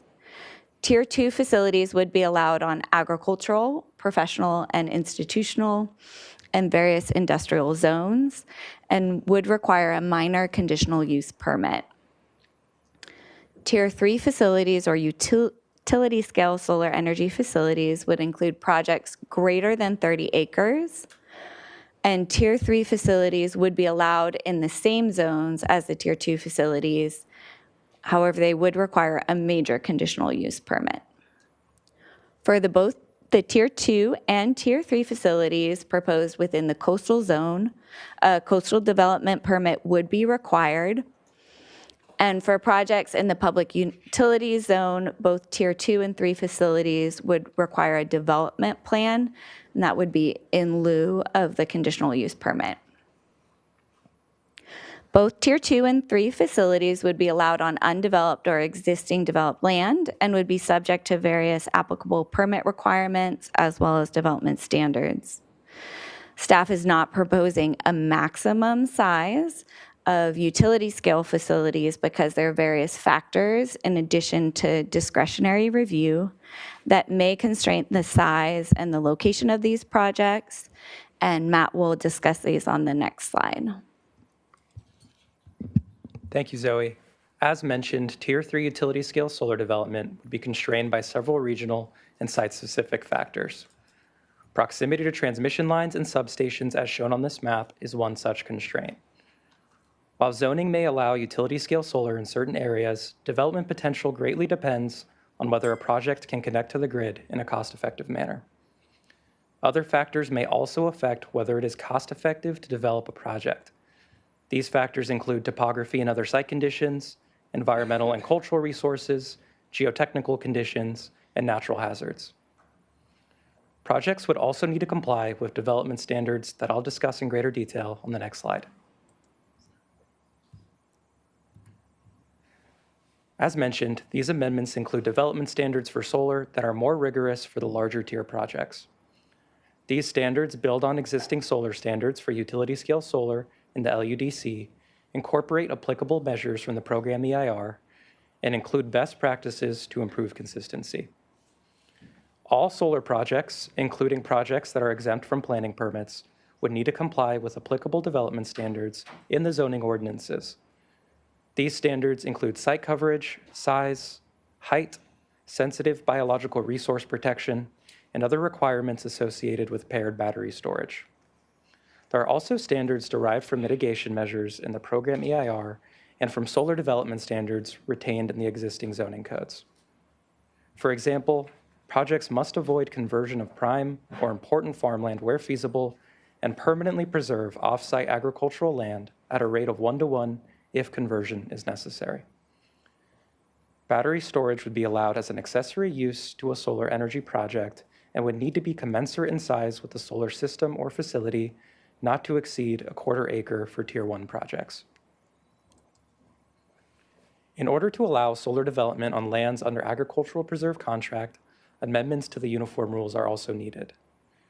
Staff worked with the Agricultural Preserve Advisory Committee, or APAC, to discuss and refine amendments to the uniform rules consistent with board direction. The map on this slide shows agriculturally zoned lands in green and those subject to uniform rules and agricultural preserves in red hash. This represents 68% of all ag zone lands. The proposed uniform rules amendments would allow limited commercial solar development on Williamson Act and farmland security zone contracted lands.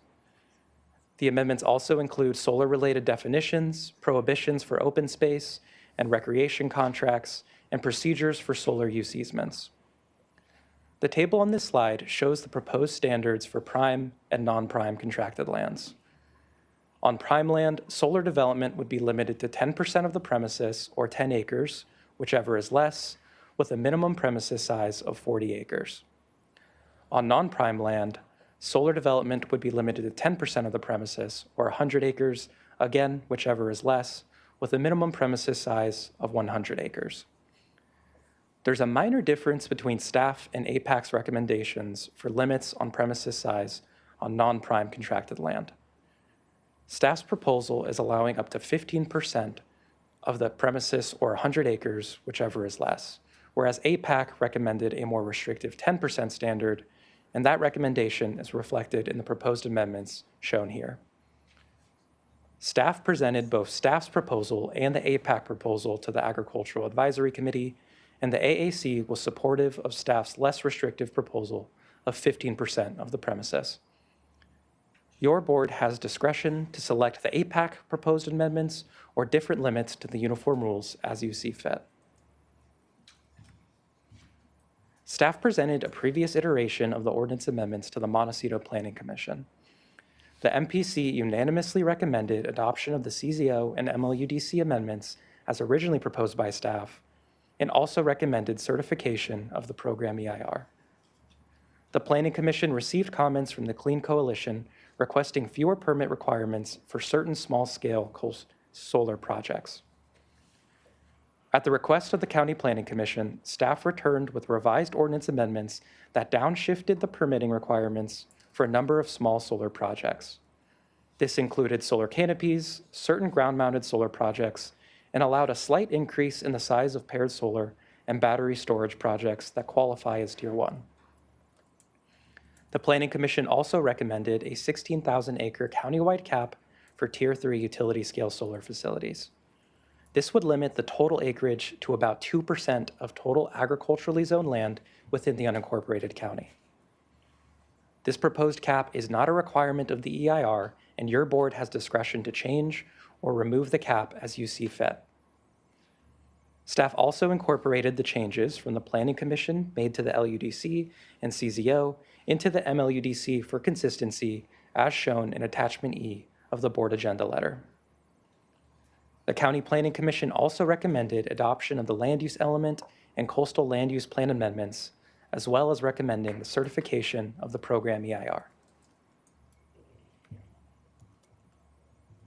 The county prepared a program EIR for the utility scale solar amendments project, and the draft was circulated in August through October of 2025. Future solar projects will be able to use the analysis of this program EIR as a part of their own environmental review. The final program EIR identifies significant and unavoidable impacts related to 3 issue areas: aesthetics and visual resources, agricultural resources, and cultural, tribal cultural, and paleontological resources. These impacts are primarily associated with the larger Tier 2 and Tier 3 solar projects. Because the specific locations and designs of future facilities are unknown at this time, some impacts would remain significant and unavoidable even with the implementation of mitigation measures.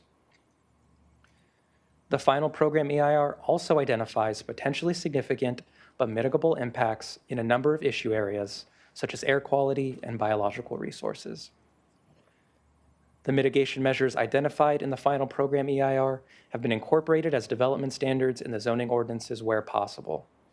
Where not possible, they would be applied as mitigation measures for future projects that tier from the program EIR as applicable. Because the project would result in significant and unavoidable impacts, certification of the EIR requires a statement of overriding considerations. As required under CEQA, the program EIR evaluated alternatives to the proposed project. First, the no project alternative, the county would not approve the proposed amendments, and utility-scale solar facilities would continue to be allowed only within the existing 600-acre utility-scale solar photovoltaic overlay. Staff worked with APAC to develop Alternative 2, which would limit or prevent the development of Tier 2 and Tier 3 solar energy facilities on lands that qualify as prime under the county's uniform rules. This alternative would also establish additional limitations for facilities on certain non-prime contracted lands. Finally, Alternative 3 would remove the potential for Tier 3 utility-scale solar facilities in the coastal zone. The program EIR identified Alternative 3 as the environmentally superior alternative. However, it would not meet the project objectives to the same extent as the proposed project. The County Planning Commission discussed and considered this alternative, but ultimately recommended allowing utility-scale solar in the coastal zone. Finally, staff recommends that your board make the required findings, including CEQA findings and a statement of overriding considerations, certify the final program EIR and adopt the mitigation monitoring and reporting program, adopt ordinance amendments to the LUDC, MLUDC, and CZO, adopt resolutions amending the land use element, coastal land use plan, and uniform rules, and finally, adopt a resolution authorizing submittal of the local coastal program amendments to the Coastal Commission. While staff is recommending approval of the Planning Commission and Agricultural Preserve Advisory Committee's recommendations, the board ultimately has discretion to make changes to the limits, such as the countywide cap on utility-scale solar development, as well as acreage limits for utility-scale solar on contracted land. That concludes our presentation, and staff is now available to take any questions that your board may have. All right, we have lots of questions, or maybe some of us do. Supervisor Hartman. Yeah, I'm happy to start out. This started long ago, and the world has changed radically since we started. One of the big areas where it's changed is the new field of agrivoltaics. And that is that with the design of solar arrays, it's not either or, it can be both and. And so you can mount the arrays higher, you can get them further apart, you can track them with the sun so that it can, the plants can get more sunlight.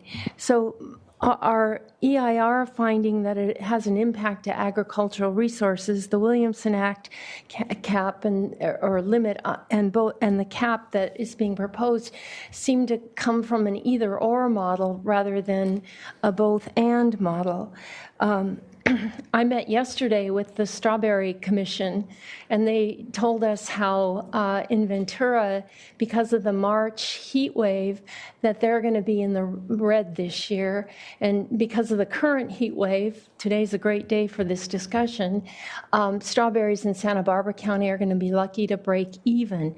The benefits of agrivoltaics is that they can reduce the heat, stress, and air temperature. They can lower water evaporation. They can provide more worker comfort and additional farm income. So I think you have to manage it well, and you can't. But strawberries are a really good crop that can be grown under arrays. So I want to put that out there for us to think about, because I believe this kind of marched forward without this knowledge, and it's a new area. They're doing a lot of this in Europe, but it is particularly well suited for strawberries that like cooler climates, and we're seeing warmer climates here, and it is our biggest agricultural crop. So I don't know if anybody has any thoughts about that, but that's where I'm coming from. Supervisor Hartman, through the chair, agrivoltaics certainly came up in the consideration and preparation of the EIR, and also drafting of the uniform rules on ag preserve. And as you noted, it is sort of an evolving and somewhat of a newer technology or approach. So I don't think we saw enough evidence or case studies to necessarily treat it differently than other solar projects. There's certainly nothing in our code that would prevent agricultural property owner from doing the agrivoltaics. But it's also, we were a little reluctant to necessarily require a farmer to take that approach as opposed to just doing more of the typical or historical approach of the ground mounted. So that's kind of where we landed. Is there's certainly nothing that would discourage or prevent someone from doing that, but we also didn't want to sort of distinguish it from the other type. And as was noted, there is no upper size limit for outside of the ag preserve for solar. So a project could be designed in a way that would accommodate both types of uses. Okay, maybe I'll come back to this later. All right, Supervisor Lee. Good. I had a couple of questions about Cuyama. So has Cuyama hit his 600-acre cap yet? Supervisor Lee, through the chair, I believe there are two projects, solar projects that were developed within the 600-acre overlay, and it's very close to the cap. It might not be quite at it, but I don't believe it's feasible to develop much more solar within that existing overlay. So how would this proposed 16,000-acre cap affect the current Cuyama cap?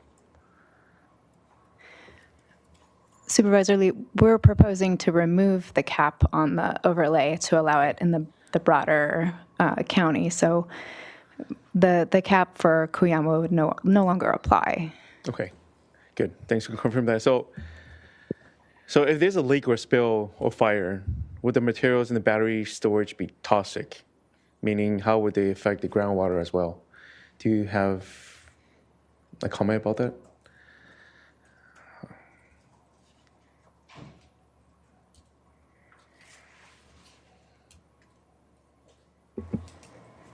Supervisor Lee, through the chair. So you're asking if there was a fire at a solar facility, if there are regulations or safeguards in place, if to essentially prevent toxic releases? Yeah, especially battery storage. So there will be mitigations to prevent that, right? Yes, there are a number of development standards that we would apply, especially to the larger tier 2 and tier 3 projects that require safety plans that would prevent fuel ignitions during construction and operation, emergency management plans for response so that fire and other first responders have procedures in place should an incident occur. Good. Following up, so how would the county prevent applicants from dividing one project into multiple tier 2 projects?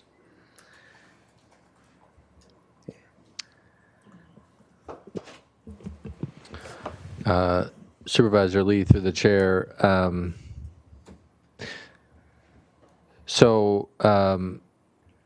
Both a tier 2 and a tier 3 are both conditional use permits with the same standards that would be in place.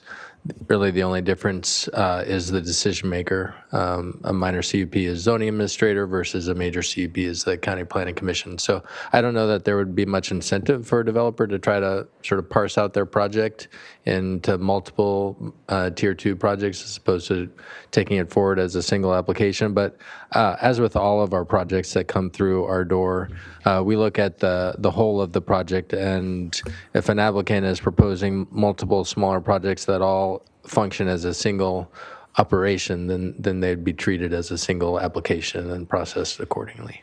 Good. Thanks for that. My last question is, so let's say someone comes in with a 40-acre solar project on the Gaviota Coast. Just so I want to confirm that is appealable to the board, correct?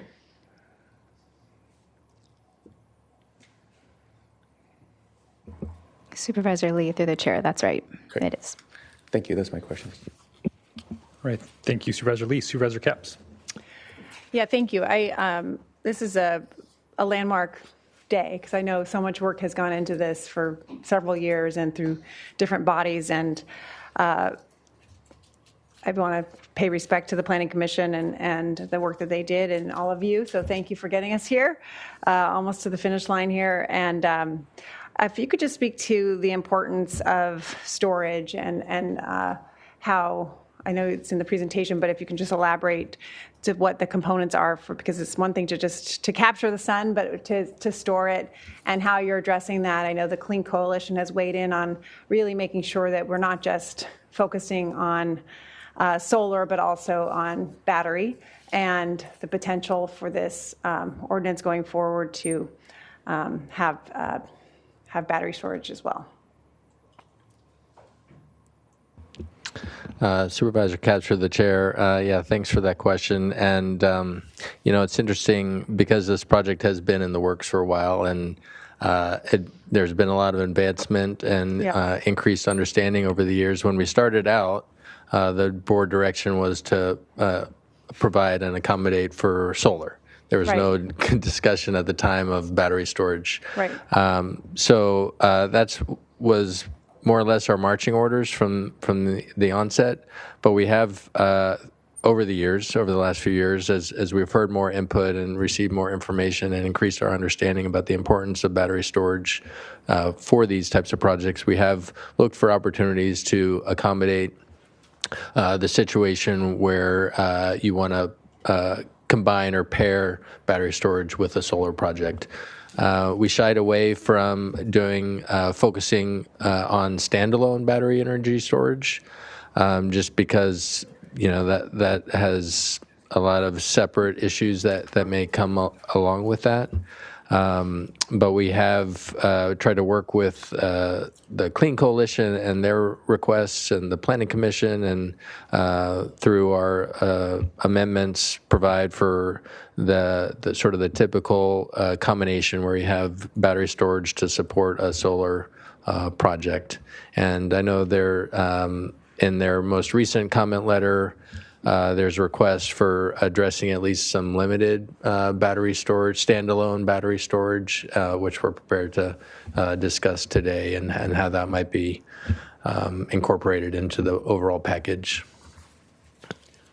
Yeah, I mean, could we discuss that, or do we want to get to other comments? The battery storage? Yes. Yeah, I'm ready. Let's do it. A lot of discuss there. Yeah. I do see the merits of having some element of this. I understand that there's some procedural barriers, but they've made a compelling argument as to why.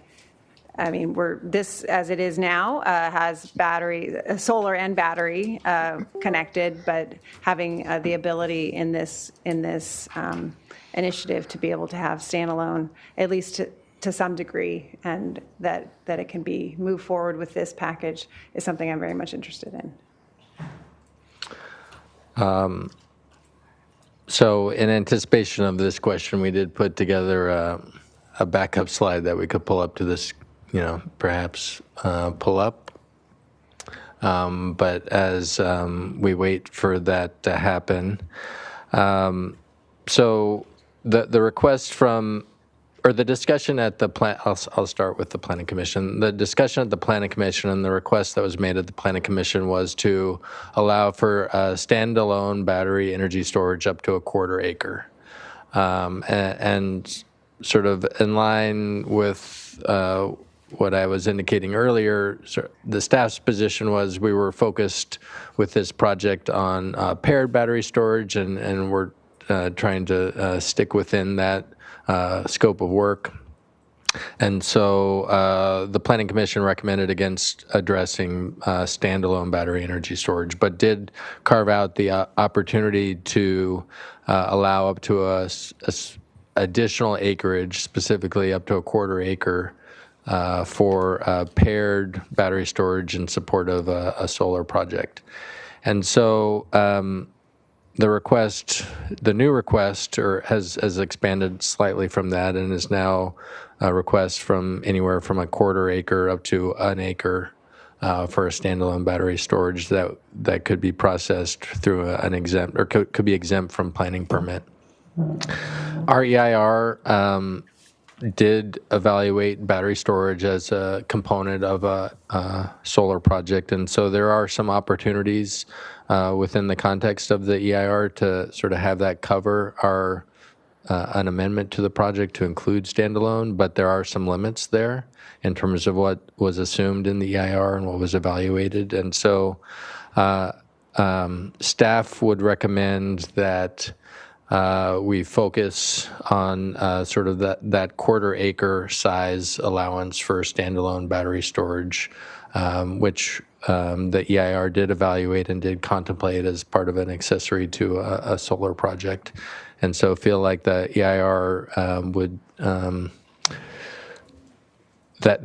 allowing for standalone would not trigger any new impacts or require any new analysis that wasn't already considered in the EIR, but going beyond that could very well require additional analysis and sort of delay the project or require more work.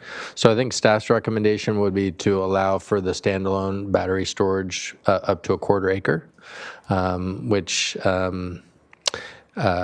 again is an alignment with what the Clean Coalition's original request had been and would support sort of the microgrid type of project that you often hear about. And the other consideration is where would it be appropriate to site those standalone battery storage projects? It's one thing where it's supporting say someone's solar array in their backyard, which would be a limiting factor in terms of how big that battery storage would be. But if you start allowing these standalone battery storage projects, perhaps in a residential community, that might not be the most appropriate place for that. So staff's recommendation would be to confine those standalone storage areas to more of our commercial and industrial zones, as opposed to our residential and recreation zones. And our resource management zones, which are more of our very constrained, very hilly topography, mostly in the South Coast. We think we can do that. What we would do is process or prepare what's called an EIR revision letter, which essentially explains how that amendment to the project would not trigger or result in any new impacts that weren't previously evaluated, and not require any recirculation or preparation of additional analysis. All that does take a little time, so we would request, if your board wants to move forward with that we have a continuance to be able to come back to you at a later date with that package. That's great. And the Clean Coalition showed a picture of the Vallecito Energy Storage Project in Carpinteria right next to a substation, which seemed like a good use. So yeah, again, I'm supportive of trying to see what can work. And if it's a quarter acre and wouldn't have the impacts that would need a CUP, that would seem like it could. So anyway, I'm supportive. Thank you, Supervisor Capps. Supervisor Hartman, you wanted to comment on that? I've got some comments too, but go ahead. Sure. Well, it's on that point of battery storage, and I'm with Supervisor Capps on this, that I'd sure like to see it.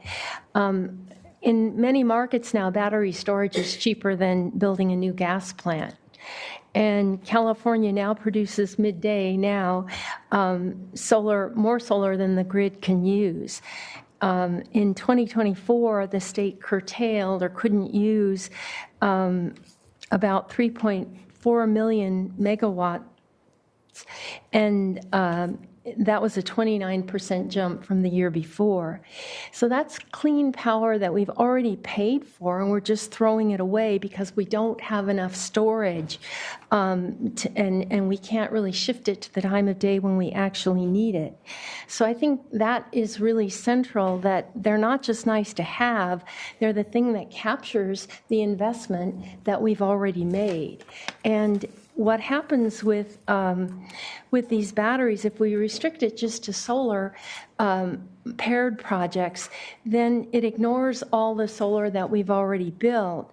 And these standalone batteries can be sited close to where they're actually useful for the grid at substations and congestion points. So I think that's why we need to decouple them, is to try to take full advantage of the solar arrays we already have and to be able to site them where they would be most useful. So I'm really eager to see that we move forward within the EIR that we did to the extent that we can with the revision letter, because we're going to have much more electricity demand coming, and we want to get ahead of this. And batteries are the way to do it. Batteries are what saved us from more PSPSs because we've got that as a reserve, and then the PG&E and SCE, both threatening PSPS events today, they can actually tap batteries that's in their queue to go first to prevent brownouts and blackouts. So we need to step up with batteries. And I see that Das Williams was here. I just wanted to note, oh, there he is. He started this effort when he was on the board, and I hope when he comes up in public comment, he could talk a bit about the technology and how it's much safer now than it has been in the past, and new developments that are occurring that will make it even safer in the future. I'll defer to Supervisor Lavanino, and then I'll ask my questions. Go ahead. Yeah, I think we're probably going to say the same things. I was really actually shocked. I didn't know that what you referenced, that we are producing. I saw it in the last week's presentation of that we're actually producing more solar than we can actually use in the day, which is amazing. That's something that I wasn't sure we would get to, and we got there relatively quickly. So I'm not anti-battery storage. I think that it makes sense that that's where we would go. What I am opposed to, though, is exempting anything. Until people get comfortable that this is a safe form, and there's reasons why people don't think it's safe. There have been accidents in the past, and obviously, as somebody that supports the oil and gas industry, I understand that there are problems with any energy, that you're going to have things happen. Anytime you have man plus energy, you end up with problems. And it's how we address those problems or how we anticipate those problems. And one of the things I don't want to do is get in a position where we're siting a battery storage unit in an area where someone's going to have a concern and they don't really have the outlet to come to public comment and talk about it. So I think what we saw up in San Luis Obispo, the problem there, and I can hear all day that it's different technology, and that's great.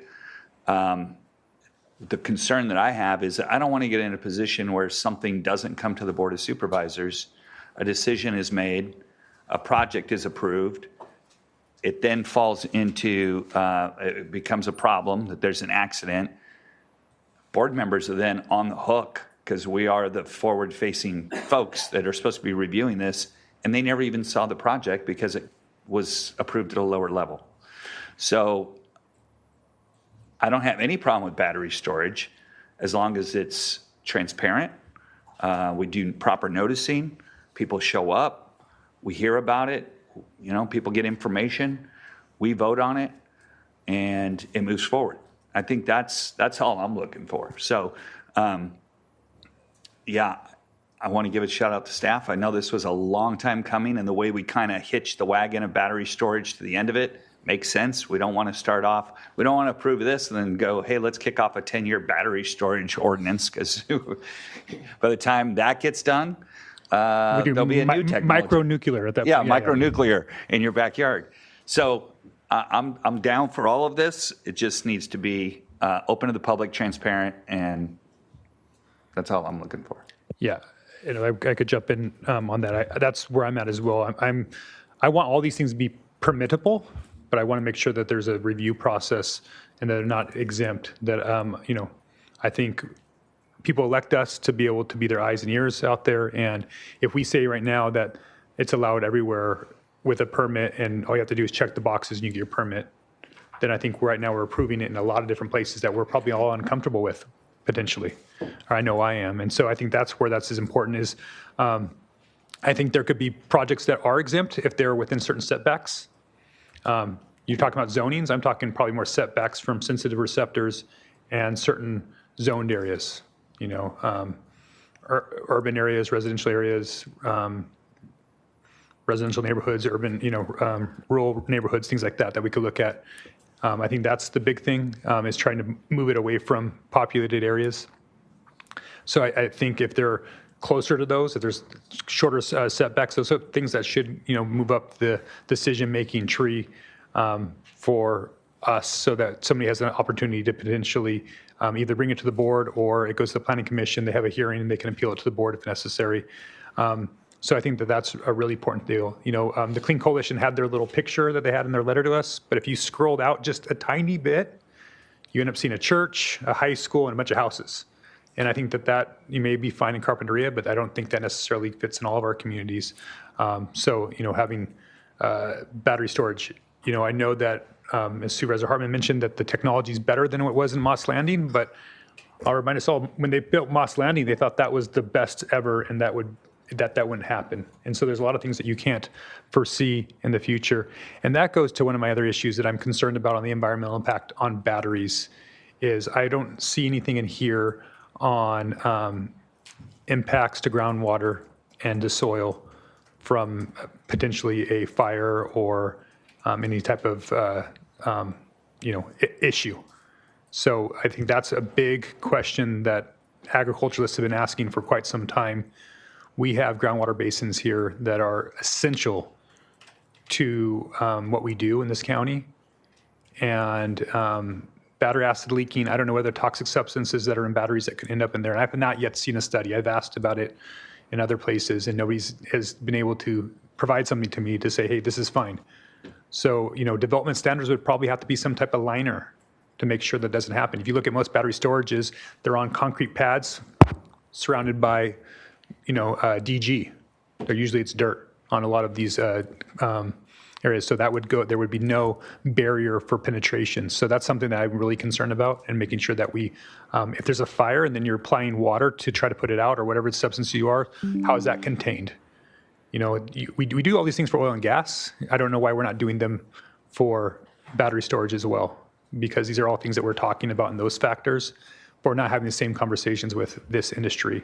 And so it sounds like we're probably coming back with something, potentially, that we're not getting that done today, but I just want to put on the record the things that I'm concerned about before I can eventually approve something. So I'm looking at distances from sensitive receptors on top of the zoning, and then I'm also looking at potentially impacts to agriculture, not just immediately, but long-term, especially if there's an incident, how that's done, and who pays for it at that point. If it's insured and bonded for that might be something that needs to be in place to make sure that liability, when that company goes out of business, that doesn't end up on the landowner, doesn't end up on the taxpayer in those circumstances. Supervisor Plowman, looks like you have something to respond. Supervisor Nielsen, I wanted to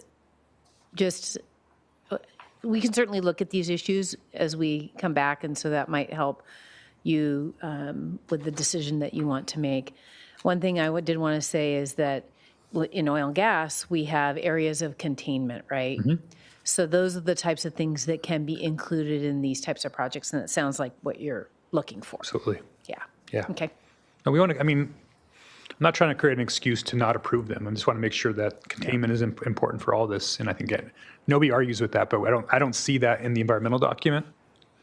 Yeah, and I don't see that in the standards. And so that's what gives me concern when we're actually looking to maybe expand the BESS here is that, okay, what are we doing about those types of things?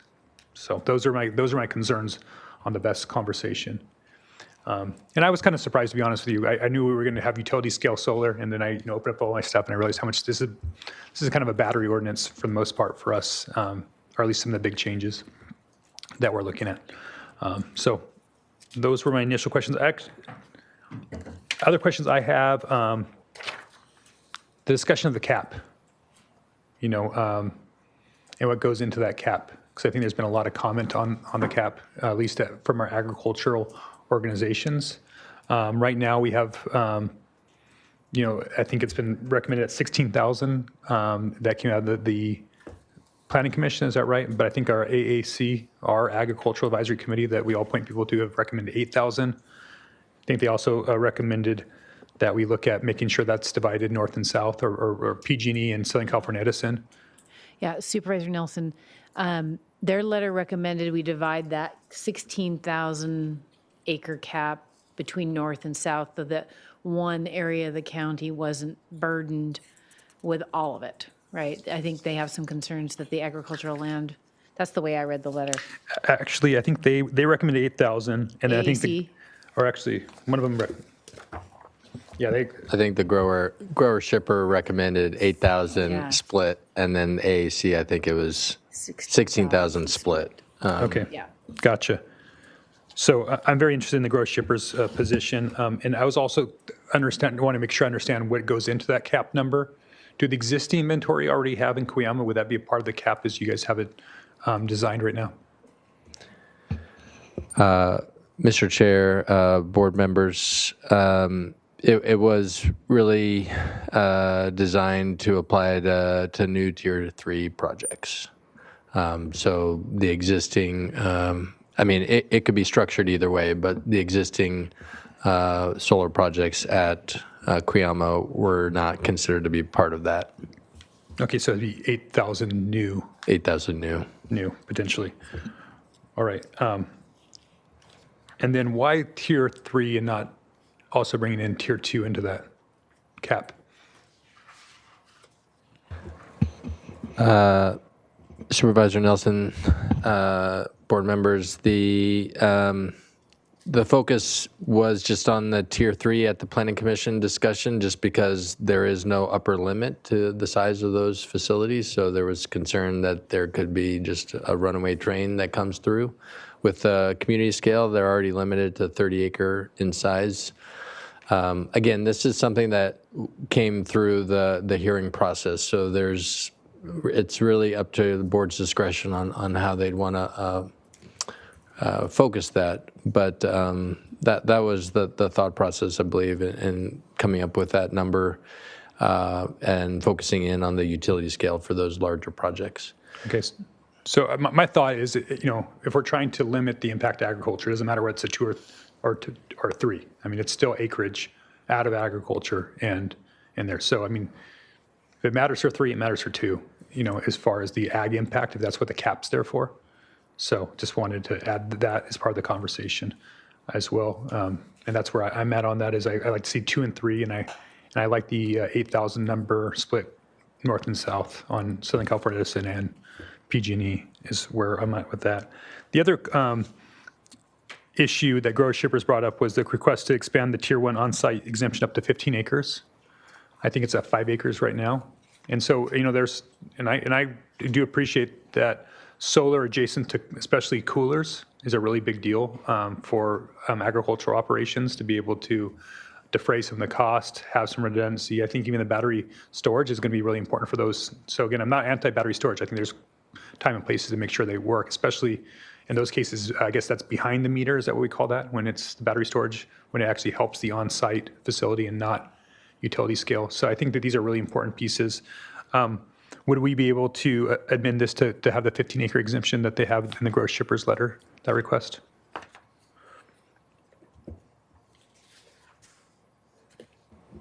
With board direction today? Mr. Chair, board members, we could certainly look at that and see if the EIR would, or if that would create any potential issues with the EIR evaluation. Okay. And have that when we come back at the next hearing. I will note that as currently set up, there is no, for the Tier 1 category, there is no size limit if it's a solar canopy type of design on an area that's maybe already improved or disturbed. So if they were doing, they could, there could be a scenario where they could get that 15 acres with a solar canopy design if they're not taking out like an active ag area or something like that. And that's a Tier 1. I'm talking about just and that would be aggregating. Tier 1. Yeah, I'm talking about aggregating Tier 2 and Tier 3, where we might be taking agriculture out of production to do solar, not disturbed areas. So an exemption for 15 acres on that could entail a loss or removal of ag land. Oh, I'm sorry. I got back to my cap on there. I switched on you. Sorry, Alex. Say that again.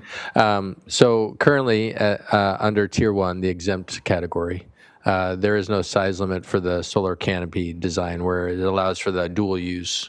So you could have a scenario like with an ag cooler where if they're proposing the solar canopy over, say, like the parking area or some disturbed area, already improved area, they could get up to that 15 acres and still fall within the Tier 1. But it is limited to areas that are already disturbed or developed, as opposed to taking out like undeveloped or active ag land. Okay, I think it's more the undeveloped is what they're looking at, because we do have a lot of just the topography throughout our valley is not, some of the topography is not necessarily suitable for agricultural production, but it's still adjacent to maybe a cooler, because we have these coolers that are kind of strategically throughout the valley. There's hillsides that are appropriate for, that are adjacent to farm fields that might be eligible there. So I think that's what we're kind of envisioning when we're talking about making sure that expansion is a little bit larger, because it still might be agriculturally zoned ground, but might be greater than the 5 acres that's contemplated here. Yeah, Supervisor Nelson, I think we'll take a look at what the EIR analyzed and what might be feasible, and we can advise when we return.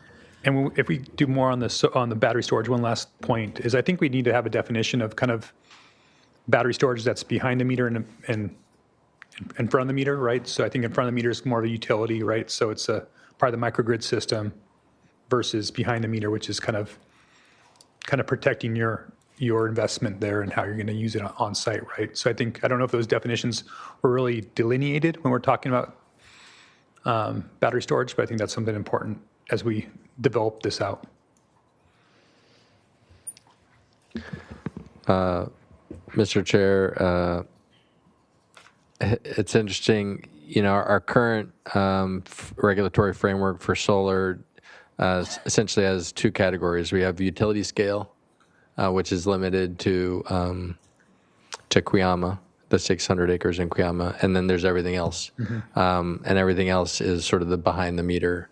So you can't do any sort of commercial solar that is being sent back to the grid anywhere but that 600-acre Cuyama Valley. And we were criticized by the solar industry for the way our regulatory structure is currently set up because of that. So through this process, we've kind of tried to move away from the sort of regulating based on behind the meter or front of the meter and focus more on the use in terms of the size of the facility and how it's maybe situated on the physical environment. So that's how we've sort of structured the tiers and allowed for I think the expectation is that most of the tier projects would normally be for on-site use, but not necessarily limited to that in most situations.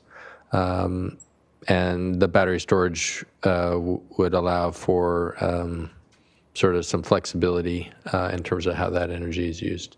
That we do indicate that in certain zones, like residential zones, ag zones, are sort of resource management zones, that they're really situated, or it's best that those be primarily preserved for the on-site use as opposed to becoming mostly a commercial operation. Yeah, I think the issue comes when in front of the meter, behind the meter, it's the impact and the who benefits from that impact. Right, I think of people, the impacts on their site, it's a risk that they're taking for a personal benefit for their property versus it being a regional solution, right, where then the impacts on that property, but in fact, it helps the whole entire community, but it most directly affects that person or the people that are adjacent to that. So that's where I think there's a difference. The way it's received is based on the, who benefits for the potential negative impacts that might come from a battery storage project. And I think that matters to people. It matters to me. So, all right. Supervisor Hartman. I guess the first issue is this split between north and south. I don't know exactly what you consider north, but if it's above the tunnel, There's a lot of ranch land. I mean, most of the ag is above the tunnel. So if you were going to do something like that, I think it would have to be proportional to the ag land rather than just a so-called 50-50 split. That doesn't make any sense. We've got a lot of landing on the Gaviota coast. I don't think it compares, but let's look. I'd like to see the acreage because I believe that above the tunnel is a lot more, and some of the Gaviota coast is above the tunnel. I'm sure we do, and I think the idea was Southern California Edison versus PG&E if we're trying to split the load. So whatever that looks like. Yeah, is that a really relevant distinction here? Yes. PG&E versus SCE, and how many acres of solar? Yeah, I think so. For the impact? I guess it depends, again, if it's in front or behind the meter, but I don't think that's a relevant distinction either for this purpose. I'd like to talk about exemptions.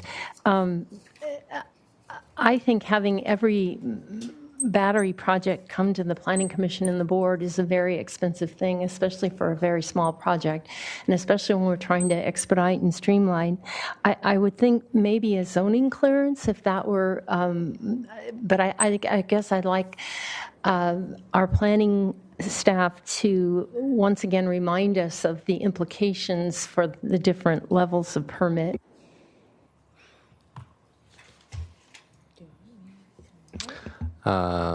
Supervisor Hartman through the chair. So exemptions obviously are exempt. So there's no planning permit and straight to building permit. So there's no notice, no opportunity for appeal.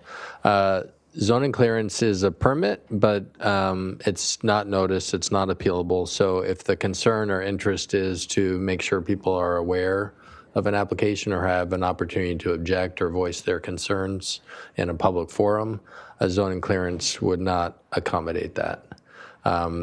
Sort of your lowest tier to allow for more of that public component would be a land use permit. Right now, standalone battery energy storage is actually allowed in a number of our zone districts. But it's CUP, and there's no distinction whether it's a quarter acre or 5 acres.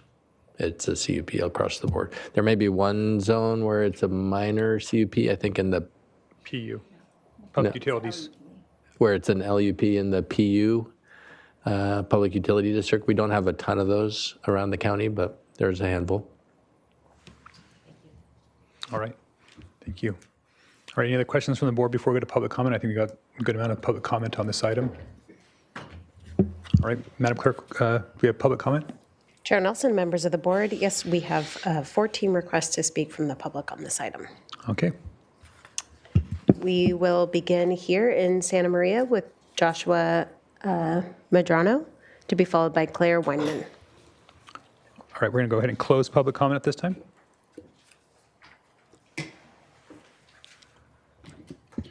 Well, good afternoon, supervisors. This is quite the meeting. I do not admire you having to sit through everything, but I do admire the fact that you go through everything so diligently. My name is Joshua Medrano. I am the Executive Secretary Treasurer of the Tri-Counties Building and Construction Trades Council, and I am here in support of the staff recommendation to move forward. As you all know, with the building trades, we are on the forefront of technology, and when we start coupling battery storage and we start bringing that into conversation, there are knee-jerk reactions. I do commend you for wanting to learn more about these systems. The building trades is happy to offer tours of local facilities, to bring in guest speakers that are experts on the subject matter to help qualm some of those concerns. If we can be of any service, please reach out to us. I know that we have quite a few supporters on the line, so I won't take up too much of your time, but please reach out should you have any questions, and look forward to you moving forward as staff recommends. Thank you for your time. Thank you, Josh. We will now go to Claire Weinman, to be followed by Ben Schwartz. Claire? Good afternoon. My name is Claire Weinman with the Grower Shipper Association of Santa Barbara and San Luis Obispo counties. We appreciate the robust discussion that you've been having on this today, and we support a diverse and resilient energy portfolio for the county.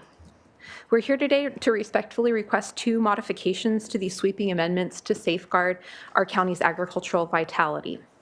First, as discussed, we request expanding the Tier 1 on-site use exemption from 5 acres up to 15 acres. For active agricultural operations, especially essential infrastructure like coolers and processors, this expansion is vital.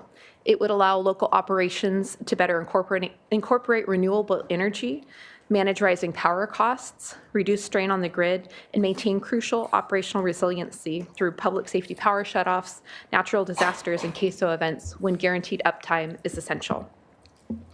Second, we urge the board to establish an 8,000-acre countywide cap rather than the Planning Commission's majority's recommended 16,000 acres, and would like to see this cap ideally distributed throughout the county. This acreage total would meet the county's needs. Industrial-scale solar and battery energy storage systems are relatively newer technologies that present unknown risks. We remain deeply concerned about the threat of best fires and smoke plumes to agricultural employees, lands, and crops, as recently witnessed in Moss Landing. PG&E and CAISO recently contemplated adding new additional high-capacity voltage lines in Santa Barbara County, in northern Santa Barbara County, so we can't count on existing grid and substation capacity as the limiting factor. We can't risk the disproportionate conversion of prime farmland, particularly in Santa Maria and Lompoc valleys. Furthermore, the rapid growth and high resource consumption of data centers, which have caused grave concerns in places like Imperial Valley, warrant caution. If a blanket cap is adopted, we urge the county to exercise discretion to distribute this acreage equitably across the entire county rather than allowing disproportionate concentration in a single area. As also discussed, we note that only counting Tier 3 projects towards this cap creates vulnerability for agricultural resources. These common sense adjustments will support nimble agricultural operations without placing an undue burden on any one portion of the county. Thank you for your time and consideration of agriculture's concerns. Thank you. Thank you, Ms. Wyman. We will now go to Ben Schwartz to be followed by Benjamin Oakes. Ben? Good afternoon, Chair and Supervisors. My name is Ben Schwartz, and I'm the Policy Director with the Clean Coalition. We are a nonprofit and have been involved in this process since the very outset. The first task that I worked for with the Clean Coalition in 2019 was actually identifying this issue and commenting on the Strategic Energy Plan. So first, I'd like to thank the staff and the Planning Commission for getting this process this far. It's definitely been challenging. And the Clean Coalition, along with Community Environmental Council and the Sierra Club Santa Barbara Ventura chapter, submitted a letter to the board recommending adoption along with an amendment for at least or up to 1 acre of energy storage. We are happy to hear the dialogue that has occurred today and definitely support 0.25 acres of standalone energy storage. This is in line with our initial recommendation to the Planning Commission. And I think the fact that the Planning Commission was willing to include up to 0.25 acres of paired storage definitely sets the foundation for including standalone energy storage. I'd like to point out that the county has passed a strategic energy plan as well as an energy assurance plan that specifically identify energy storage as crucial to meet the county's reliability and resilience goals along with effectively decarbonizing. And this is the exact type of policy that will help enable that. But standalone storage is a critical aspect of it and should not be left to the future. In the current market, about 80 to 90% of new net energy metering projects, so that's typically rooftop solar, those are projects that are either solar plus storage or standalone storage. That's also true for the larger utility scale queue as well.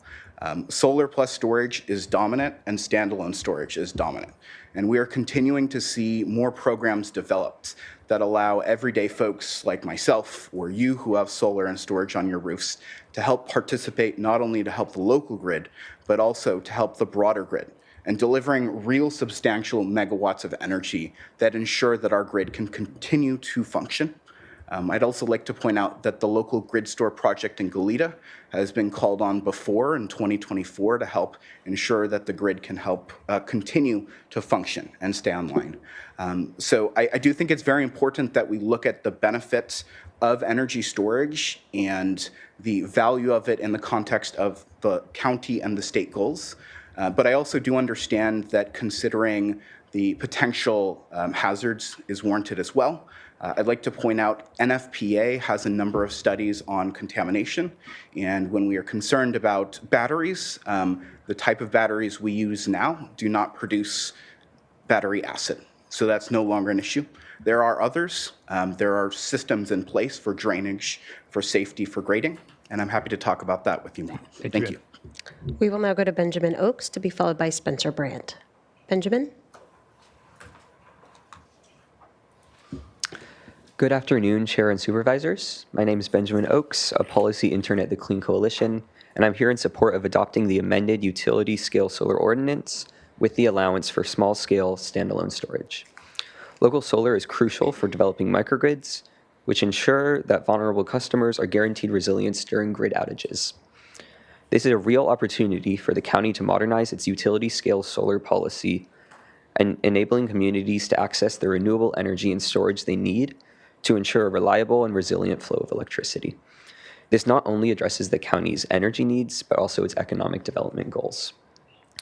This policy is critical for the county to meet its energy goals, as outlined in the 2019 Strategic Energy Plan. The proposed ordinance would align with the county with CEQA and streamline permitting for local solar and storage projects on the built environment. As it currently stands, this ordinance requires all standalone storage to have a conditional use permit, the same permit burden as massive utility-scale solar farms over 30 acres. The proposed amendment includes standalone storage projects up to 1 acre in Tier 1, streamlining these projects from a planning permit requirement. This proposed amendment is a natural extension from the framework adopted by the Planning Commission, which is for 0.25 acres of additional storage paired with solar and storage projects. 0.25 acres of standalone storage will always have a smaller footprint than 0.25 acres of storage paired with solar. Regulating small standalone storage projects similarly to large-scale utility solar projects produces inconsistent results and artificially reduces the viability of these projects. The Planning Commission supported an additional allowance for paired solar and storage projects, but they acknowledged that they were not the right entity for making this decision. The Clean Coalition agrees with the County Planning Commission that the Board of Supervisors is the right body to add this amendment because the board created the framework for the utility scale solar ordinance and now has the opportunity to make sure that vision is complete. Approving this amendment represents significant progress in achieving the goals outlined in the Strategic Energy Plan, and it unleashes local renewable energy where it's most beneficial. If passed, this amendment will ensure that the county is poised to achieve its energy strategy while avoiding the need for another years-long process of aligning with state law to streamline small energy storage projects. Thank you for your time. We will now go to Spencer Brandt to be followed by Doss Williams. Spencer? Good morning, Chair Nelson and Supervisors. Spencer Brandt here on behalf of Central Coast Community Energy. I just want to take the time to add a little bit of color to some of the questions that you have received today, both from yourselves and members of the public, on the issue of energy storage safety. The most compelling statistic that we have found comes from the Electric Research Policy Institute, which found that in the time period between 2017 and 2023, energy storage deployment grew by 25,000%. But during that same time period, energy storage failure rate, which failure includes heat incidents and fires, but it also includes other malfunctions, that rate declined by 97%. So that is really a reflection of what we see with the advancements in technology, which is really the changing of battery chemistry from the former nickel manganese cobalt to the lithium iron phosphate, which is really the standard across the industry at this point in time, and really has promoted greater safety outcomes. I can tell you that from a legislative perspective, 3CE has supported energy storage safety, including Senate Bill 283, the Clean Energy Safety Act, which requires local fire authority consultation by applicants that are proposing battery storage with the local fire authority. It also requires the local fire authority to be involved in inspections as a part of the project and requires the facilities meet the rigorous NFP 855 standard, which is widely regarded as the toughest safety standards in the industry. I also want to share that the issue of energy storage safety is something our policy board has grappled with as well. One of the incidents that has been referenced by a number of speakers at the Moss Landing facility is in our service territory. And so we're very familiar with how the County of Monterey has had to tackle energy storage safety. They've done incredibly extensive monitoring in the aftermath of that incident, which found a number of things, including no evidence of heavy metal contamination soils at 6 monitoring sites conducted by the University of California, no air quality risk to the public health throughout the life of the incident as monitored by the U.S. Environmental Protection Agency, and no contamination to drinking water tanks or wells. There is certainly a lot of community concern when you see the images that you see on TV. But I think it's important that our decisions are grounded in the science and the actual environmental monitoring of an incident like that. Thank you very much for your time. Thank you, Mr. Brandt. We will now go to Doss Williams, then we will go to Zoom with Anna Citron. Doss? Good morning, Chair Nelson and Supervisors. Doss Williams, on behalf of Central Coast Community Energy. We are not-for-profit, locally governed energy provider serving more than 1.2 million customers across 5 Central Coast counties.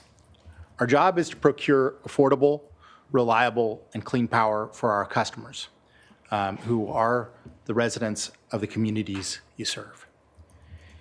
Here's something we've learned doing that job. Solar is essential, and it's the most cost-competitive resource available to us, the cheapest power we can buy on your behalf.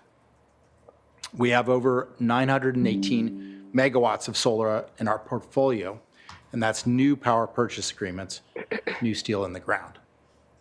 But solar is only part of that equation. You need storage to go with it. It lets us take the midday sun we've already paid for and shift it to 6, 7, 8 in the evening, when demand peaks and grid power is most expensive and dirtiest. Local storage has been hard to come by, even though it is permittable in this county. And so the question is, like many things that we want in this county, how do we make something possible to be truly permittable, not just in theory? And so we hope that as a follow-up, you could expand Tier 2 for a minor CUP requirement for mid-sized battery projects. We support the quarter-acre exemption.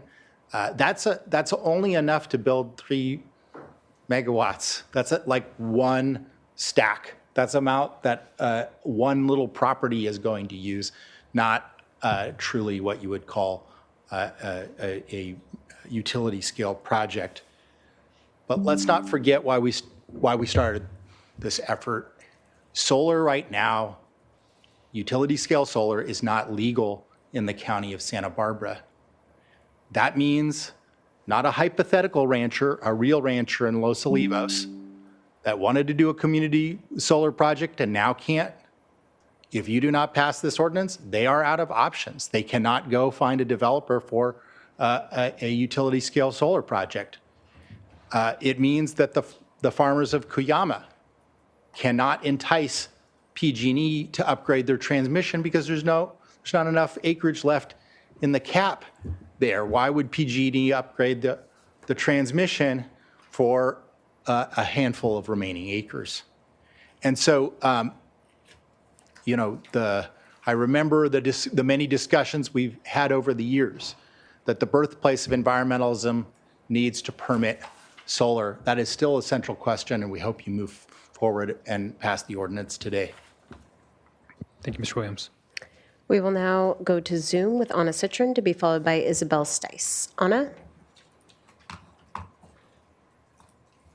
Hi, good afternoon. Can you hear me? Yes, we can. Please proceed. Great. Good afternoon, Chair Nelson and Supervisors. I'm Anna Citron, Legal and Policy Director for the Gaviota Coast Conservancy. This ordinance is an important step forward to achieving a sustainable energy future for our county. As part of your approval, we urge you to include important protections for agricultural land, including the countywide acreage cap for Tier 3 facilities on agriculturally zoned land, and protections for Williamson Act contracted lands that sustain open spaces and the agricultural economy on the Gaviota Coast and throughout the county. We also urge you to retain all mitigation measures and development standards that protect the natural and cultural environment from the adverse impacts of large solar facilities. Thank you. We will now go to Isabel Stice to be followed by Steve Coldren. Isabel? Good afternoon. Can you hear me well? Yes, we can. Please proceed. Amazing. Good afternoon again, Chair Nelson and Supervisors. My name is Isabel Stice, and I'm representing the Clean Coalition in support of adopting the amended utility scale solar ordinance with an allowance for small-scale standalone storage. I wanted to start out by saying we greatly appreciate the work of staff and beginning the conversation to include Tier 1 treatment for standalone storage projects up to 0.25 acres. With my time today, I wanted to touch on a few points important to consider in this conversation. First, standalone storage represents an opportunity to provide significant value to Santa Barbara County, particularly given the county's unique geography and established resilience priorities. The Strategic Energy Plan recognizes the value of local storage in addressing the county's exposure to grid disruptions, and the Energy Assurance Plan emphasizes its importance in maintaining operations at critical facilities during outages. Since the ordinance update began in 2019, the importance of these local resilience solutions has only grown, as was highlighted in our submitted comments by the fact that in 2026, Santa Barbara County was found to rank in the top 1% of counties nationwide for disaster risk.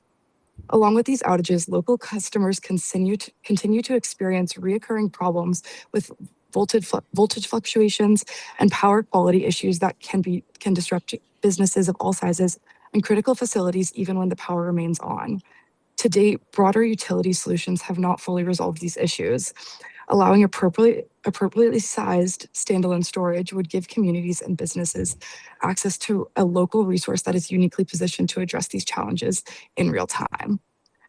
As discussed as well in our written comments and comments today from Ben and Benjamin of the Clean Coalition, I just wanted to again emphasize that the 0.25 acre allowance for paired storage recognizes that compact storage projects with limited land use impacts can qualify for streamlined permitting.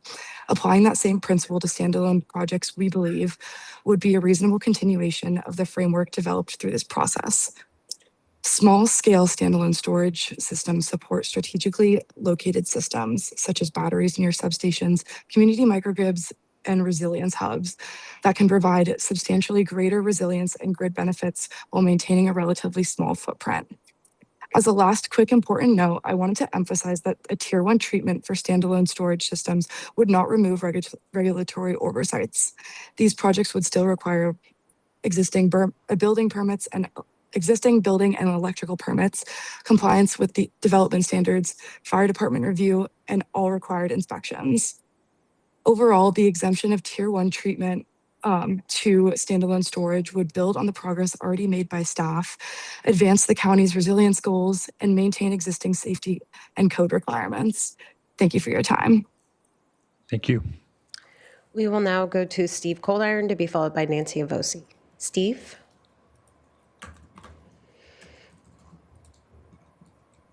Good afternoon. My name is Steve Coldiron with the Operating Engineers Local 12. I just want to voice our support for this amendment. And, although we do support those that work in oil and gas, we also recognize that amendments like this give us a pathway for our local workforce, for our communities, and for getting clean energy to the communities as well. That's all I have. Thank you. Thank you, Steve. We will now go to Nancy Avosi to be followed by Michelle Ambrose. Nancy? Hi, can you hear me? Yes, we can. Please proceed. Nancy? Honorable Supervisors. Yes. Oh, you know what? We are having a little bit of time hearing you. You're breaking up just a little bit. Okay, can you hear me now? Oh, yes, that's nice and clear. Thank you. Okay, great. Chair Nelson and Honorable Supervisors, my name is Nancy Avos, and I am the Executive Director of the Santa Barbara County Action Network, SBCAN. As an organization that is committed to advancing a sustainable future for Santa Barbara County, we strongly support the proposed utility-scale solar ordinance amendments. We believe that this is an important step towards reducing our dependence on oil and gas while expanding access to clean, renewable energy. For decades, our county has been deeply tied to the oil and gas industry, and while that industry has played an important role in our local economy, we know the future is clean, renewable, and sustainable. This transition is also an economic opportunity. Expanding utility-scale solar will create local jobs in construction, electrical work, engineering, operations, maintenance, and the skilled trades. Santa Barbara County is uniquely positioned to lead this transition with nearly 300 days of sunshine each year. Pairing utility-scale solar with battery storage allows us to capture clean energy during the day and use it when demand is the highest, improving grid reliability, reducing dependence on fossil fuels, and making our energy system more resilient. We appreciate that this process has included comprehensive environmental review and mitigation measures to address potential impacts. Responsible planning means balancing renewable energy development with the protection of ag land, sensitive habitats, and the character of our communities. We are encouraged that solar and energy storage facilities on ag land can be designed to be reversible, allowing the land to remain available for agricultural use in the future.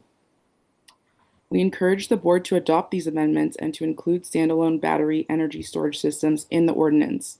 Storage maximizes the value of local renewable resources by ensuring the clean energy we generate doesn't go to waste.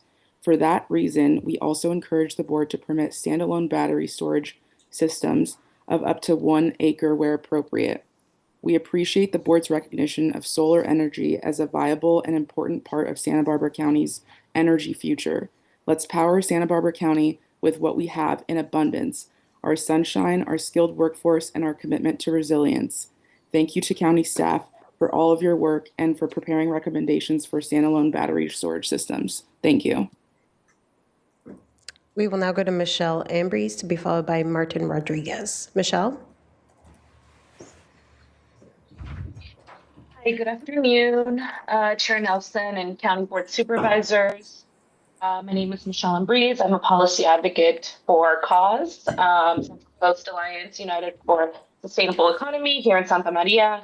I am here today in full support of the county moving forward with the amended solar ordinance and encourage the board to include up to 1 acre of standalone battery energy storage systems, which would allow us to maximize our energy efficiency.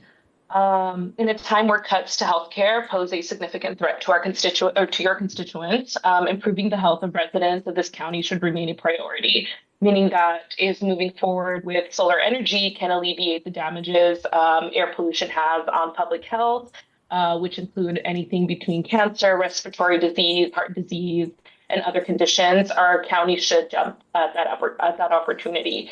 Approving this ordinance gives you the opportunity to not only cut millions in mortality costs, but also improve the quality of life for thousands of people, especially the lives of people of color who have historically been disregarded for so long.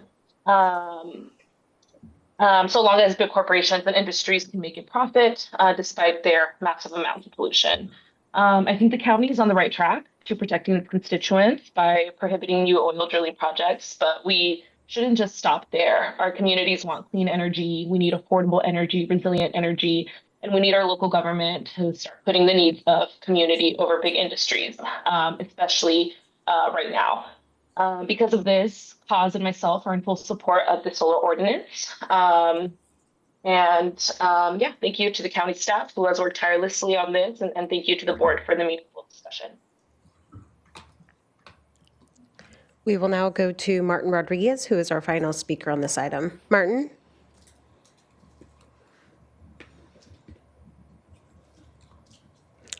And Martin, we have unmuted you on our end. If you can please unmute on your end to provide your comments. Good afternoon, Chair Nelson and Board. This is Martin Rodriguez, Ironworkers Local 433, President, Tri-County Building Trades. We support the amendments to the county codes. There is some room for improvement on the battery storage, but we're on the right track. Any job creation for the skilled and trained local workforce is a plus. Having board discretion is generally a plus. We're at a crossroads with our energy right now, with the killing of the offshore going on and the embattled oil and gas industry. I mean, this is all we have left at the moment. I feel like this is a plus, just like my friend Doss spoke. I mean, here in California, this is the ground zero for this clean energy, and but you can't get anything built. So this will go a long ways to rectify that problem. We are in full support of this. Thank you for your time. And thank you, staff. And that concludes public comment on this item. All right, thank you. All right, back to the board. Actually, I have a question for staff before we get too much further on kind of understanding what we're going to get done today versus what might get done at a future hearing. So can you help me where we're at with this? I mean, we're having this conversation of batteries and things that we want to add, and, you know, before us today, what's before us today? What's potentially deferred to a future meeting that you guys can't get done today? I think that's helpful for maybe starting our conversation there. So. Mr. Chair, Supervisors, so what's before you today, the package does not address standalone battery storage other than clarifying how it's currently permitted and regulated. Okay. If you were to take action today on the current package, it would just be, it would allow for the paired battery storage that is ancillary or supportive of a solar, but not standalone. There's the 16,000 acre cap that the Planning Commission had recommended that your board is considering the sort of the pros and cons and how to maybe assign that. So if your board has interest in modifying that cap in some way or eliminating it or however, we would need to get direction on that. That in particular, depending on the board's interests, could be a pretty simple, straightforward fix that could be done today. But when you add elements like standalone battery storage or expanding the exemption level for solar on ag properties to support on-site use, those are the types of changes that we would want to come back to your board with further discussion and a review of what the CEQA analysis would allow us to modify without having to do additional work. Okay, one of the other items I see on my list is the ag APAC's 10% limitation on non-prime versus 15%, which is what the staff recommendation was. So there's a gap there. Sure. That we need to give you direction on. And appreciate your direction on that. Again, that's just changing to a number, so that's something that can be done pretty easily and quickly. What's in the ordinance package today, it represents the APAC's recommendation of that 10%. So if your board did want to adjust that to 15% or some other number, we would want that direction. So that we could return to your board with a full package that would hopefully represent everything you're interested in. The other things we heard today is if we are to explore standalone battery storage, that we'd be looking at perhaps some information on appropriate setbacks from sensitive receptors and opportunities for ensuring proper containment and treatment of hazardous materials. And I believe that's it. Okay.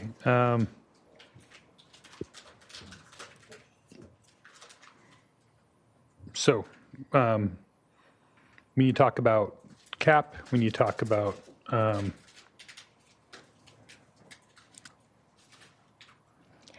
okay, so it'd be the only best that is being approved today potentially would be something with a solar component, right? That is correct. Okay, so it would basically be fed by that adjacent solar power, therefore. And what side of the grid is that on? Is that going to be before or after the meter?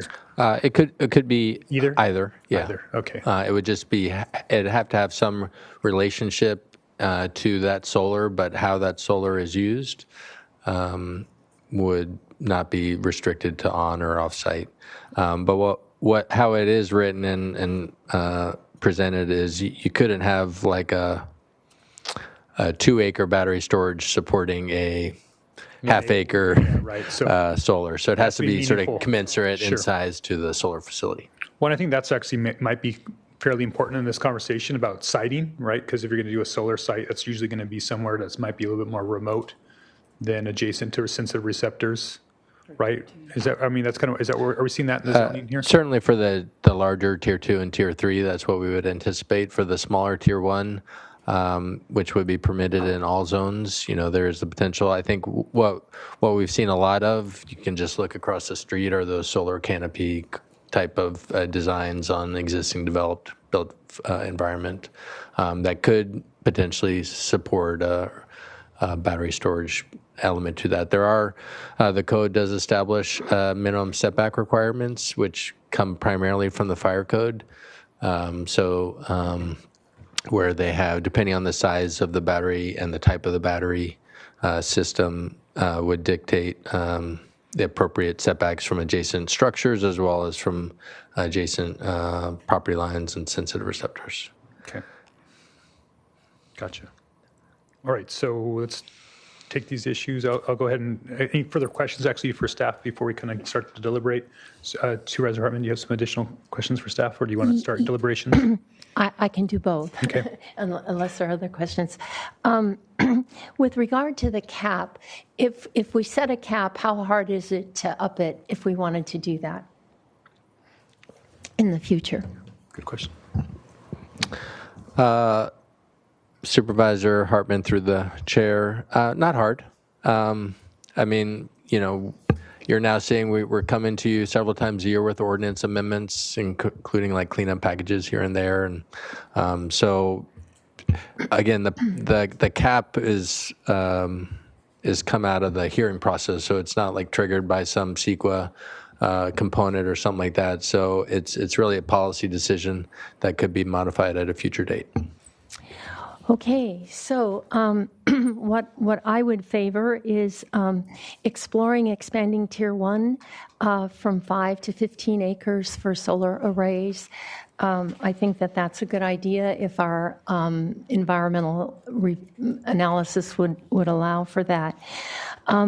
With regarding a cap, 8, 16, why not 10? But I would like to see that distributed throughout the county, as grower shippers said. In South County, we have 147,000 acres of agricultural land and 500,000 in North County above and below the tunnel. So there's a lot more agricultural land in North County. So I think a cap we should distribute proportionately, in other words. And then that gets us to the issue of standalone battery. I think we could go up to a zoning clearance, but I am not for making small battery storage onerous. It's very expensive to go through to the planning commission or going to the board. I mean, it's $5,000 or $10,000. So I would like to see that come back with a revision letter and with clear development standards for containment and what setbacks would look like. So let me ask some questions for clarification. The 5 to 15, that would be an amendment that has come back not today. Is that what I heard from you guys? Right. Okay, so that's going to be deferred, and I do think that's a great idea. I'll absolutely concur with that. You're proposing maybe the cap to be maybe 10 and maybe distributed north and south based on acreage. Agriculture acreage, okay. I know that, and maybe another way to look at it is electrical use too, north and south. So maybe that's something, again, that's why that was the point I was trying to make was, demand. So that was where I was going at. So, so you're thinking maybe bringing it down to 10? So kind of a little bit of a compromise there. And then, of course, it could be brought back at a later date. As far as standalone BESS, you're saying that should come back, or it needs to come back, it sounds like. Has to come back. So that can be deferred. So that not necessarily, that might be a fight for another day as we kind of determine what those setbacks look like and what those additional development standards might look like. So today's decisions would simply be the cap and the distribution of that cap. And that's going to be deferred, right? We're going to defer that as part of staff recommendation. I'm trying to get down what, so as to You're get trying to this- organize our meeting. Yeah. I just wonder, could we come back with all of it, making some decisions? I think it's odd to try to split it up. So were you saying defer everything until a future meeting? We make a conceptual motion? Yeah, Mr. Chair. So we have a suggestion. You could certainly give us a conceptual motion about what the board supports today, Okay. and then give us direction what to bring back. We were planning to come back on a date certain. fine. We were looking at September 1st Sounds good. as a date. And so you could say, yes, we support the current program. We want you to look at these additional things. And this is what we would like to do with the cap. You could do all of that today, and then we'll come back on the 1st for final action. Okay, I'm willing to do it. Does that sound all right to the rest of the board? Everybody's okay with doing that? Yeah, I just want to remind everybody that we're just doing an ordinance that we can change. Okay, so how many times have we gone back to the cannabis ordinance? Yeah, but so I'm saying is we're I don't want anybody to get in a fight over what acreage is and all this, because we can figure that out as the thing matures, and we'll fix it. Yeah, and I appreciate the compromise that Right. Supervisor Hartman's trying to bring about here, so I'm with you. So I think you've gotten a bunch of feedback from us, we're here. So I think it sounds like, could most of us agree to about 10,000 acre cap to start? And then we can figure out some different. I was with 16, but I'm open to listening. Well, and we can always bring it back. If we hit the 10 pretty quick and it doesn't seem like it has massive impacts to the community. I mean, that's based on impact. I think the whole idea, even, I hate to say the cannabis cap, it was like, hey, let's see what we get to and then reevaluate the system. And I think that's what really everybody thinks the cap would be, is just a little bit of a break to make sure we don't go overwhelmed and over speculated and see some massive impacts. It's really a check valve for the board to come back to us if we hit the cap. I think there's a lot of people out there who think that we'll never hit the cap or even get to the 8,000, right? That we have a lot of solar already. So I think it might be an easy ask in that sense. But please. I'm okay as long as we have a date certain. I will note that this item was also going to be with an item related to oil and gas, which is a part of a big picture to move us away from fossil fuels. And that has been kicked twice. So if we have a date certain, I'm on board. September 1st. Mr. Chair, Supervisors, I did want to get clarification on the cap. There was discussion, right, as currently presented, it's only applicable to Tier 3. There was some discussion about applying Tier 2 towards that cap as well. So appreciate your board's guidance on where you stand with that. Supervisor Hartman? Well, I'm with Supervisor Capps. I wouldn't have a cap, but I'm, in the interest of compromise and working together. So I would be eager to hear how my colleagues feel about the combination. I would rather, again, this is a safety valve. Let's put both 2 and 3 in there. If we hit 10,000 acres, that's going to be front page news, right? I mean, that's a big deal. So if we hit with 2 and 3, come back to the board, see what those impacts are to the community. Are they significant? Then maybe we stop there. If it's not that significant, that we're just taking up pretty much land that doesn't have a lot of productive use, and there's a big demand out there, then I think the whole board will be open to going farther. I think it's an opportunity for us at 10,000. Gosh, that's a big number to say. Okay, how do we want to proceed with the county from there? And agrivoltaics, they're going to come and save our strawberries. And so I think that's a number that we're looking at, 10, and maybe bring back just a couple of different ways for us to distribute it north and south, if that's an option. Supervisor Hartman brought up, available lands. Yeah. Maybe also just look at energy use, just another thing, a data point for us to look at. Sure. Any thoughts on the 10% of non-prime contracted land the APAC had recommended versus the 15% that staff had? I was really indifferent there. I don't know what anybody else thinks on that number. We've got to give some feedback on that one. Then I'd go for 15. Okay. Again, these are non-prime contracted lands. I don't think neither one of the ag organizations really called that one out. That was more of an APAC concern. So I think we're okay with staff at this point moving forward. You're going to come back with some best permitting options, right? That's part of this as well. And I know that I had asked for, and it's just more containment issues, just making sure that's kind of vetted out. One of the things that, we hear from advocates that it's very safe now. Well, I think one of the ways that you determine safety is through insurance and bonding. And that might be something that we need to make sure projects have, is that, because if it really is that safe, it'll be really cheap to insure and bond it. If it's really not that safe and it's risky, the insurance and bond markets will tell you it's expensive. So maybe some bonding for potential catastrophic. Maybe look at that to come back. We will look into that. Yeah, I just thought that might be something nice to add to it. All right. Any other issues? I just want to piggyback on that real quick, because I think Spencer brought up some really good points about what the science is. But perception's reality for us for a lot of this stuff. So a lot of times people haven't been educated about what the new science is. They're still looking at the videos of Moss Landing, and that's what they're talking to me about. So I need your help and everybody else's help to get everybody educated on that as well. I think we can do that through these hearings and kind of talk about what the new technology is, but the fact that, we just need to hear more about it and learn more about it and teach more about it. I would love that, because we do have another side that's actually fear-mongering on this issue, and it's not helpful. I mean, it's a technology that is being vilified. It's kind of hilarious to me. And as we've been sitting here, we got an email from our Director of Emergency Services about tonight and the heat warning and shutoffs, and SCE is also sending out notices. And so this whole effort is about resiliency. That's why we need batteries, and that's why we need solar. We need to be moving in this direction because of resiliency. And we're up against a lot of a very orchestrated misinformation campaign. So the more that we can educate, I think everyone's in agreement. I'm all for it. So let's use that platform. Great.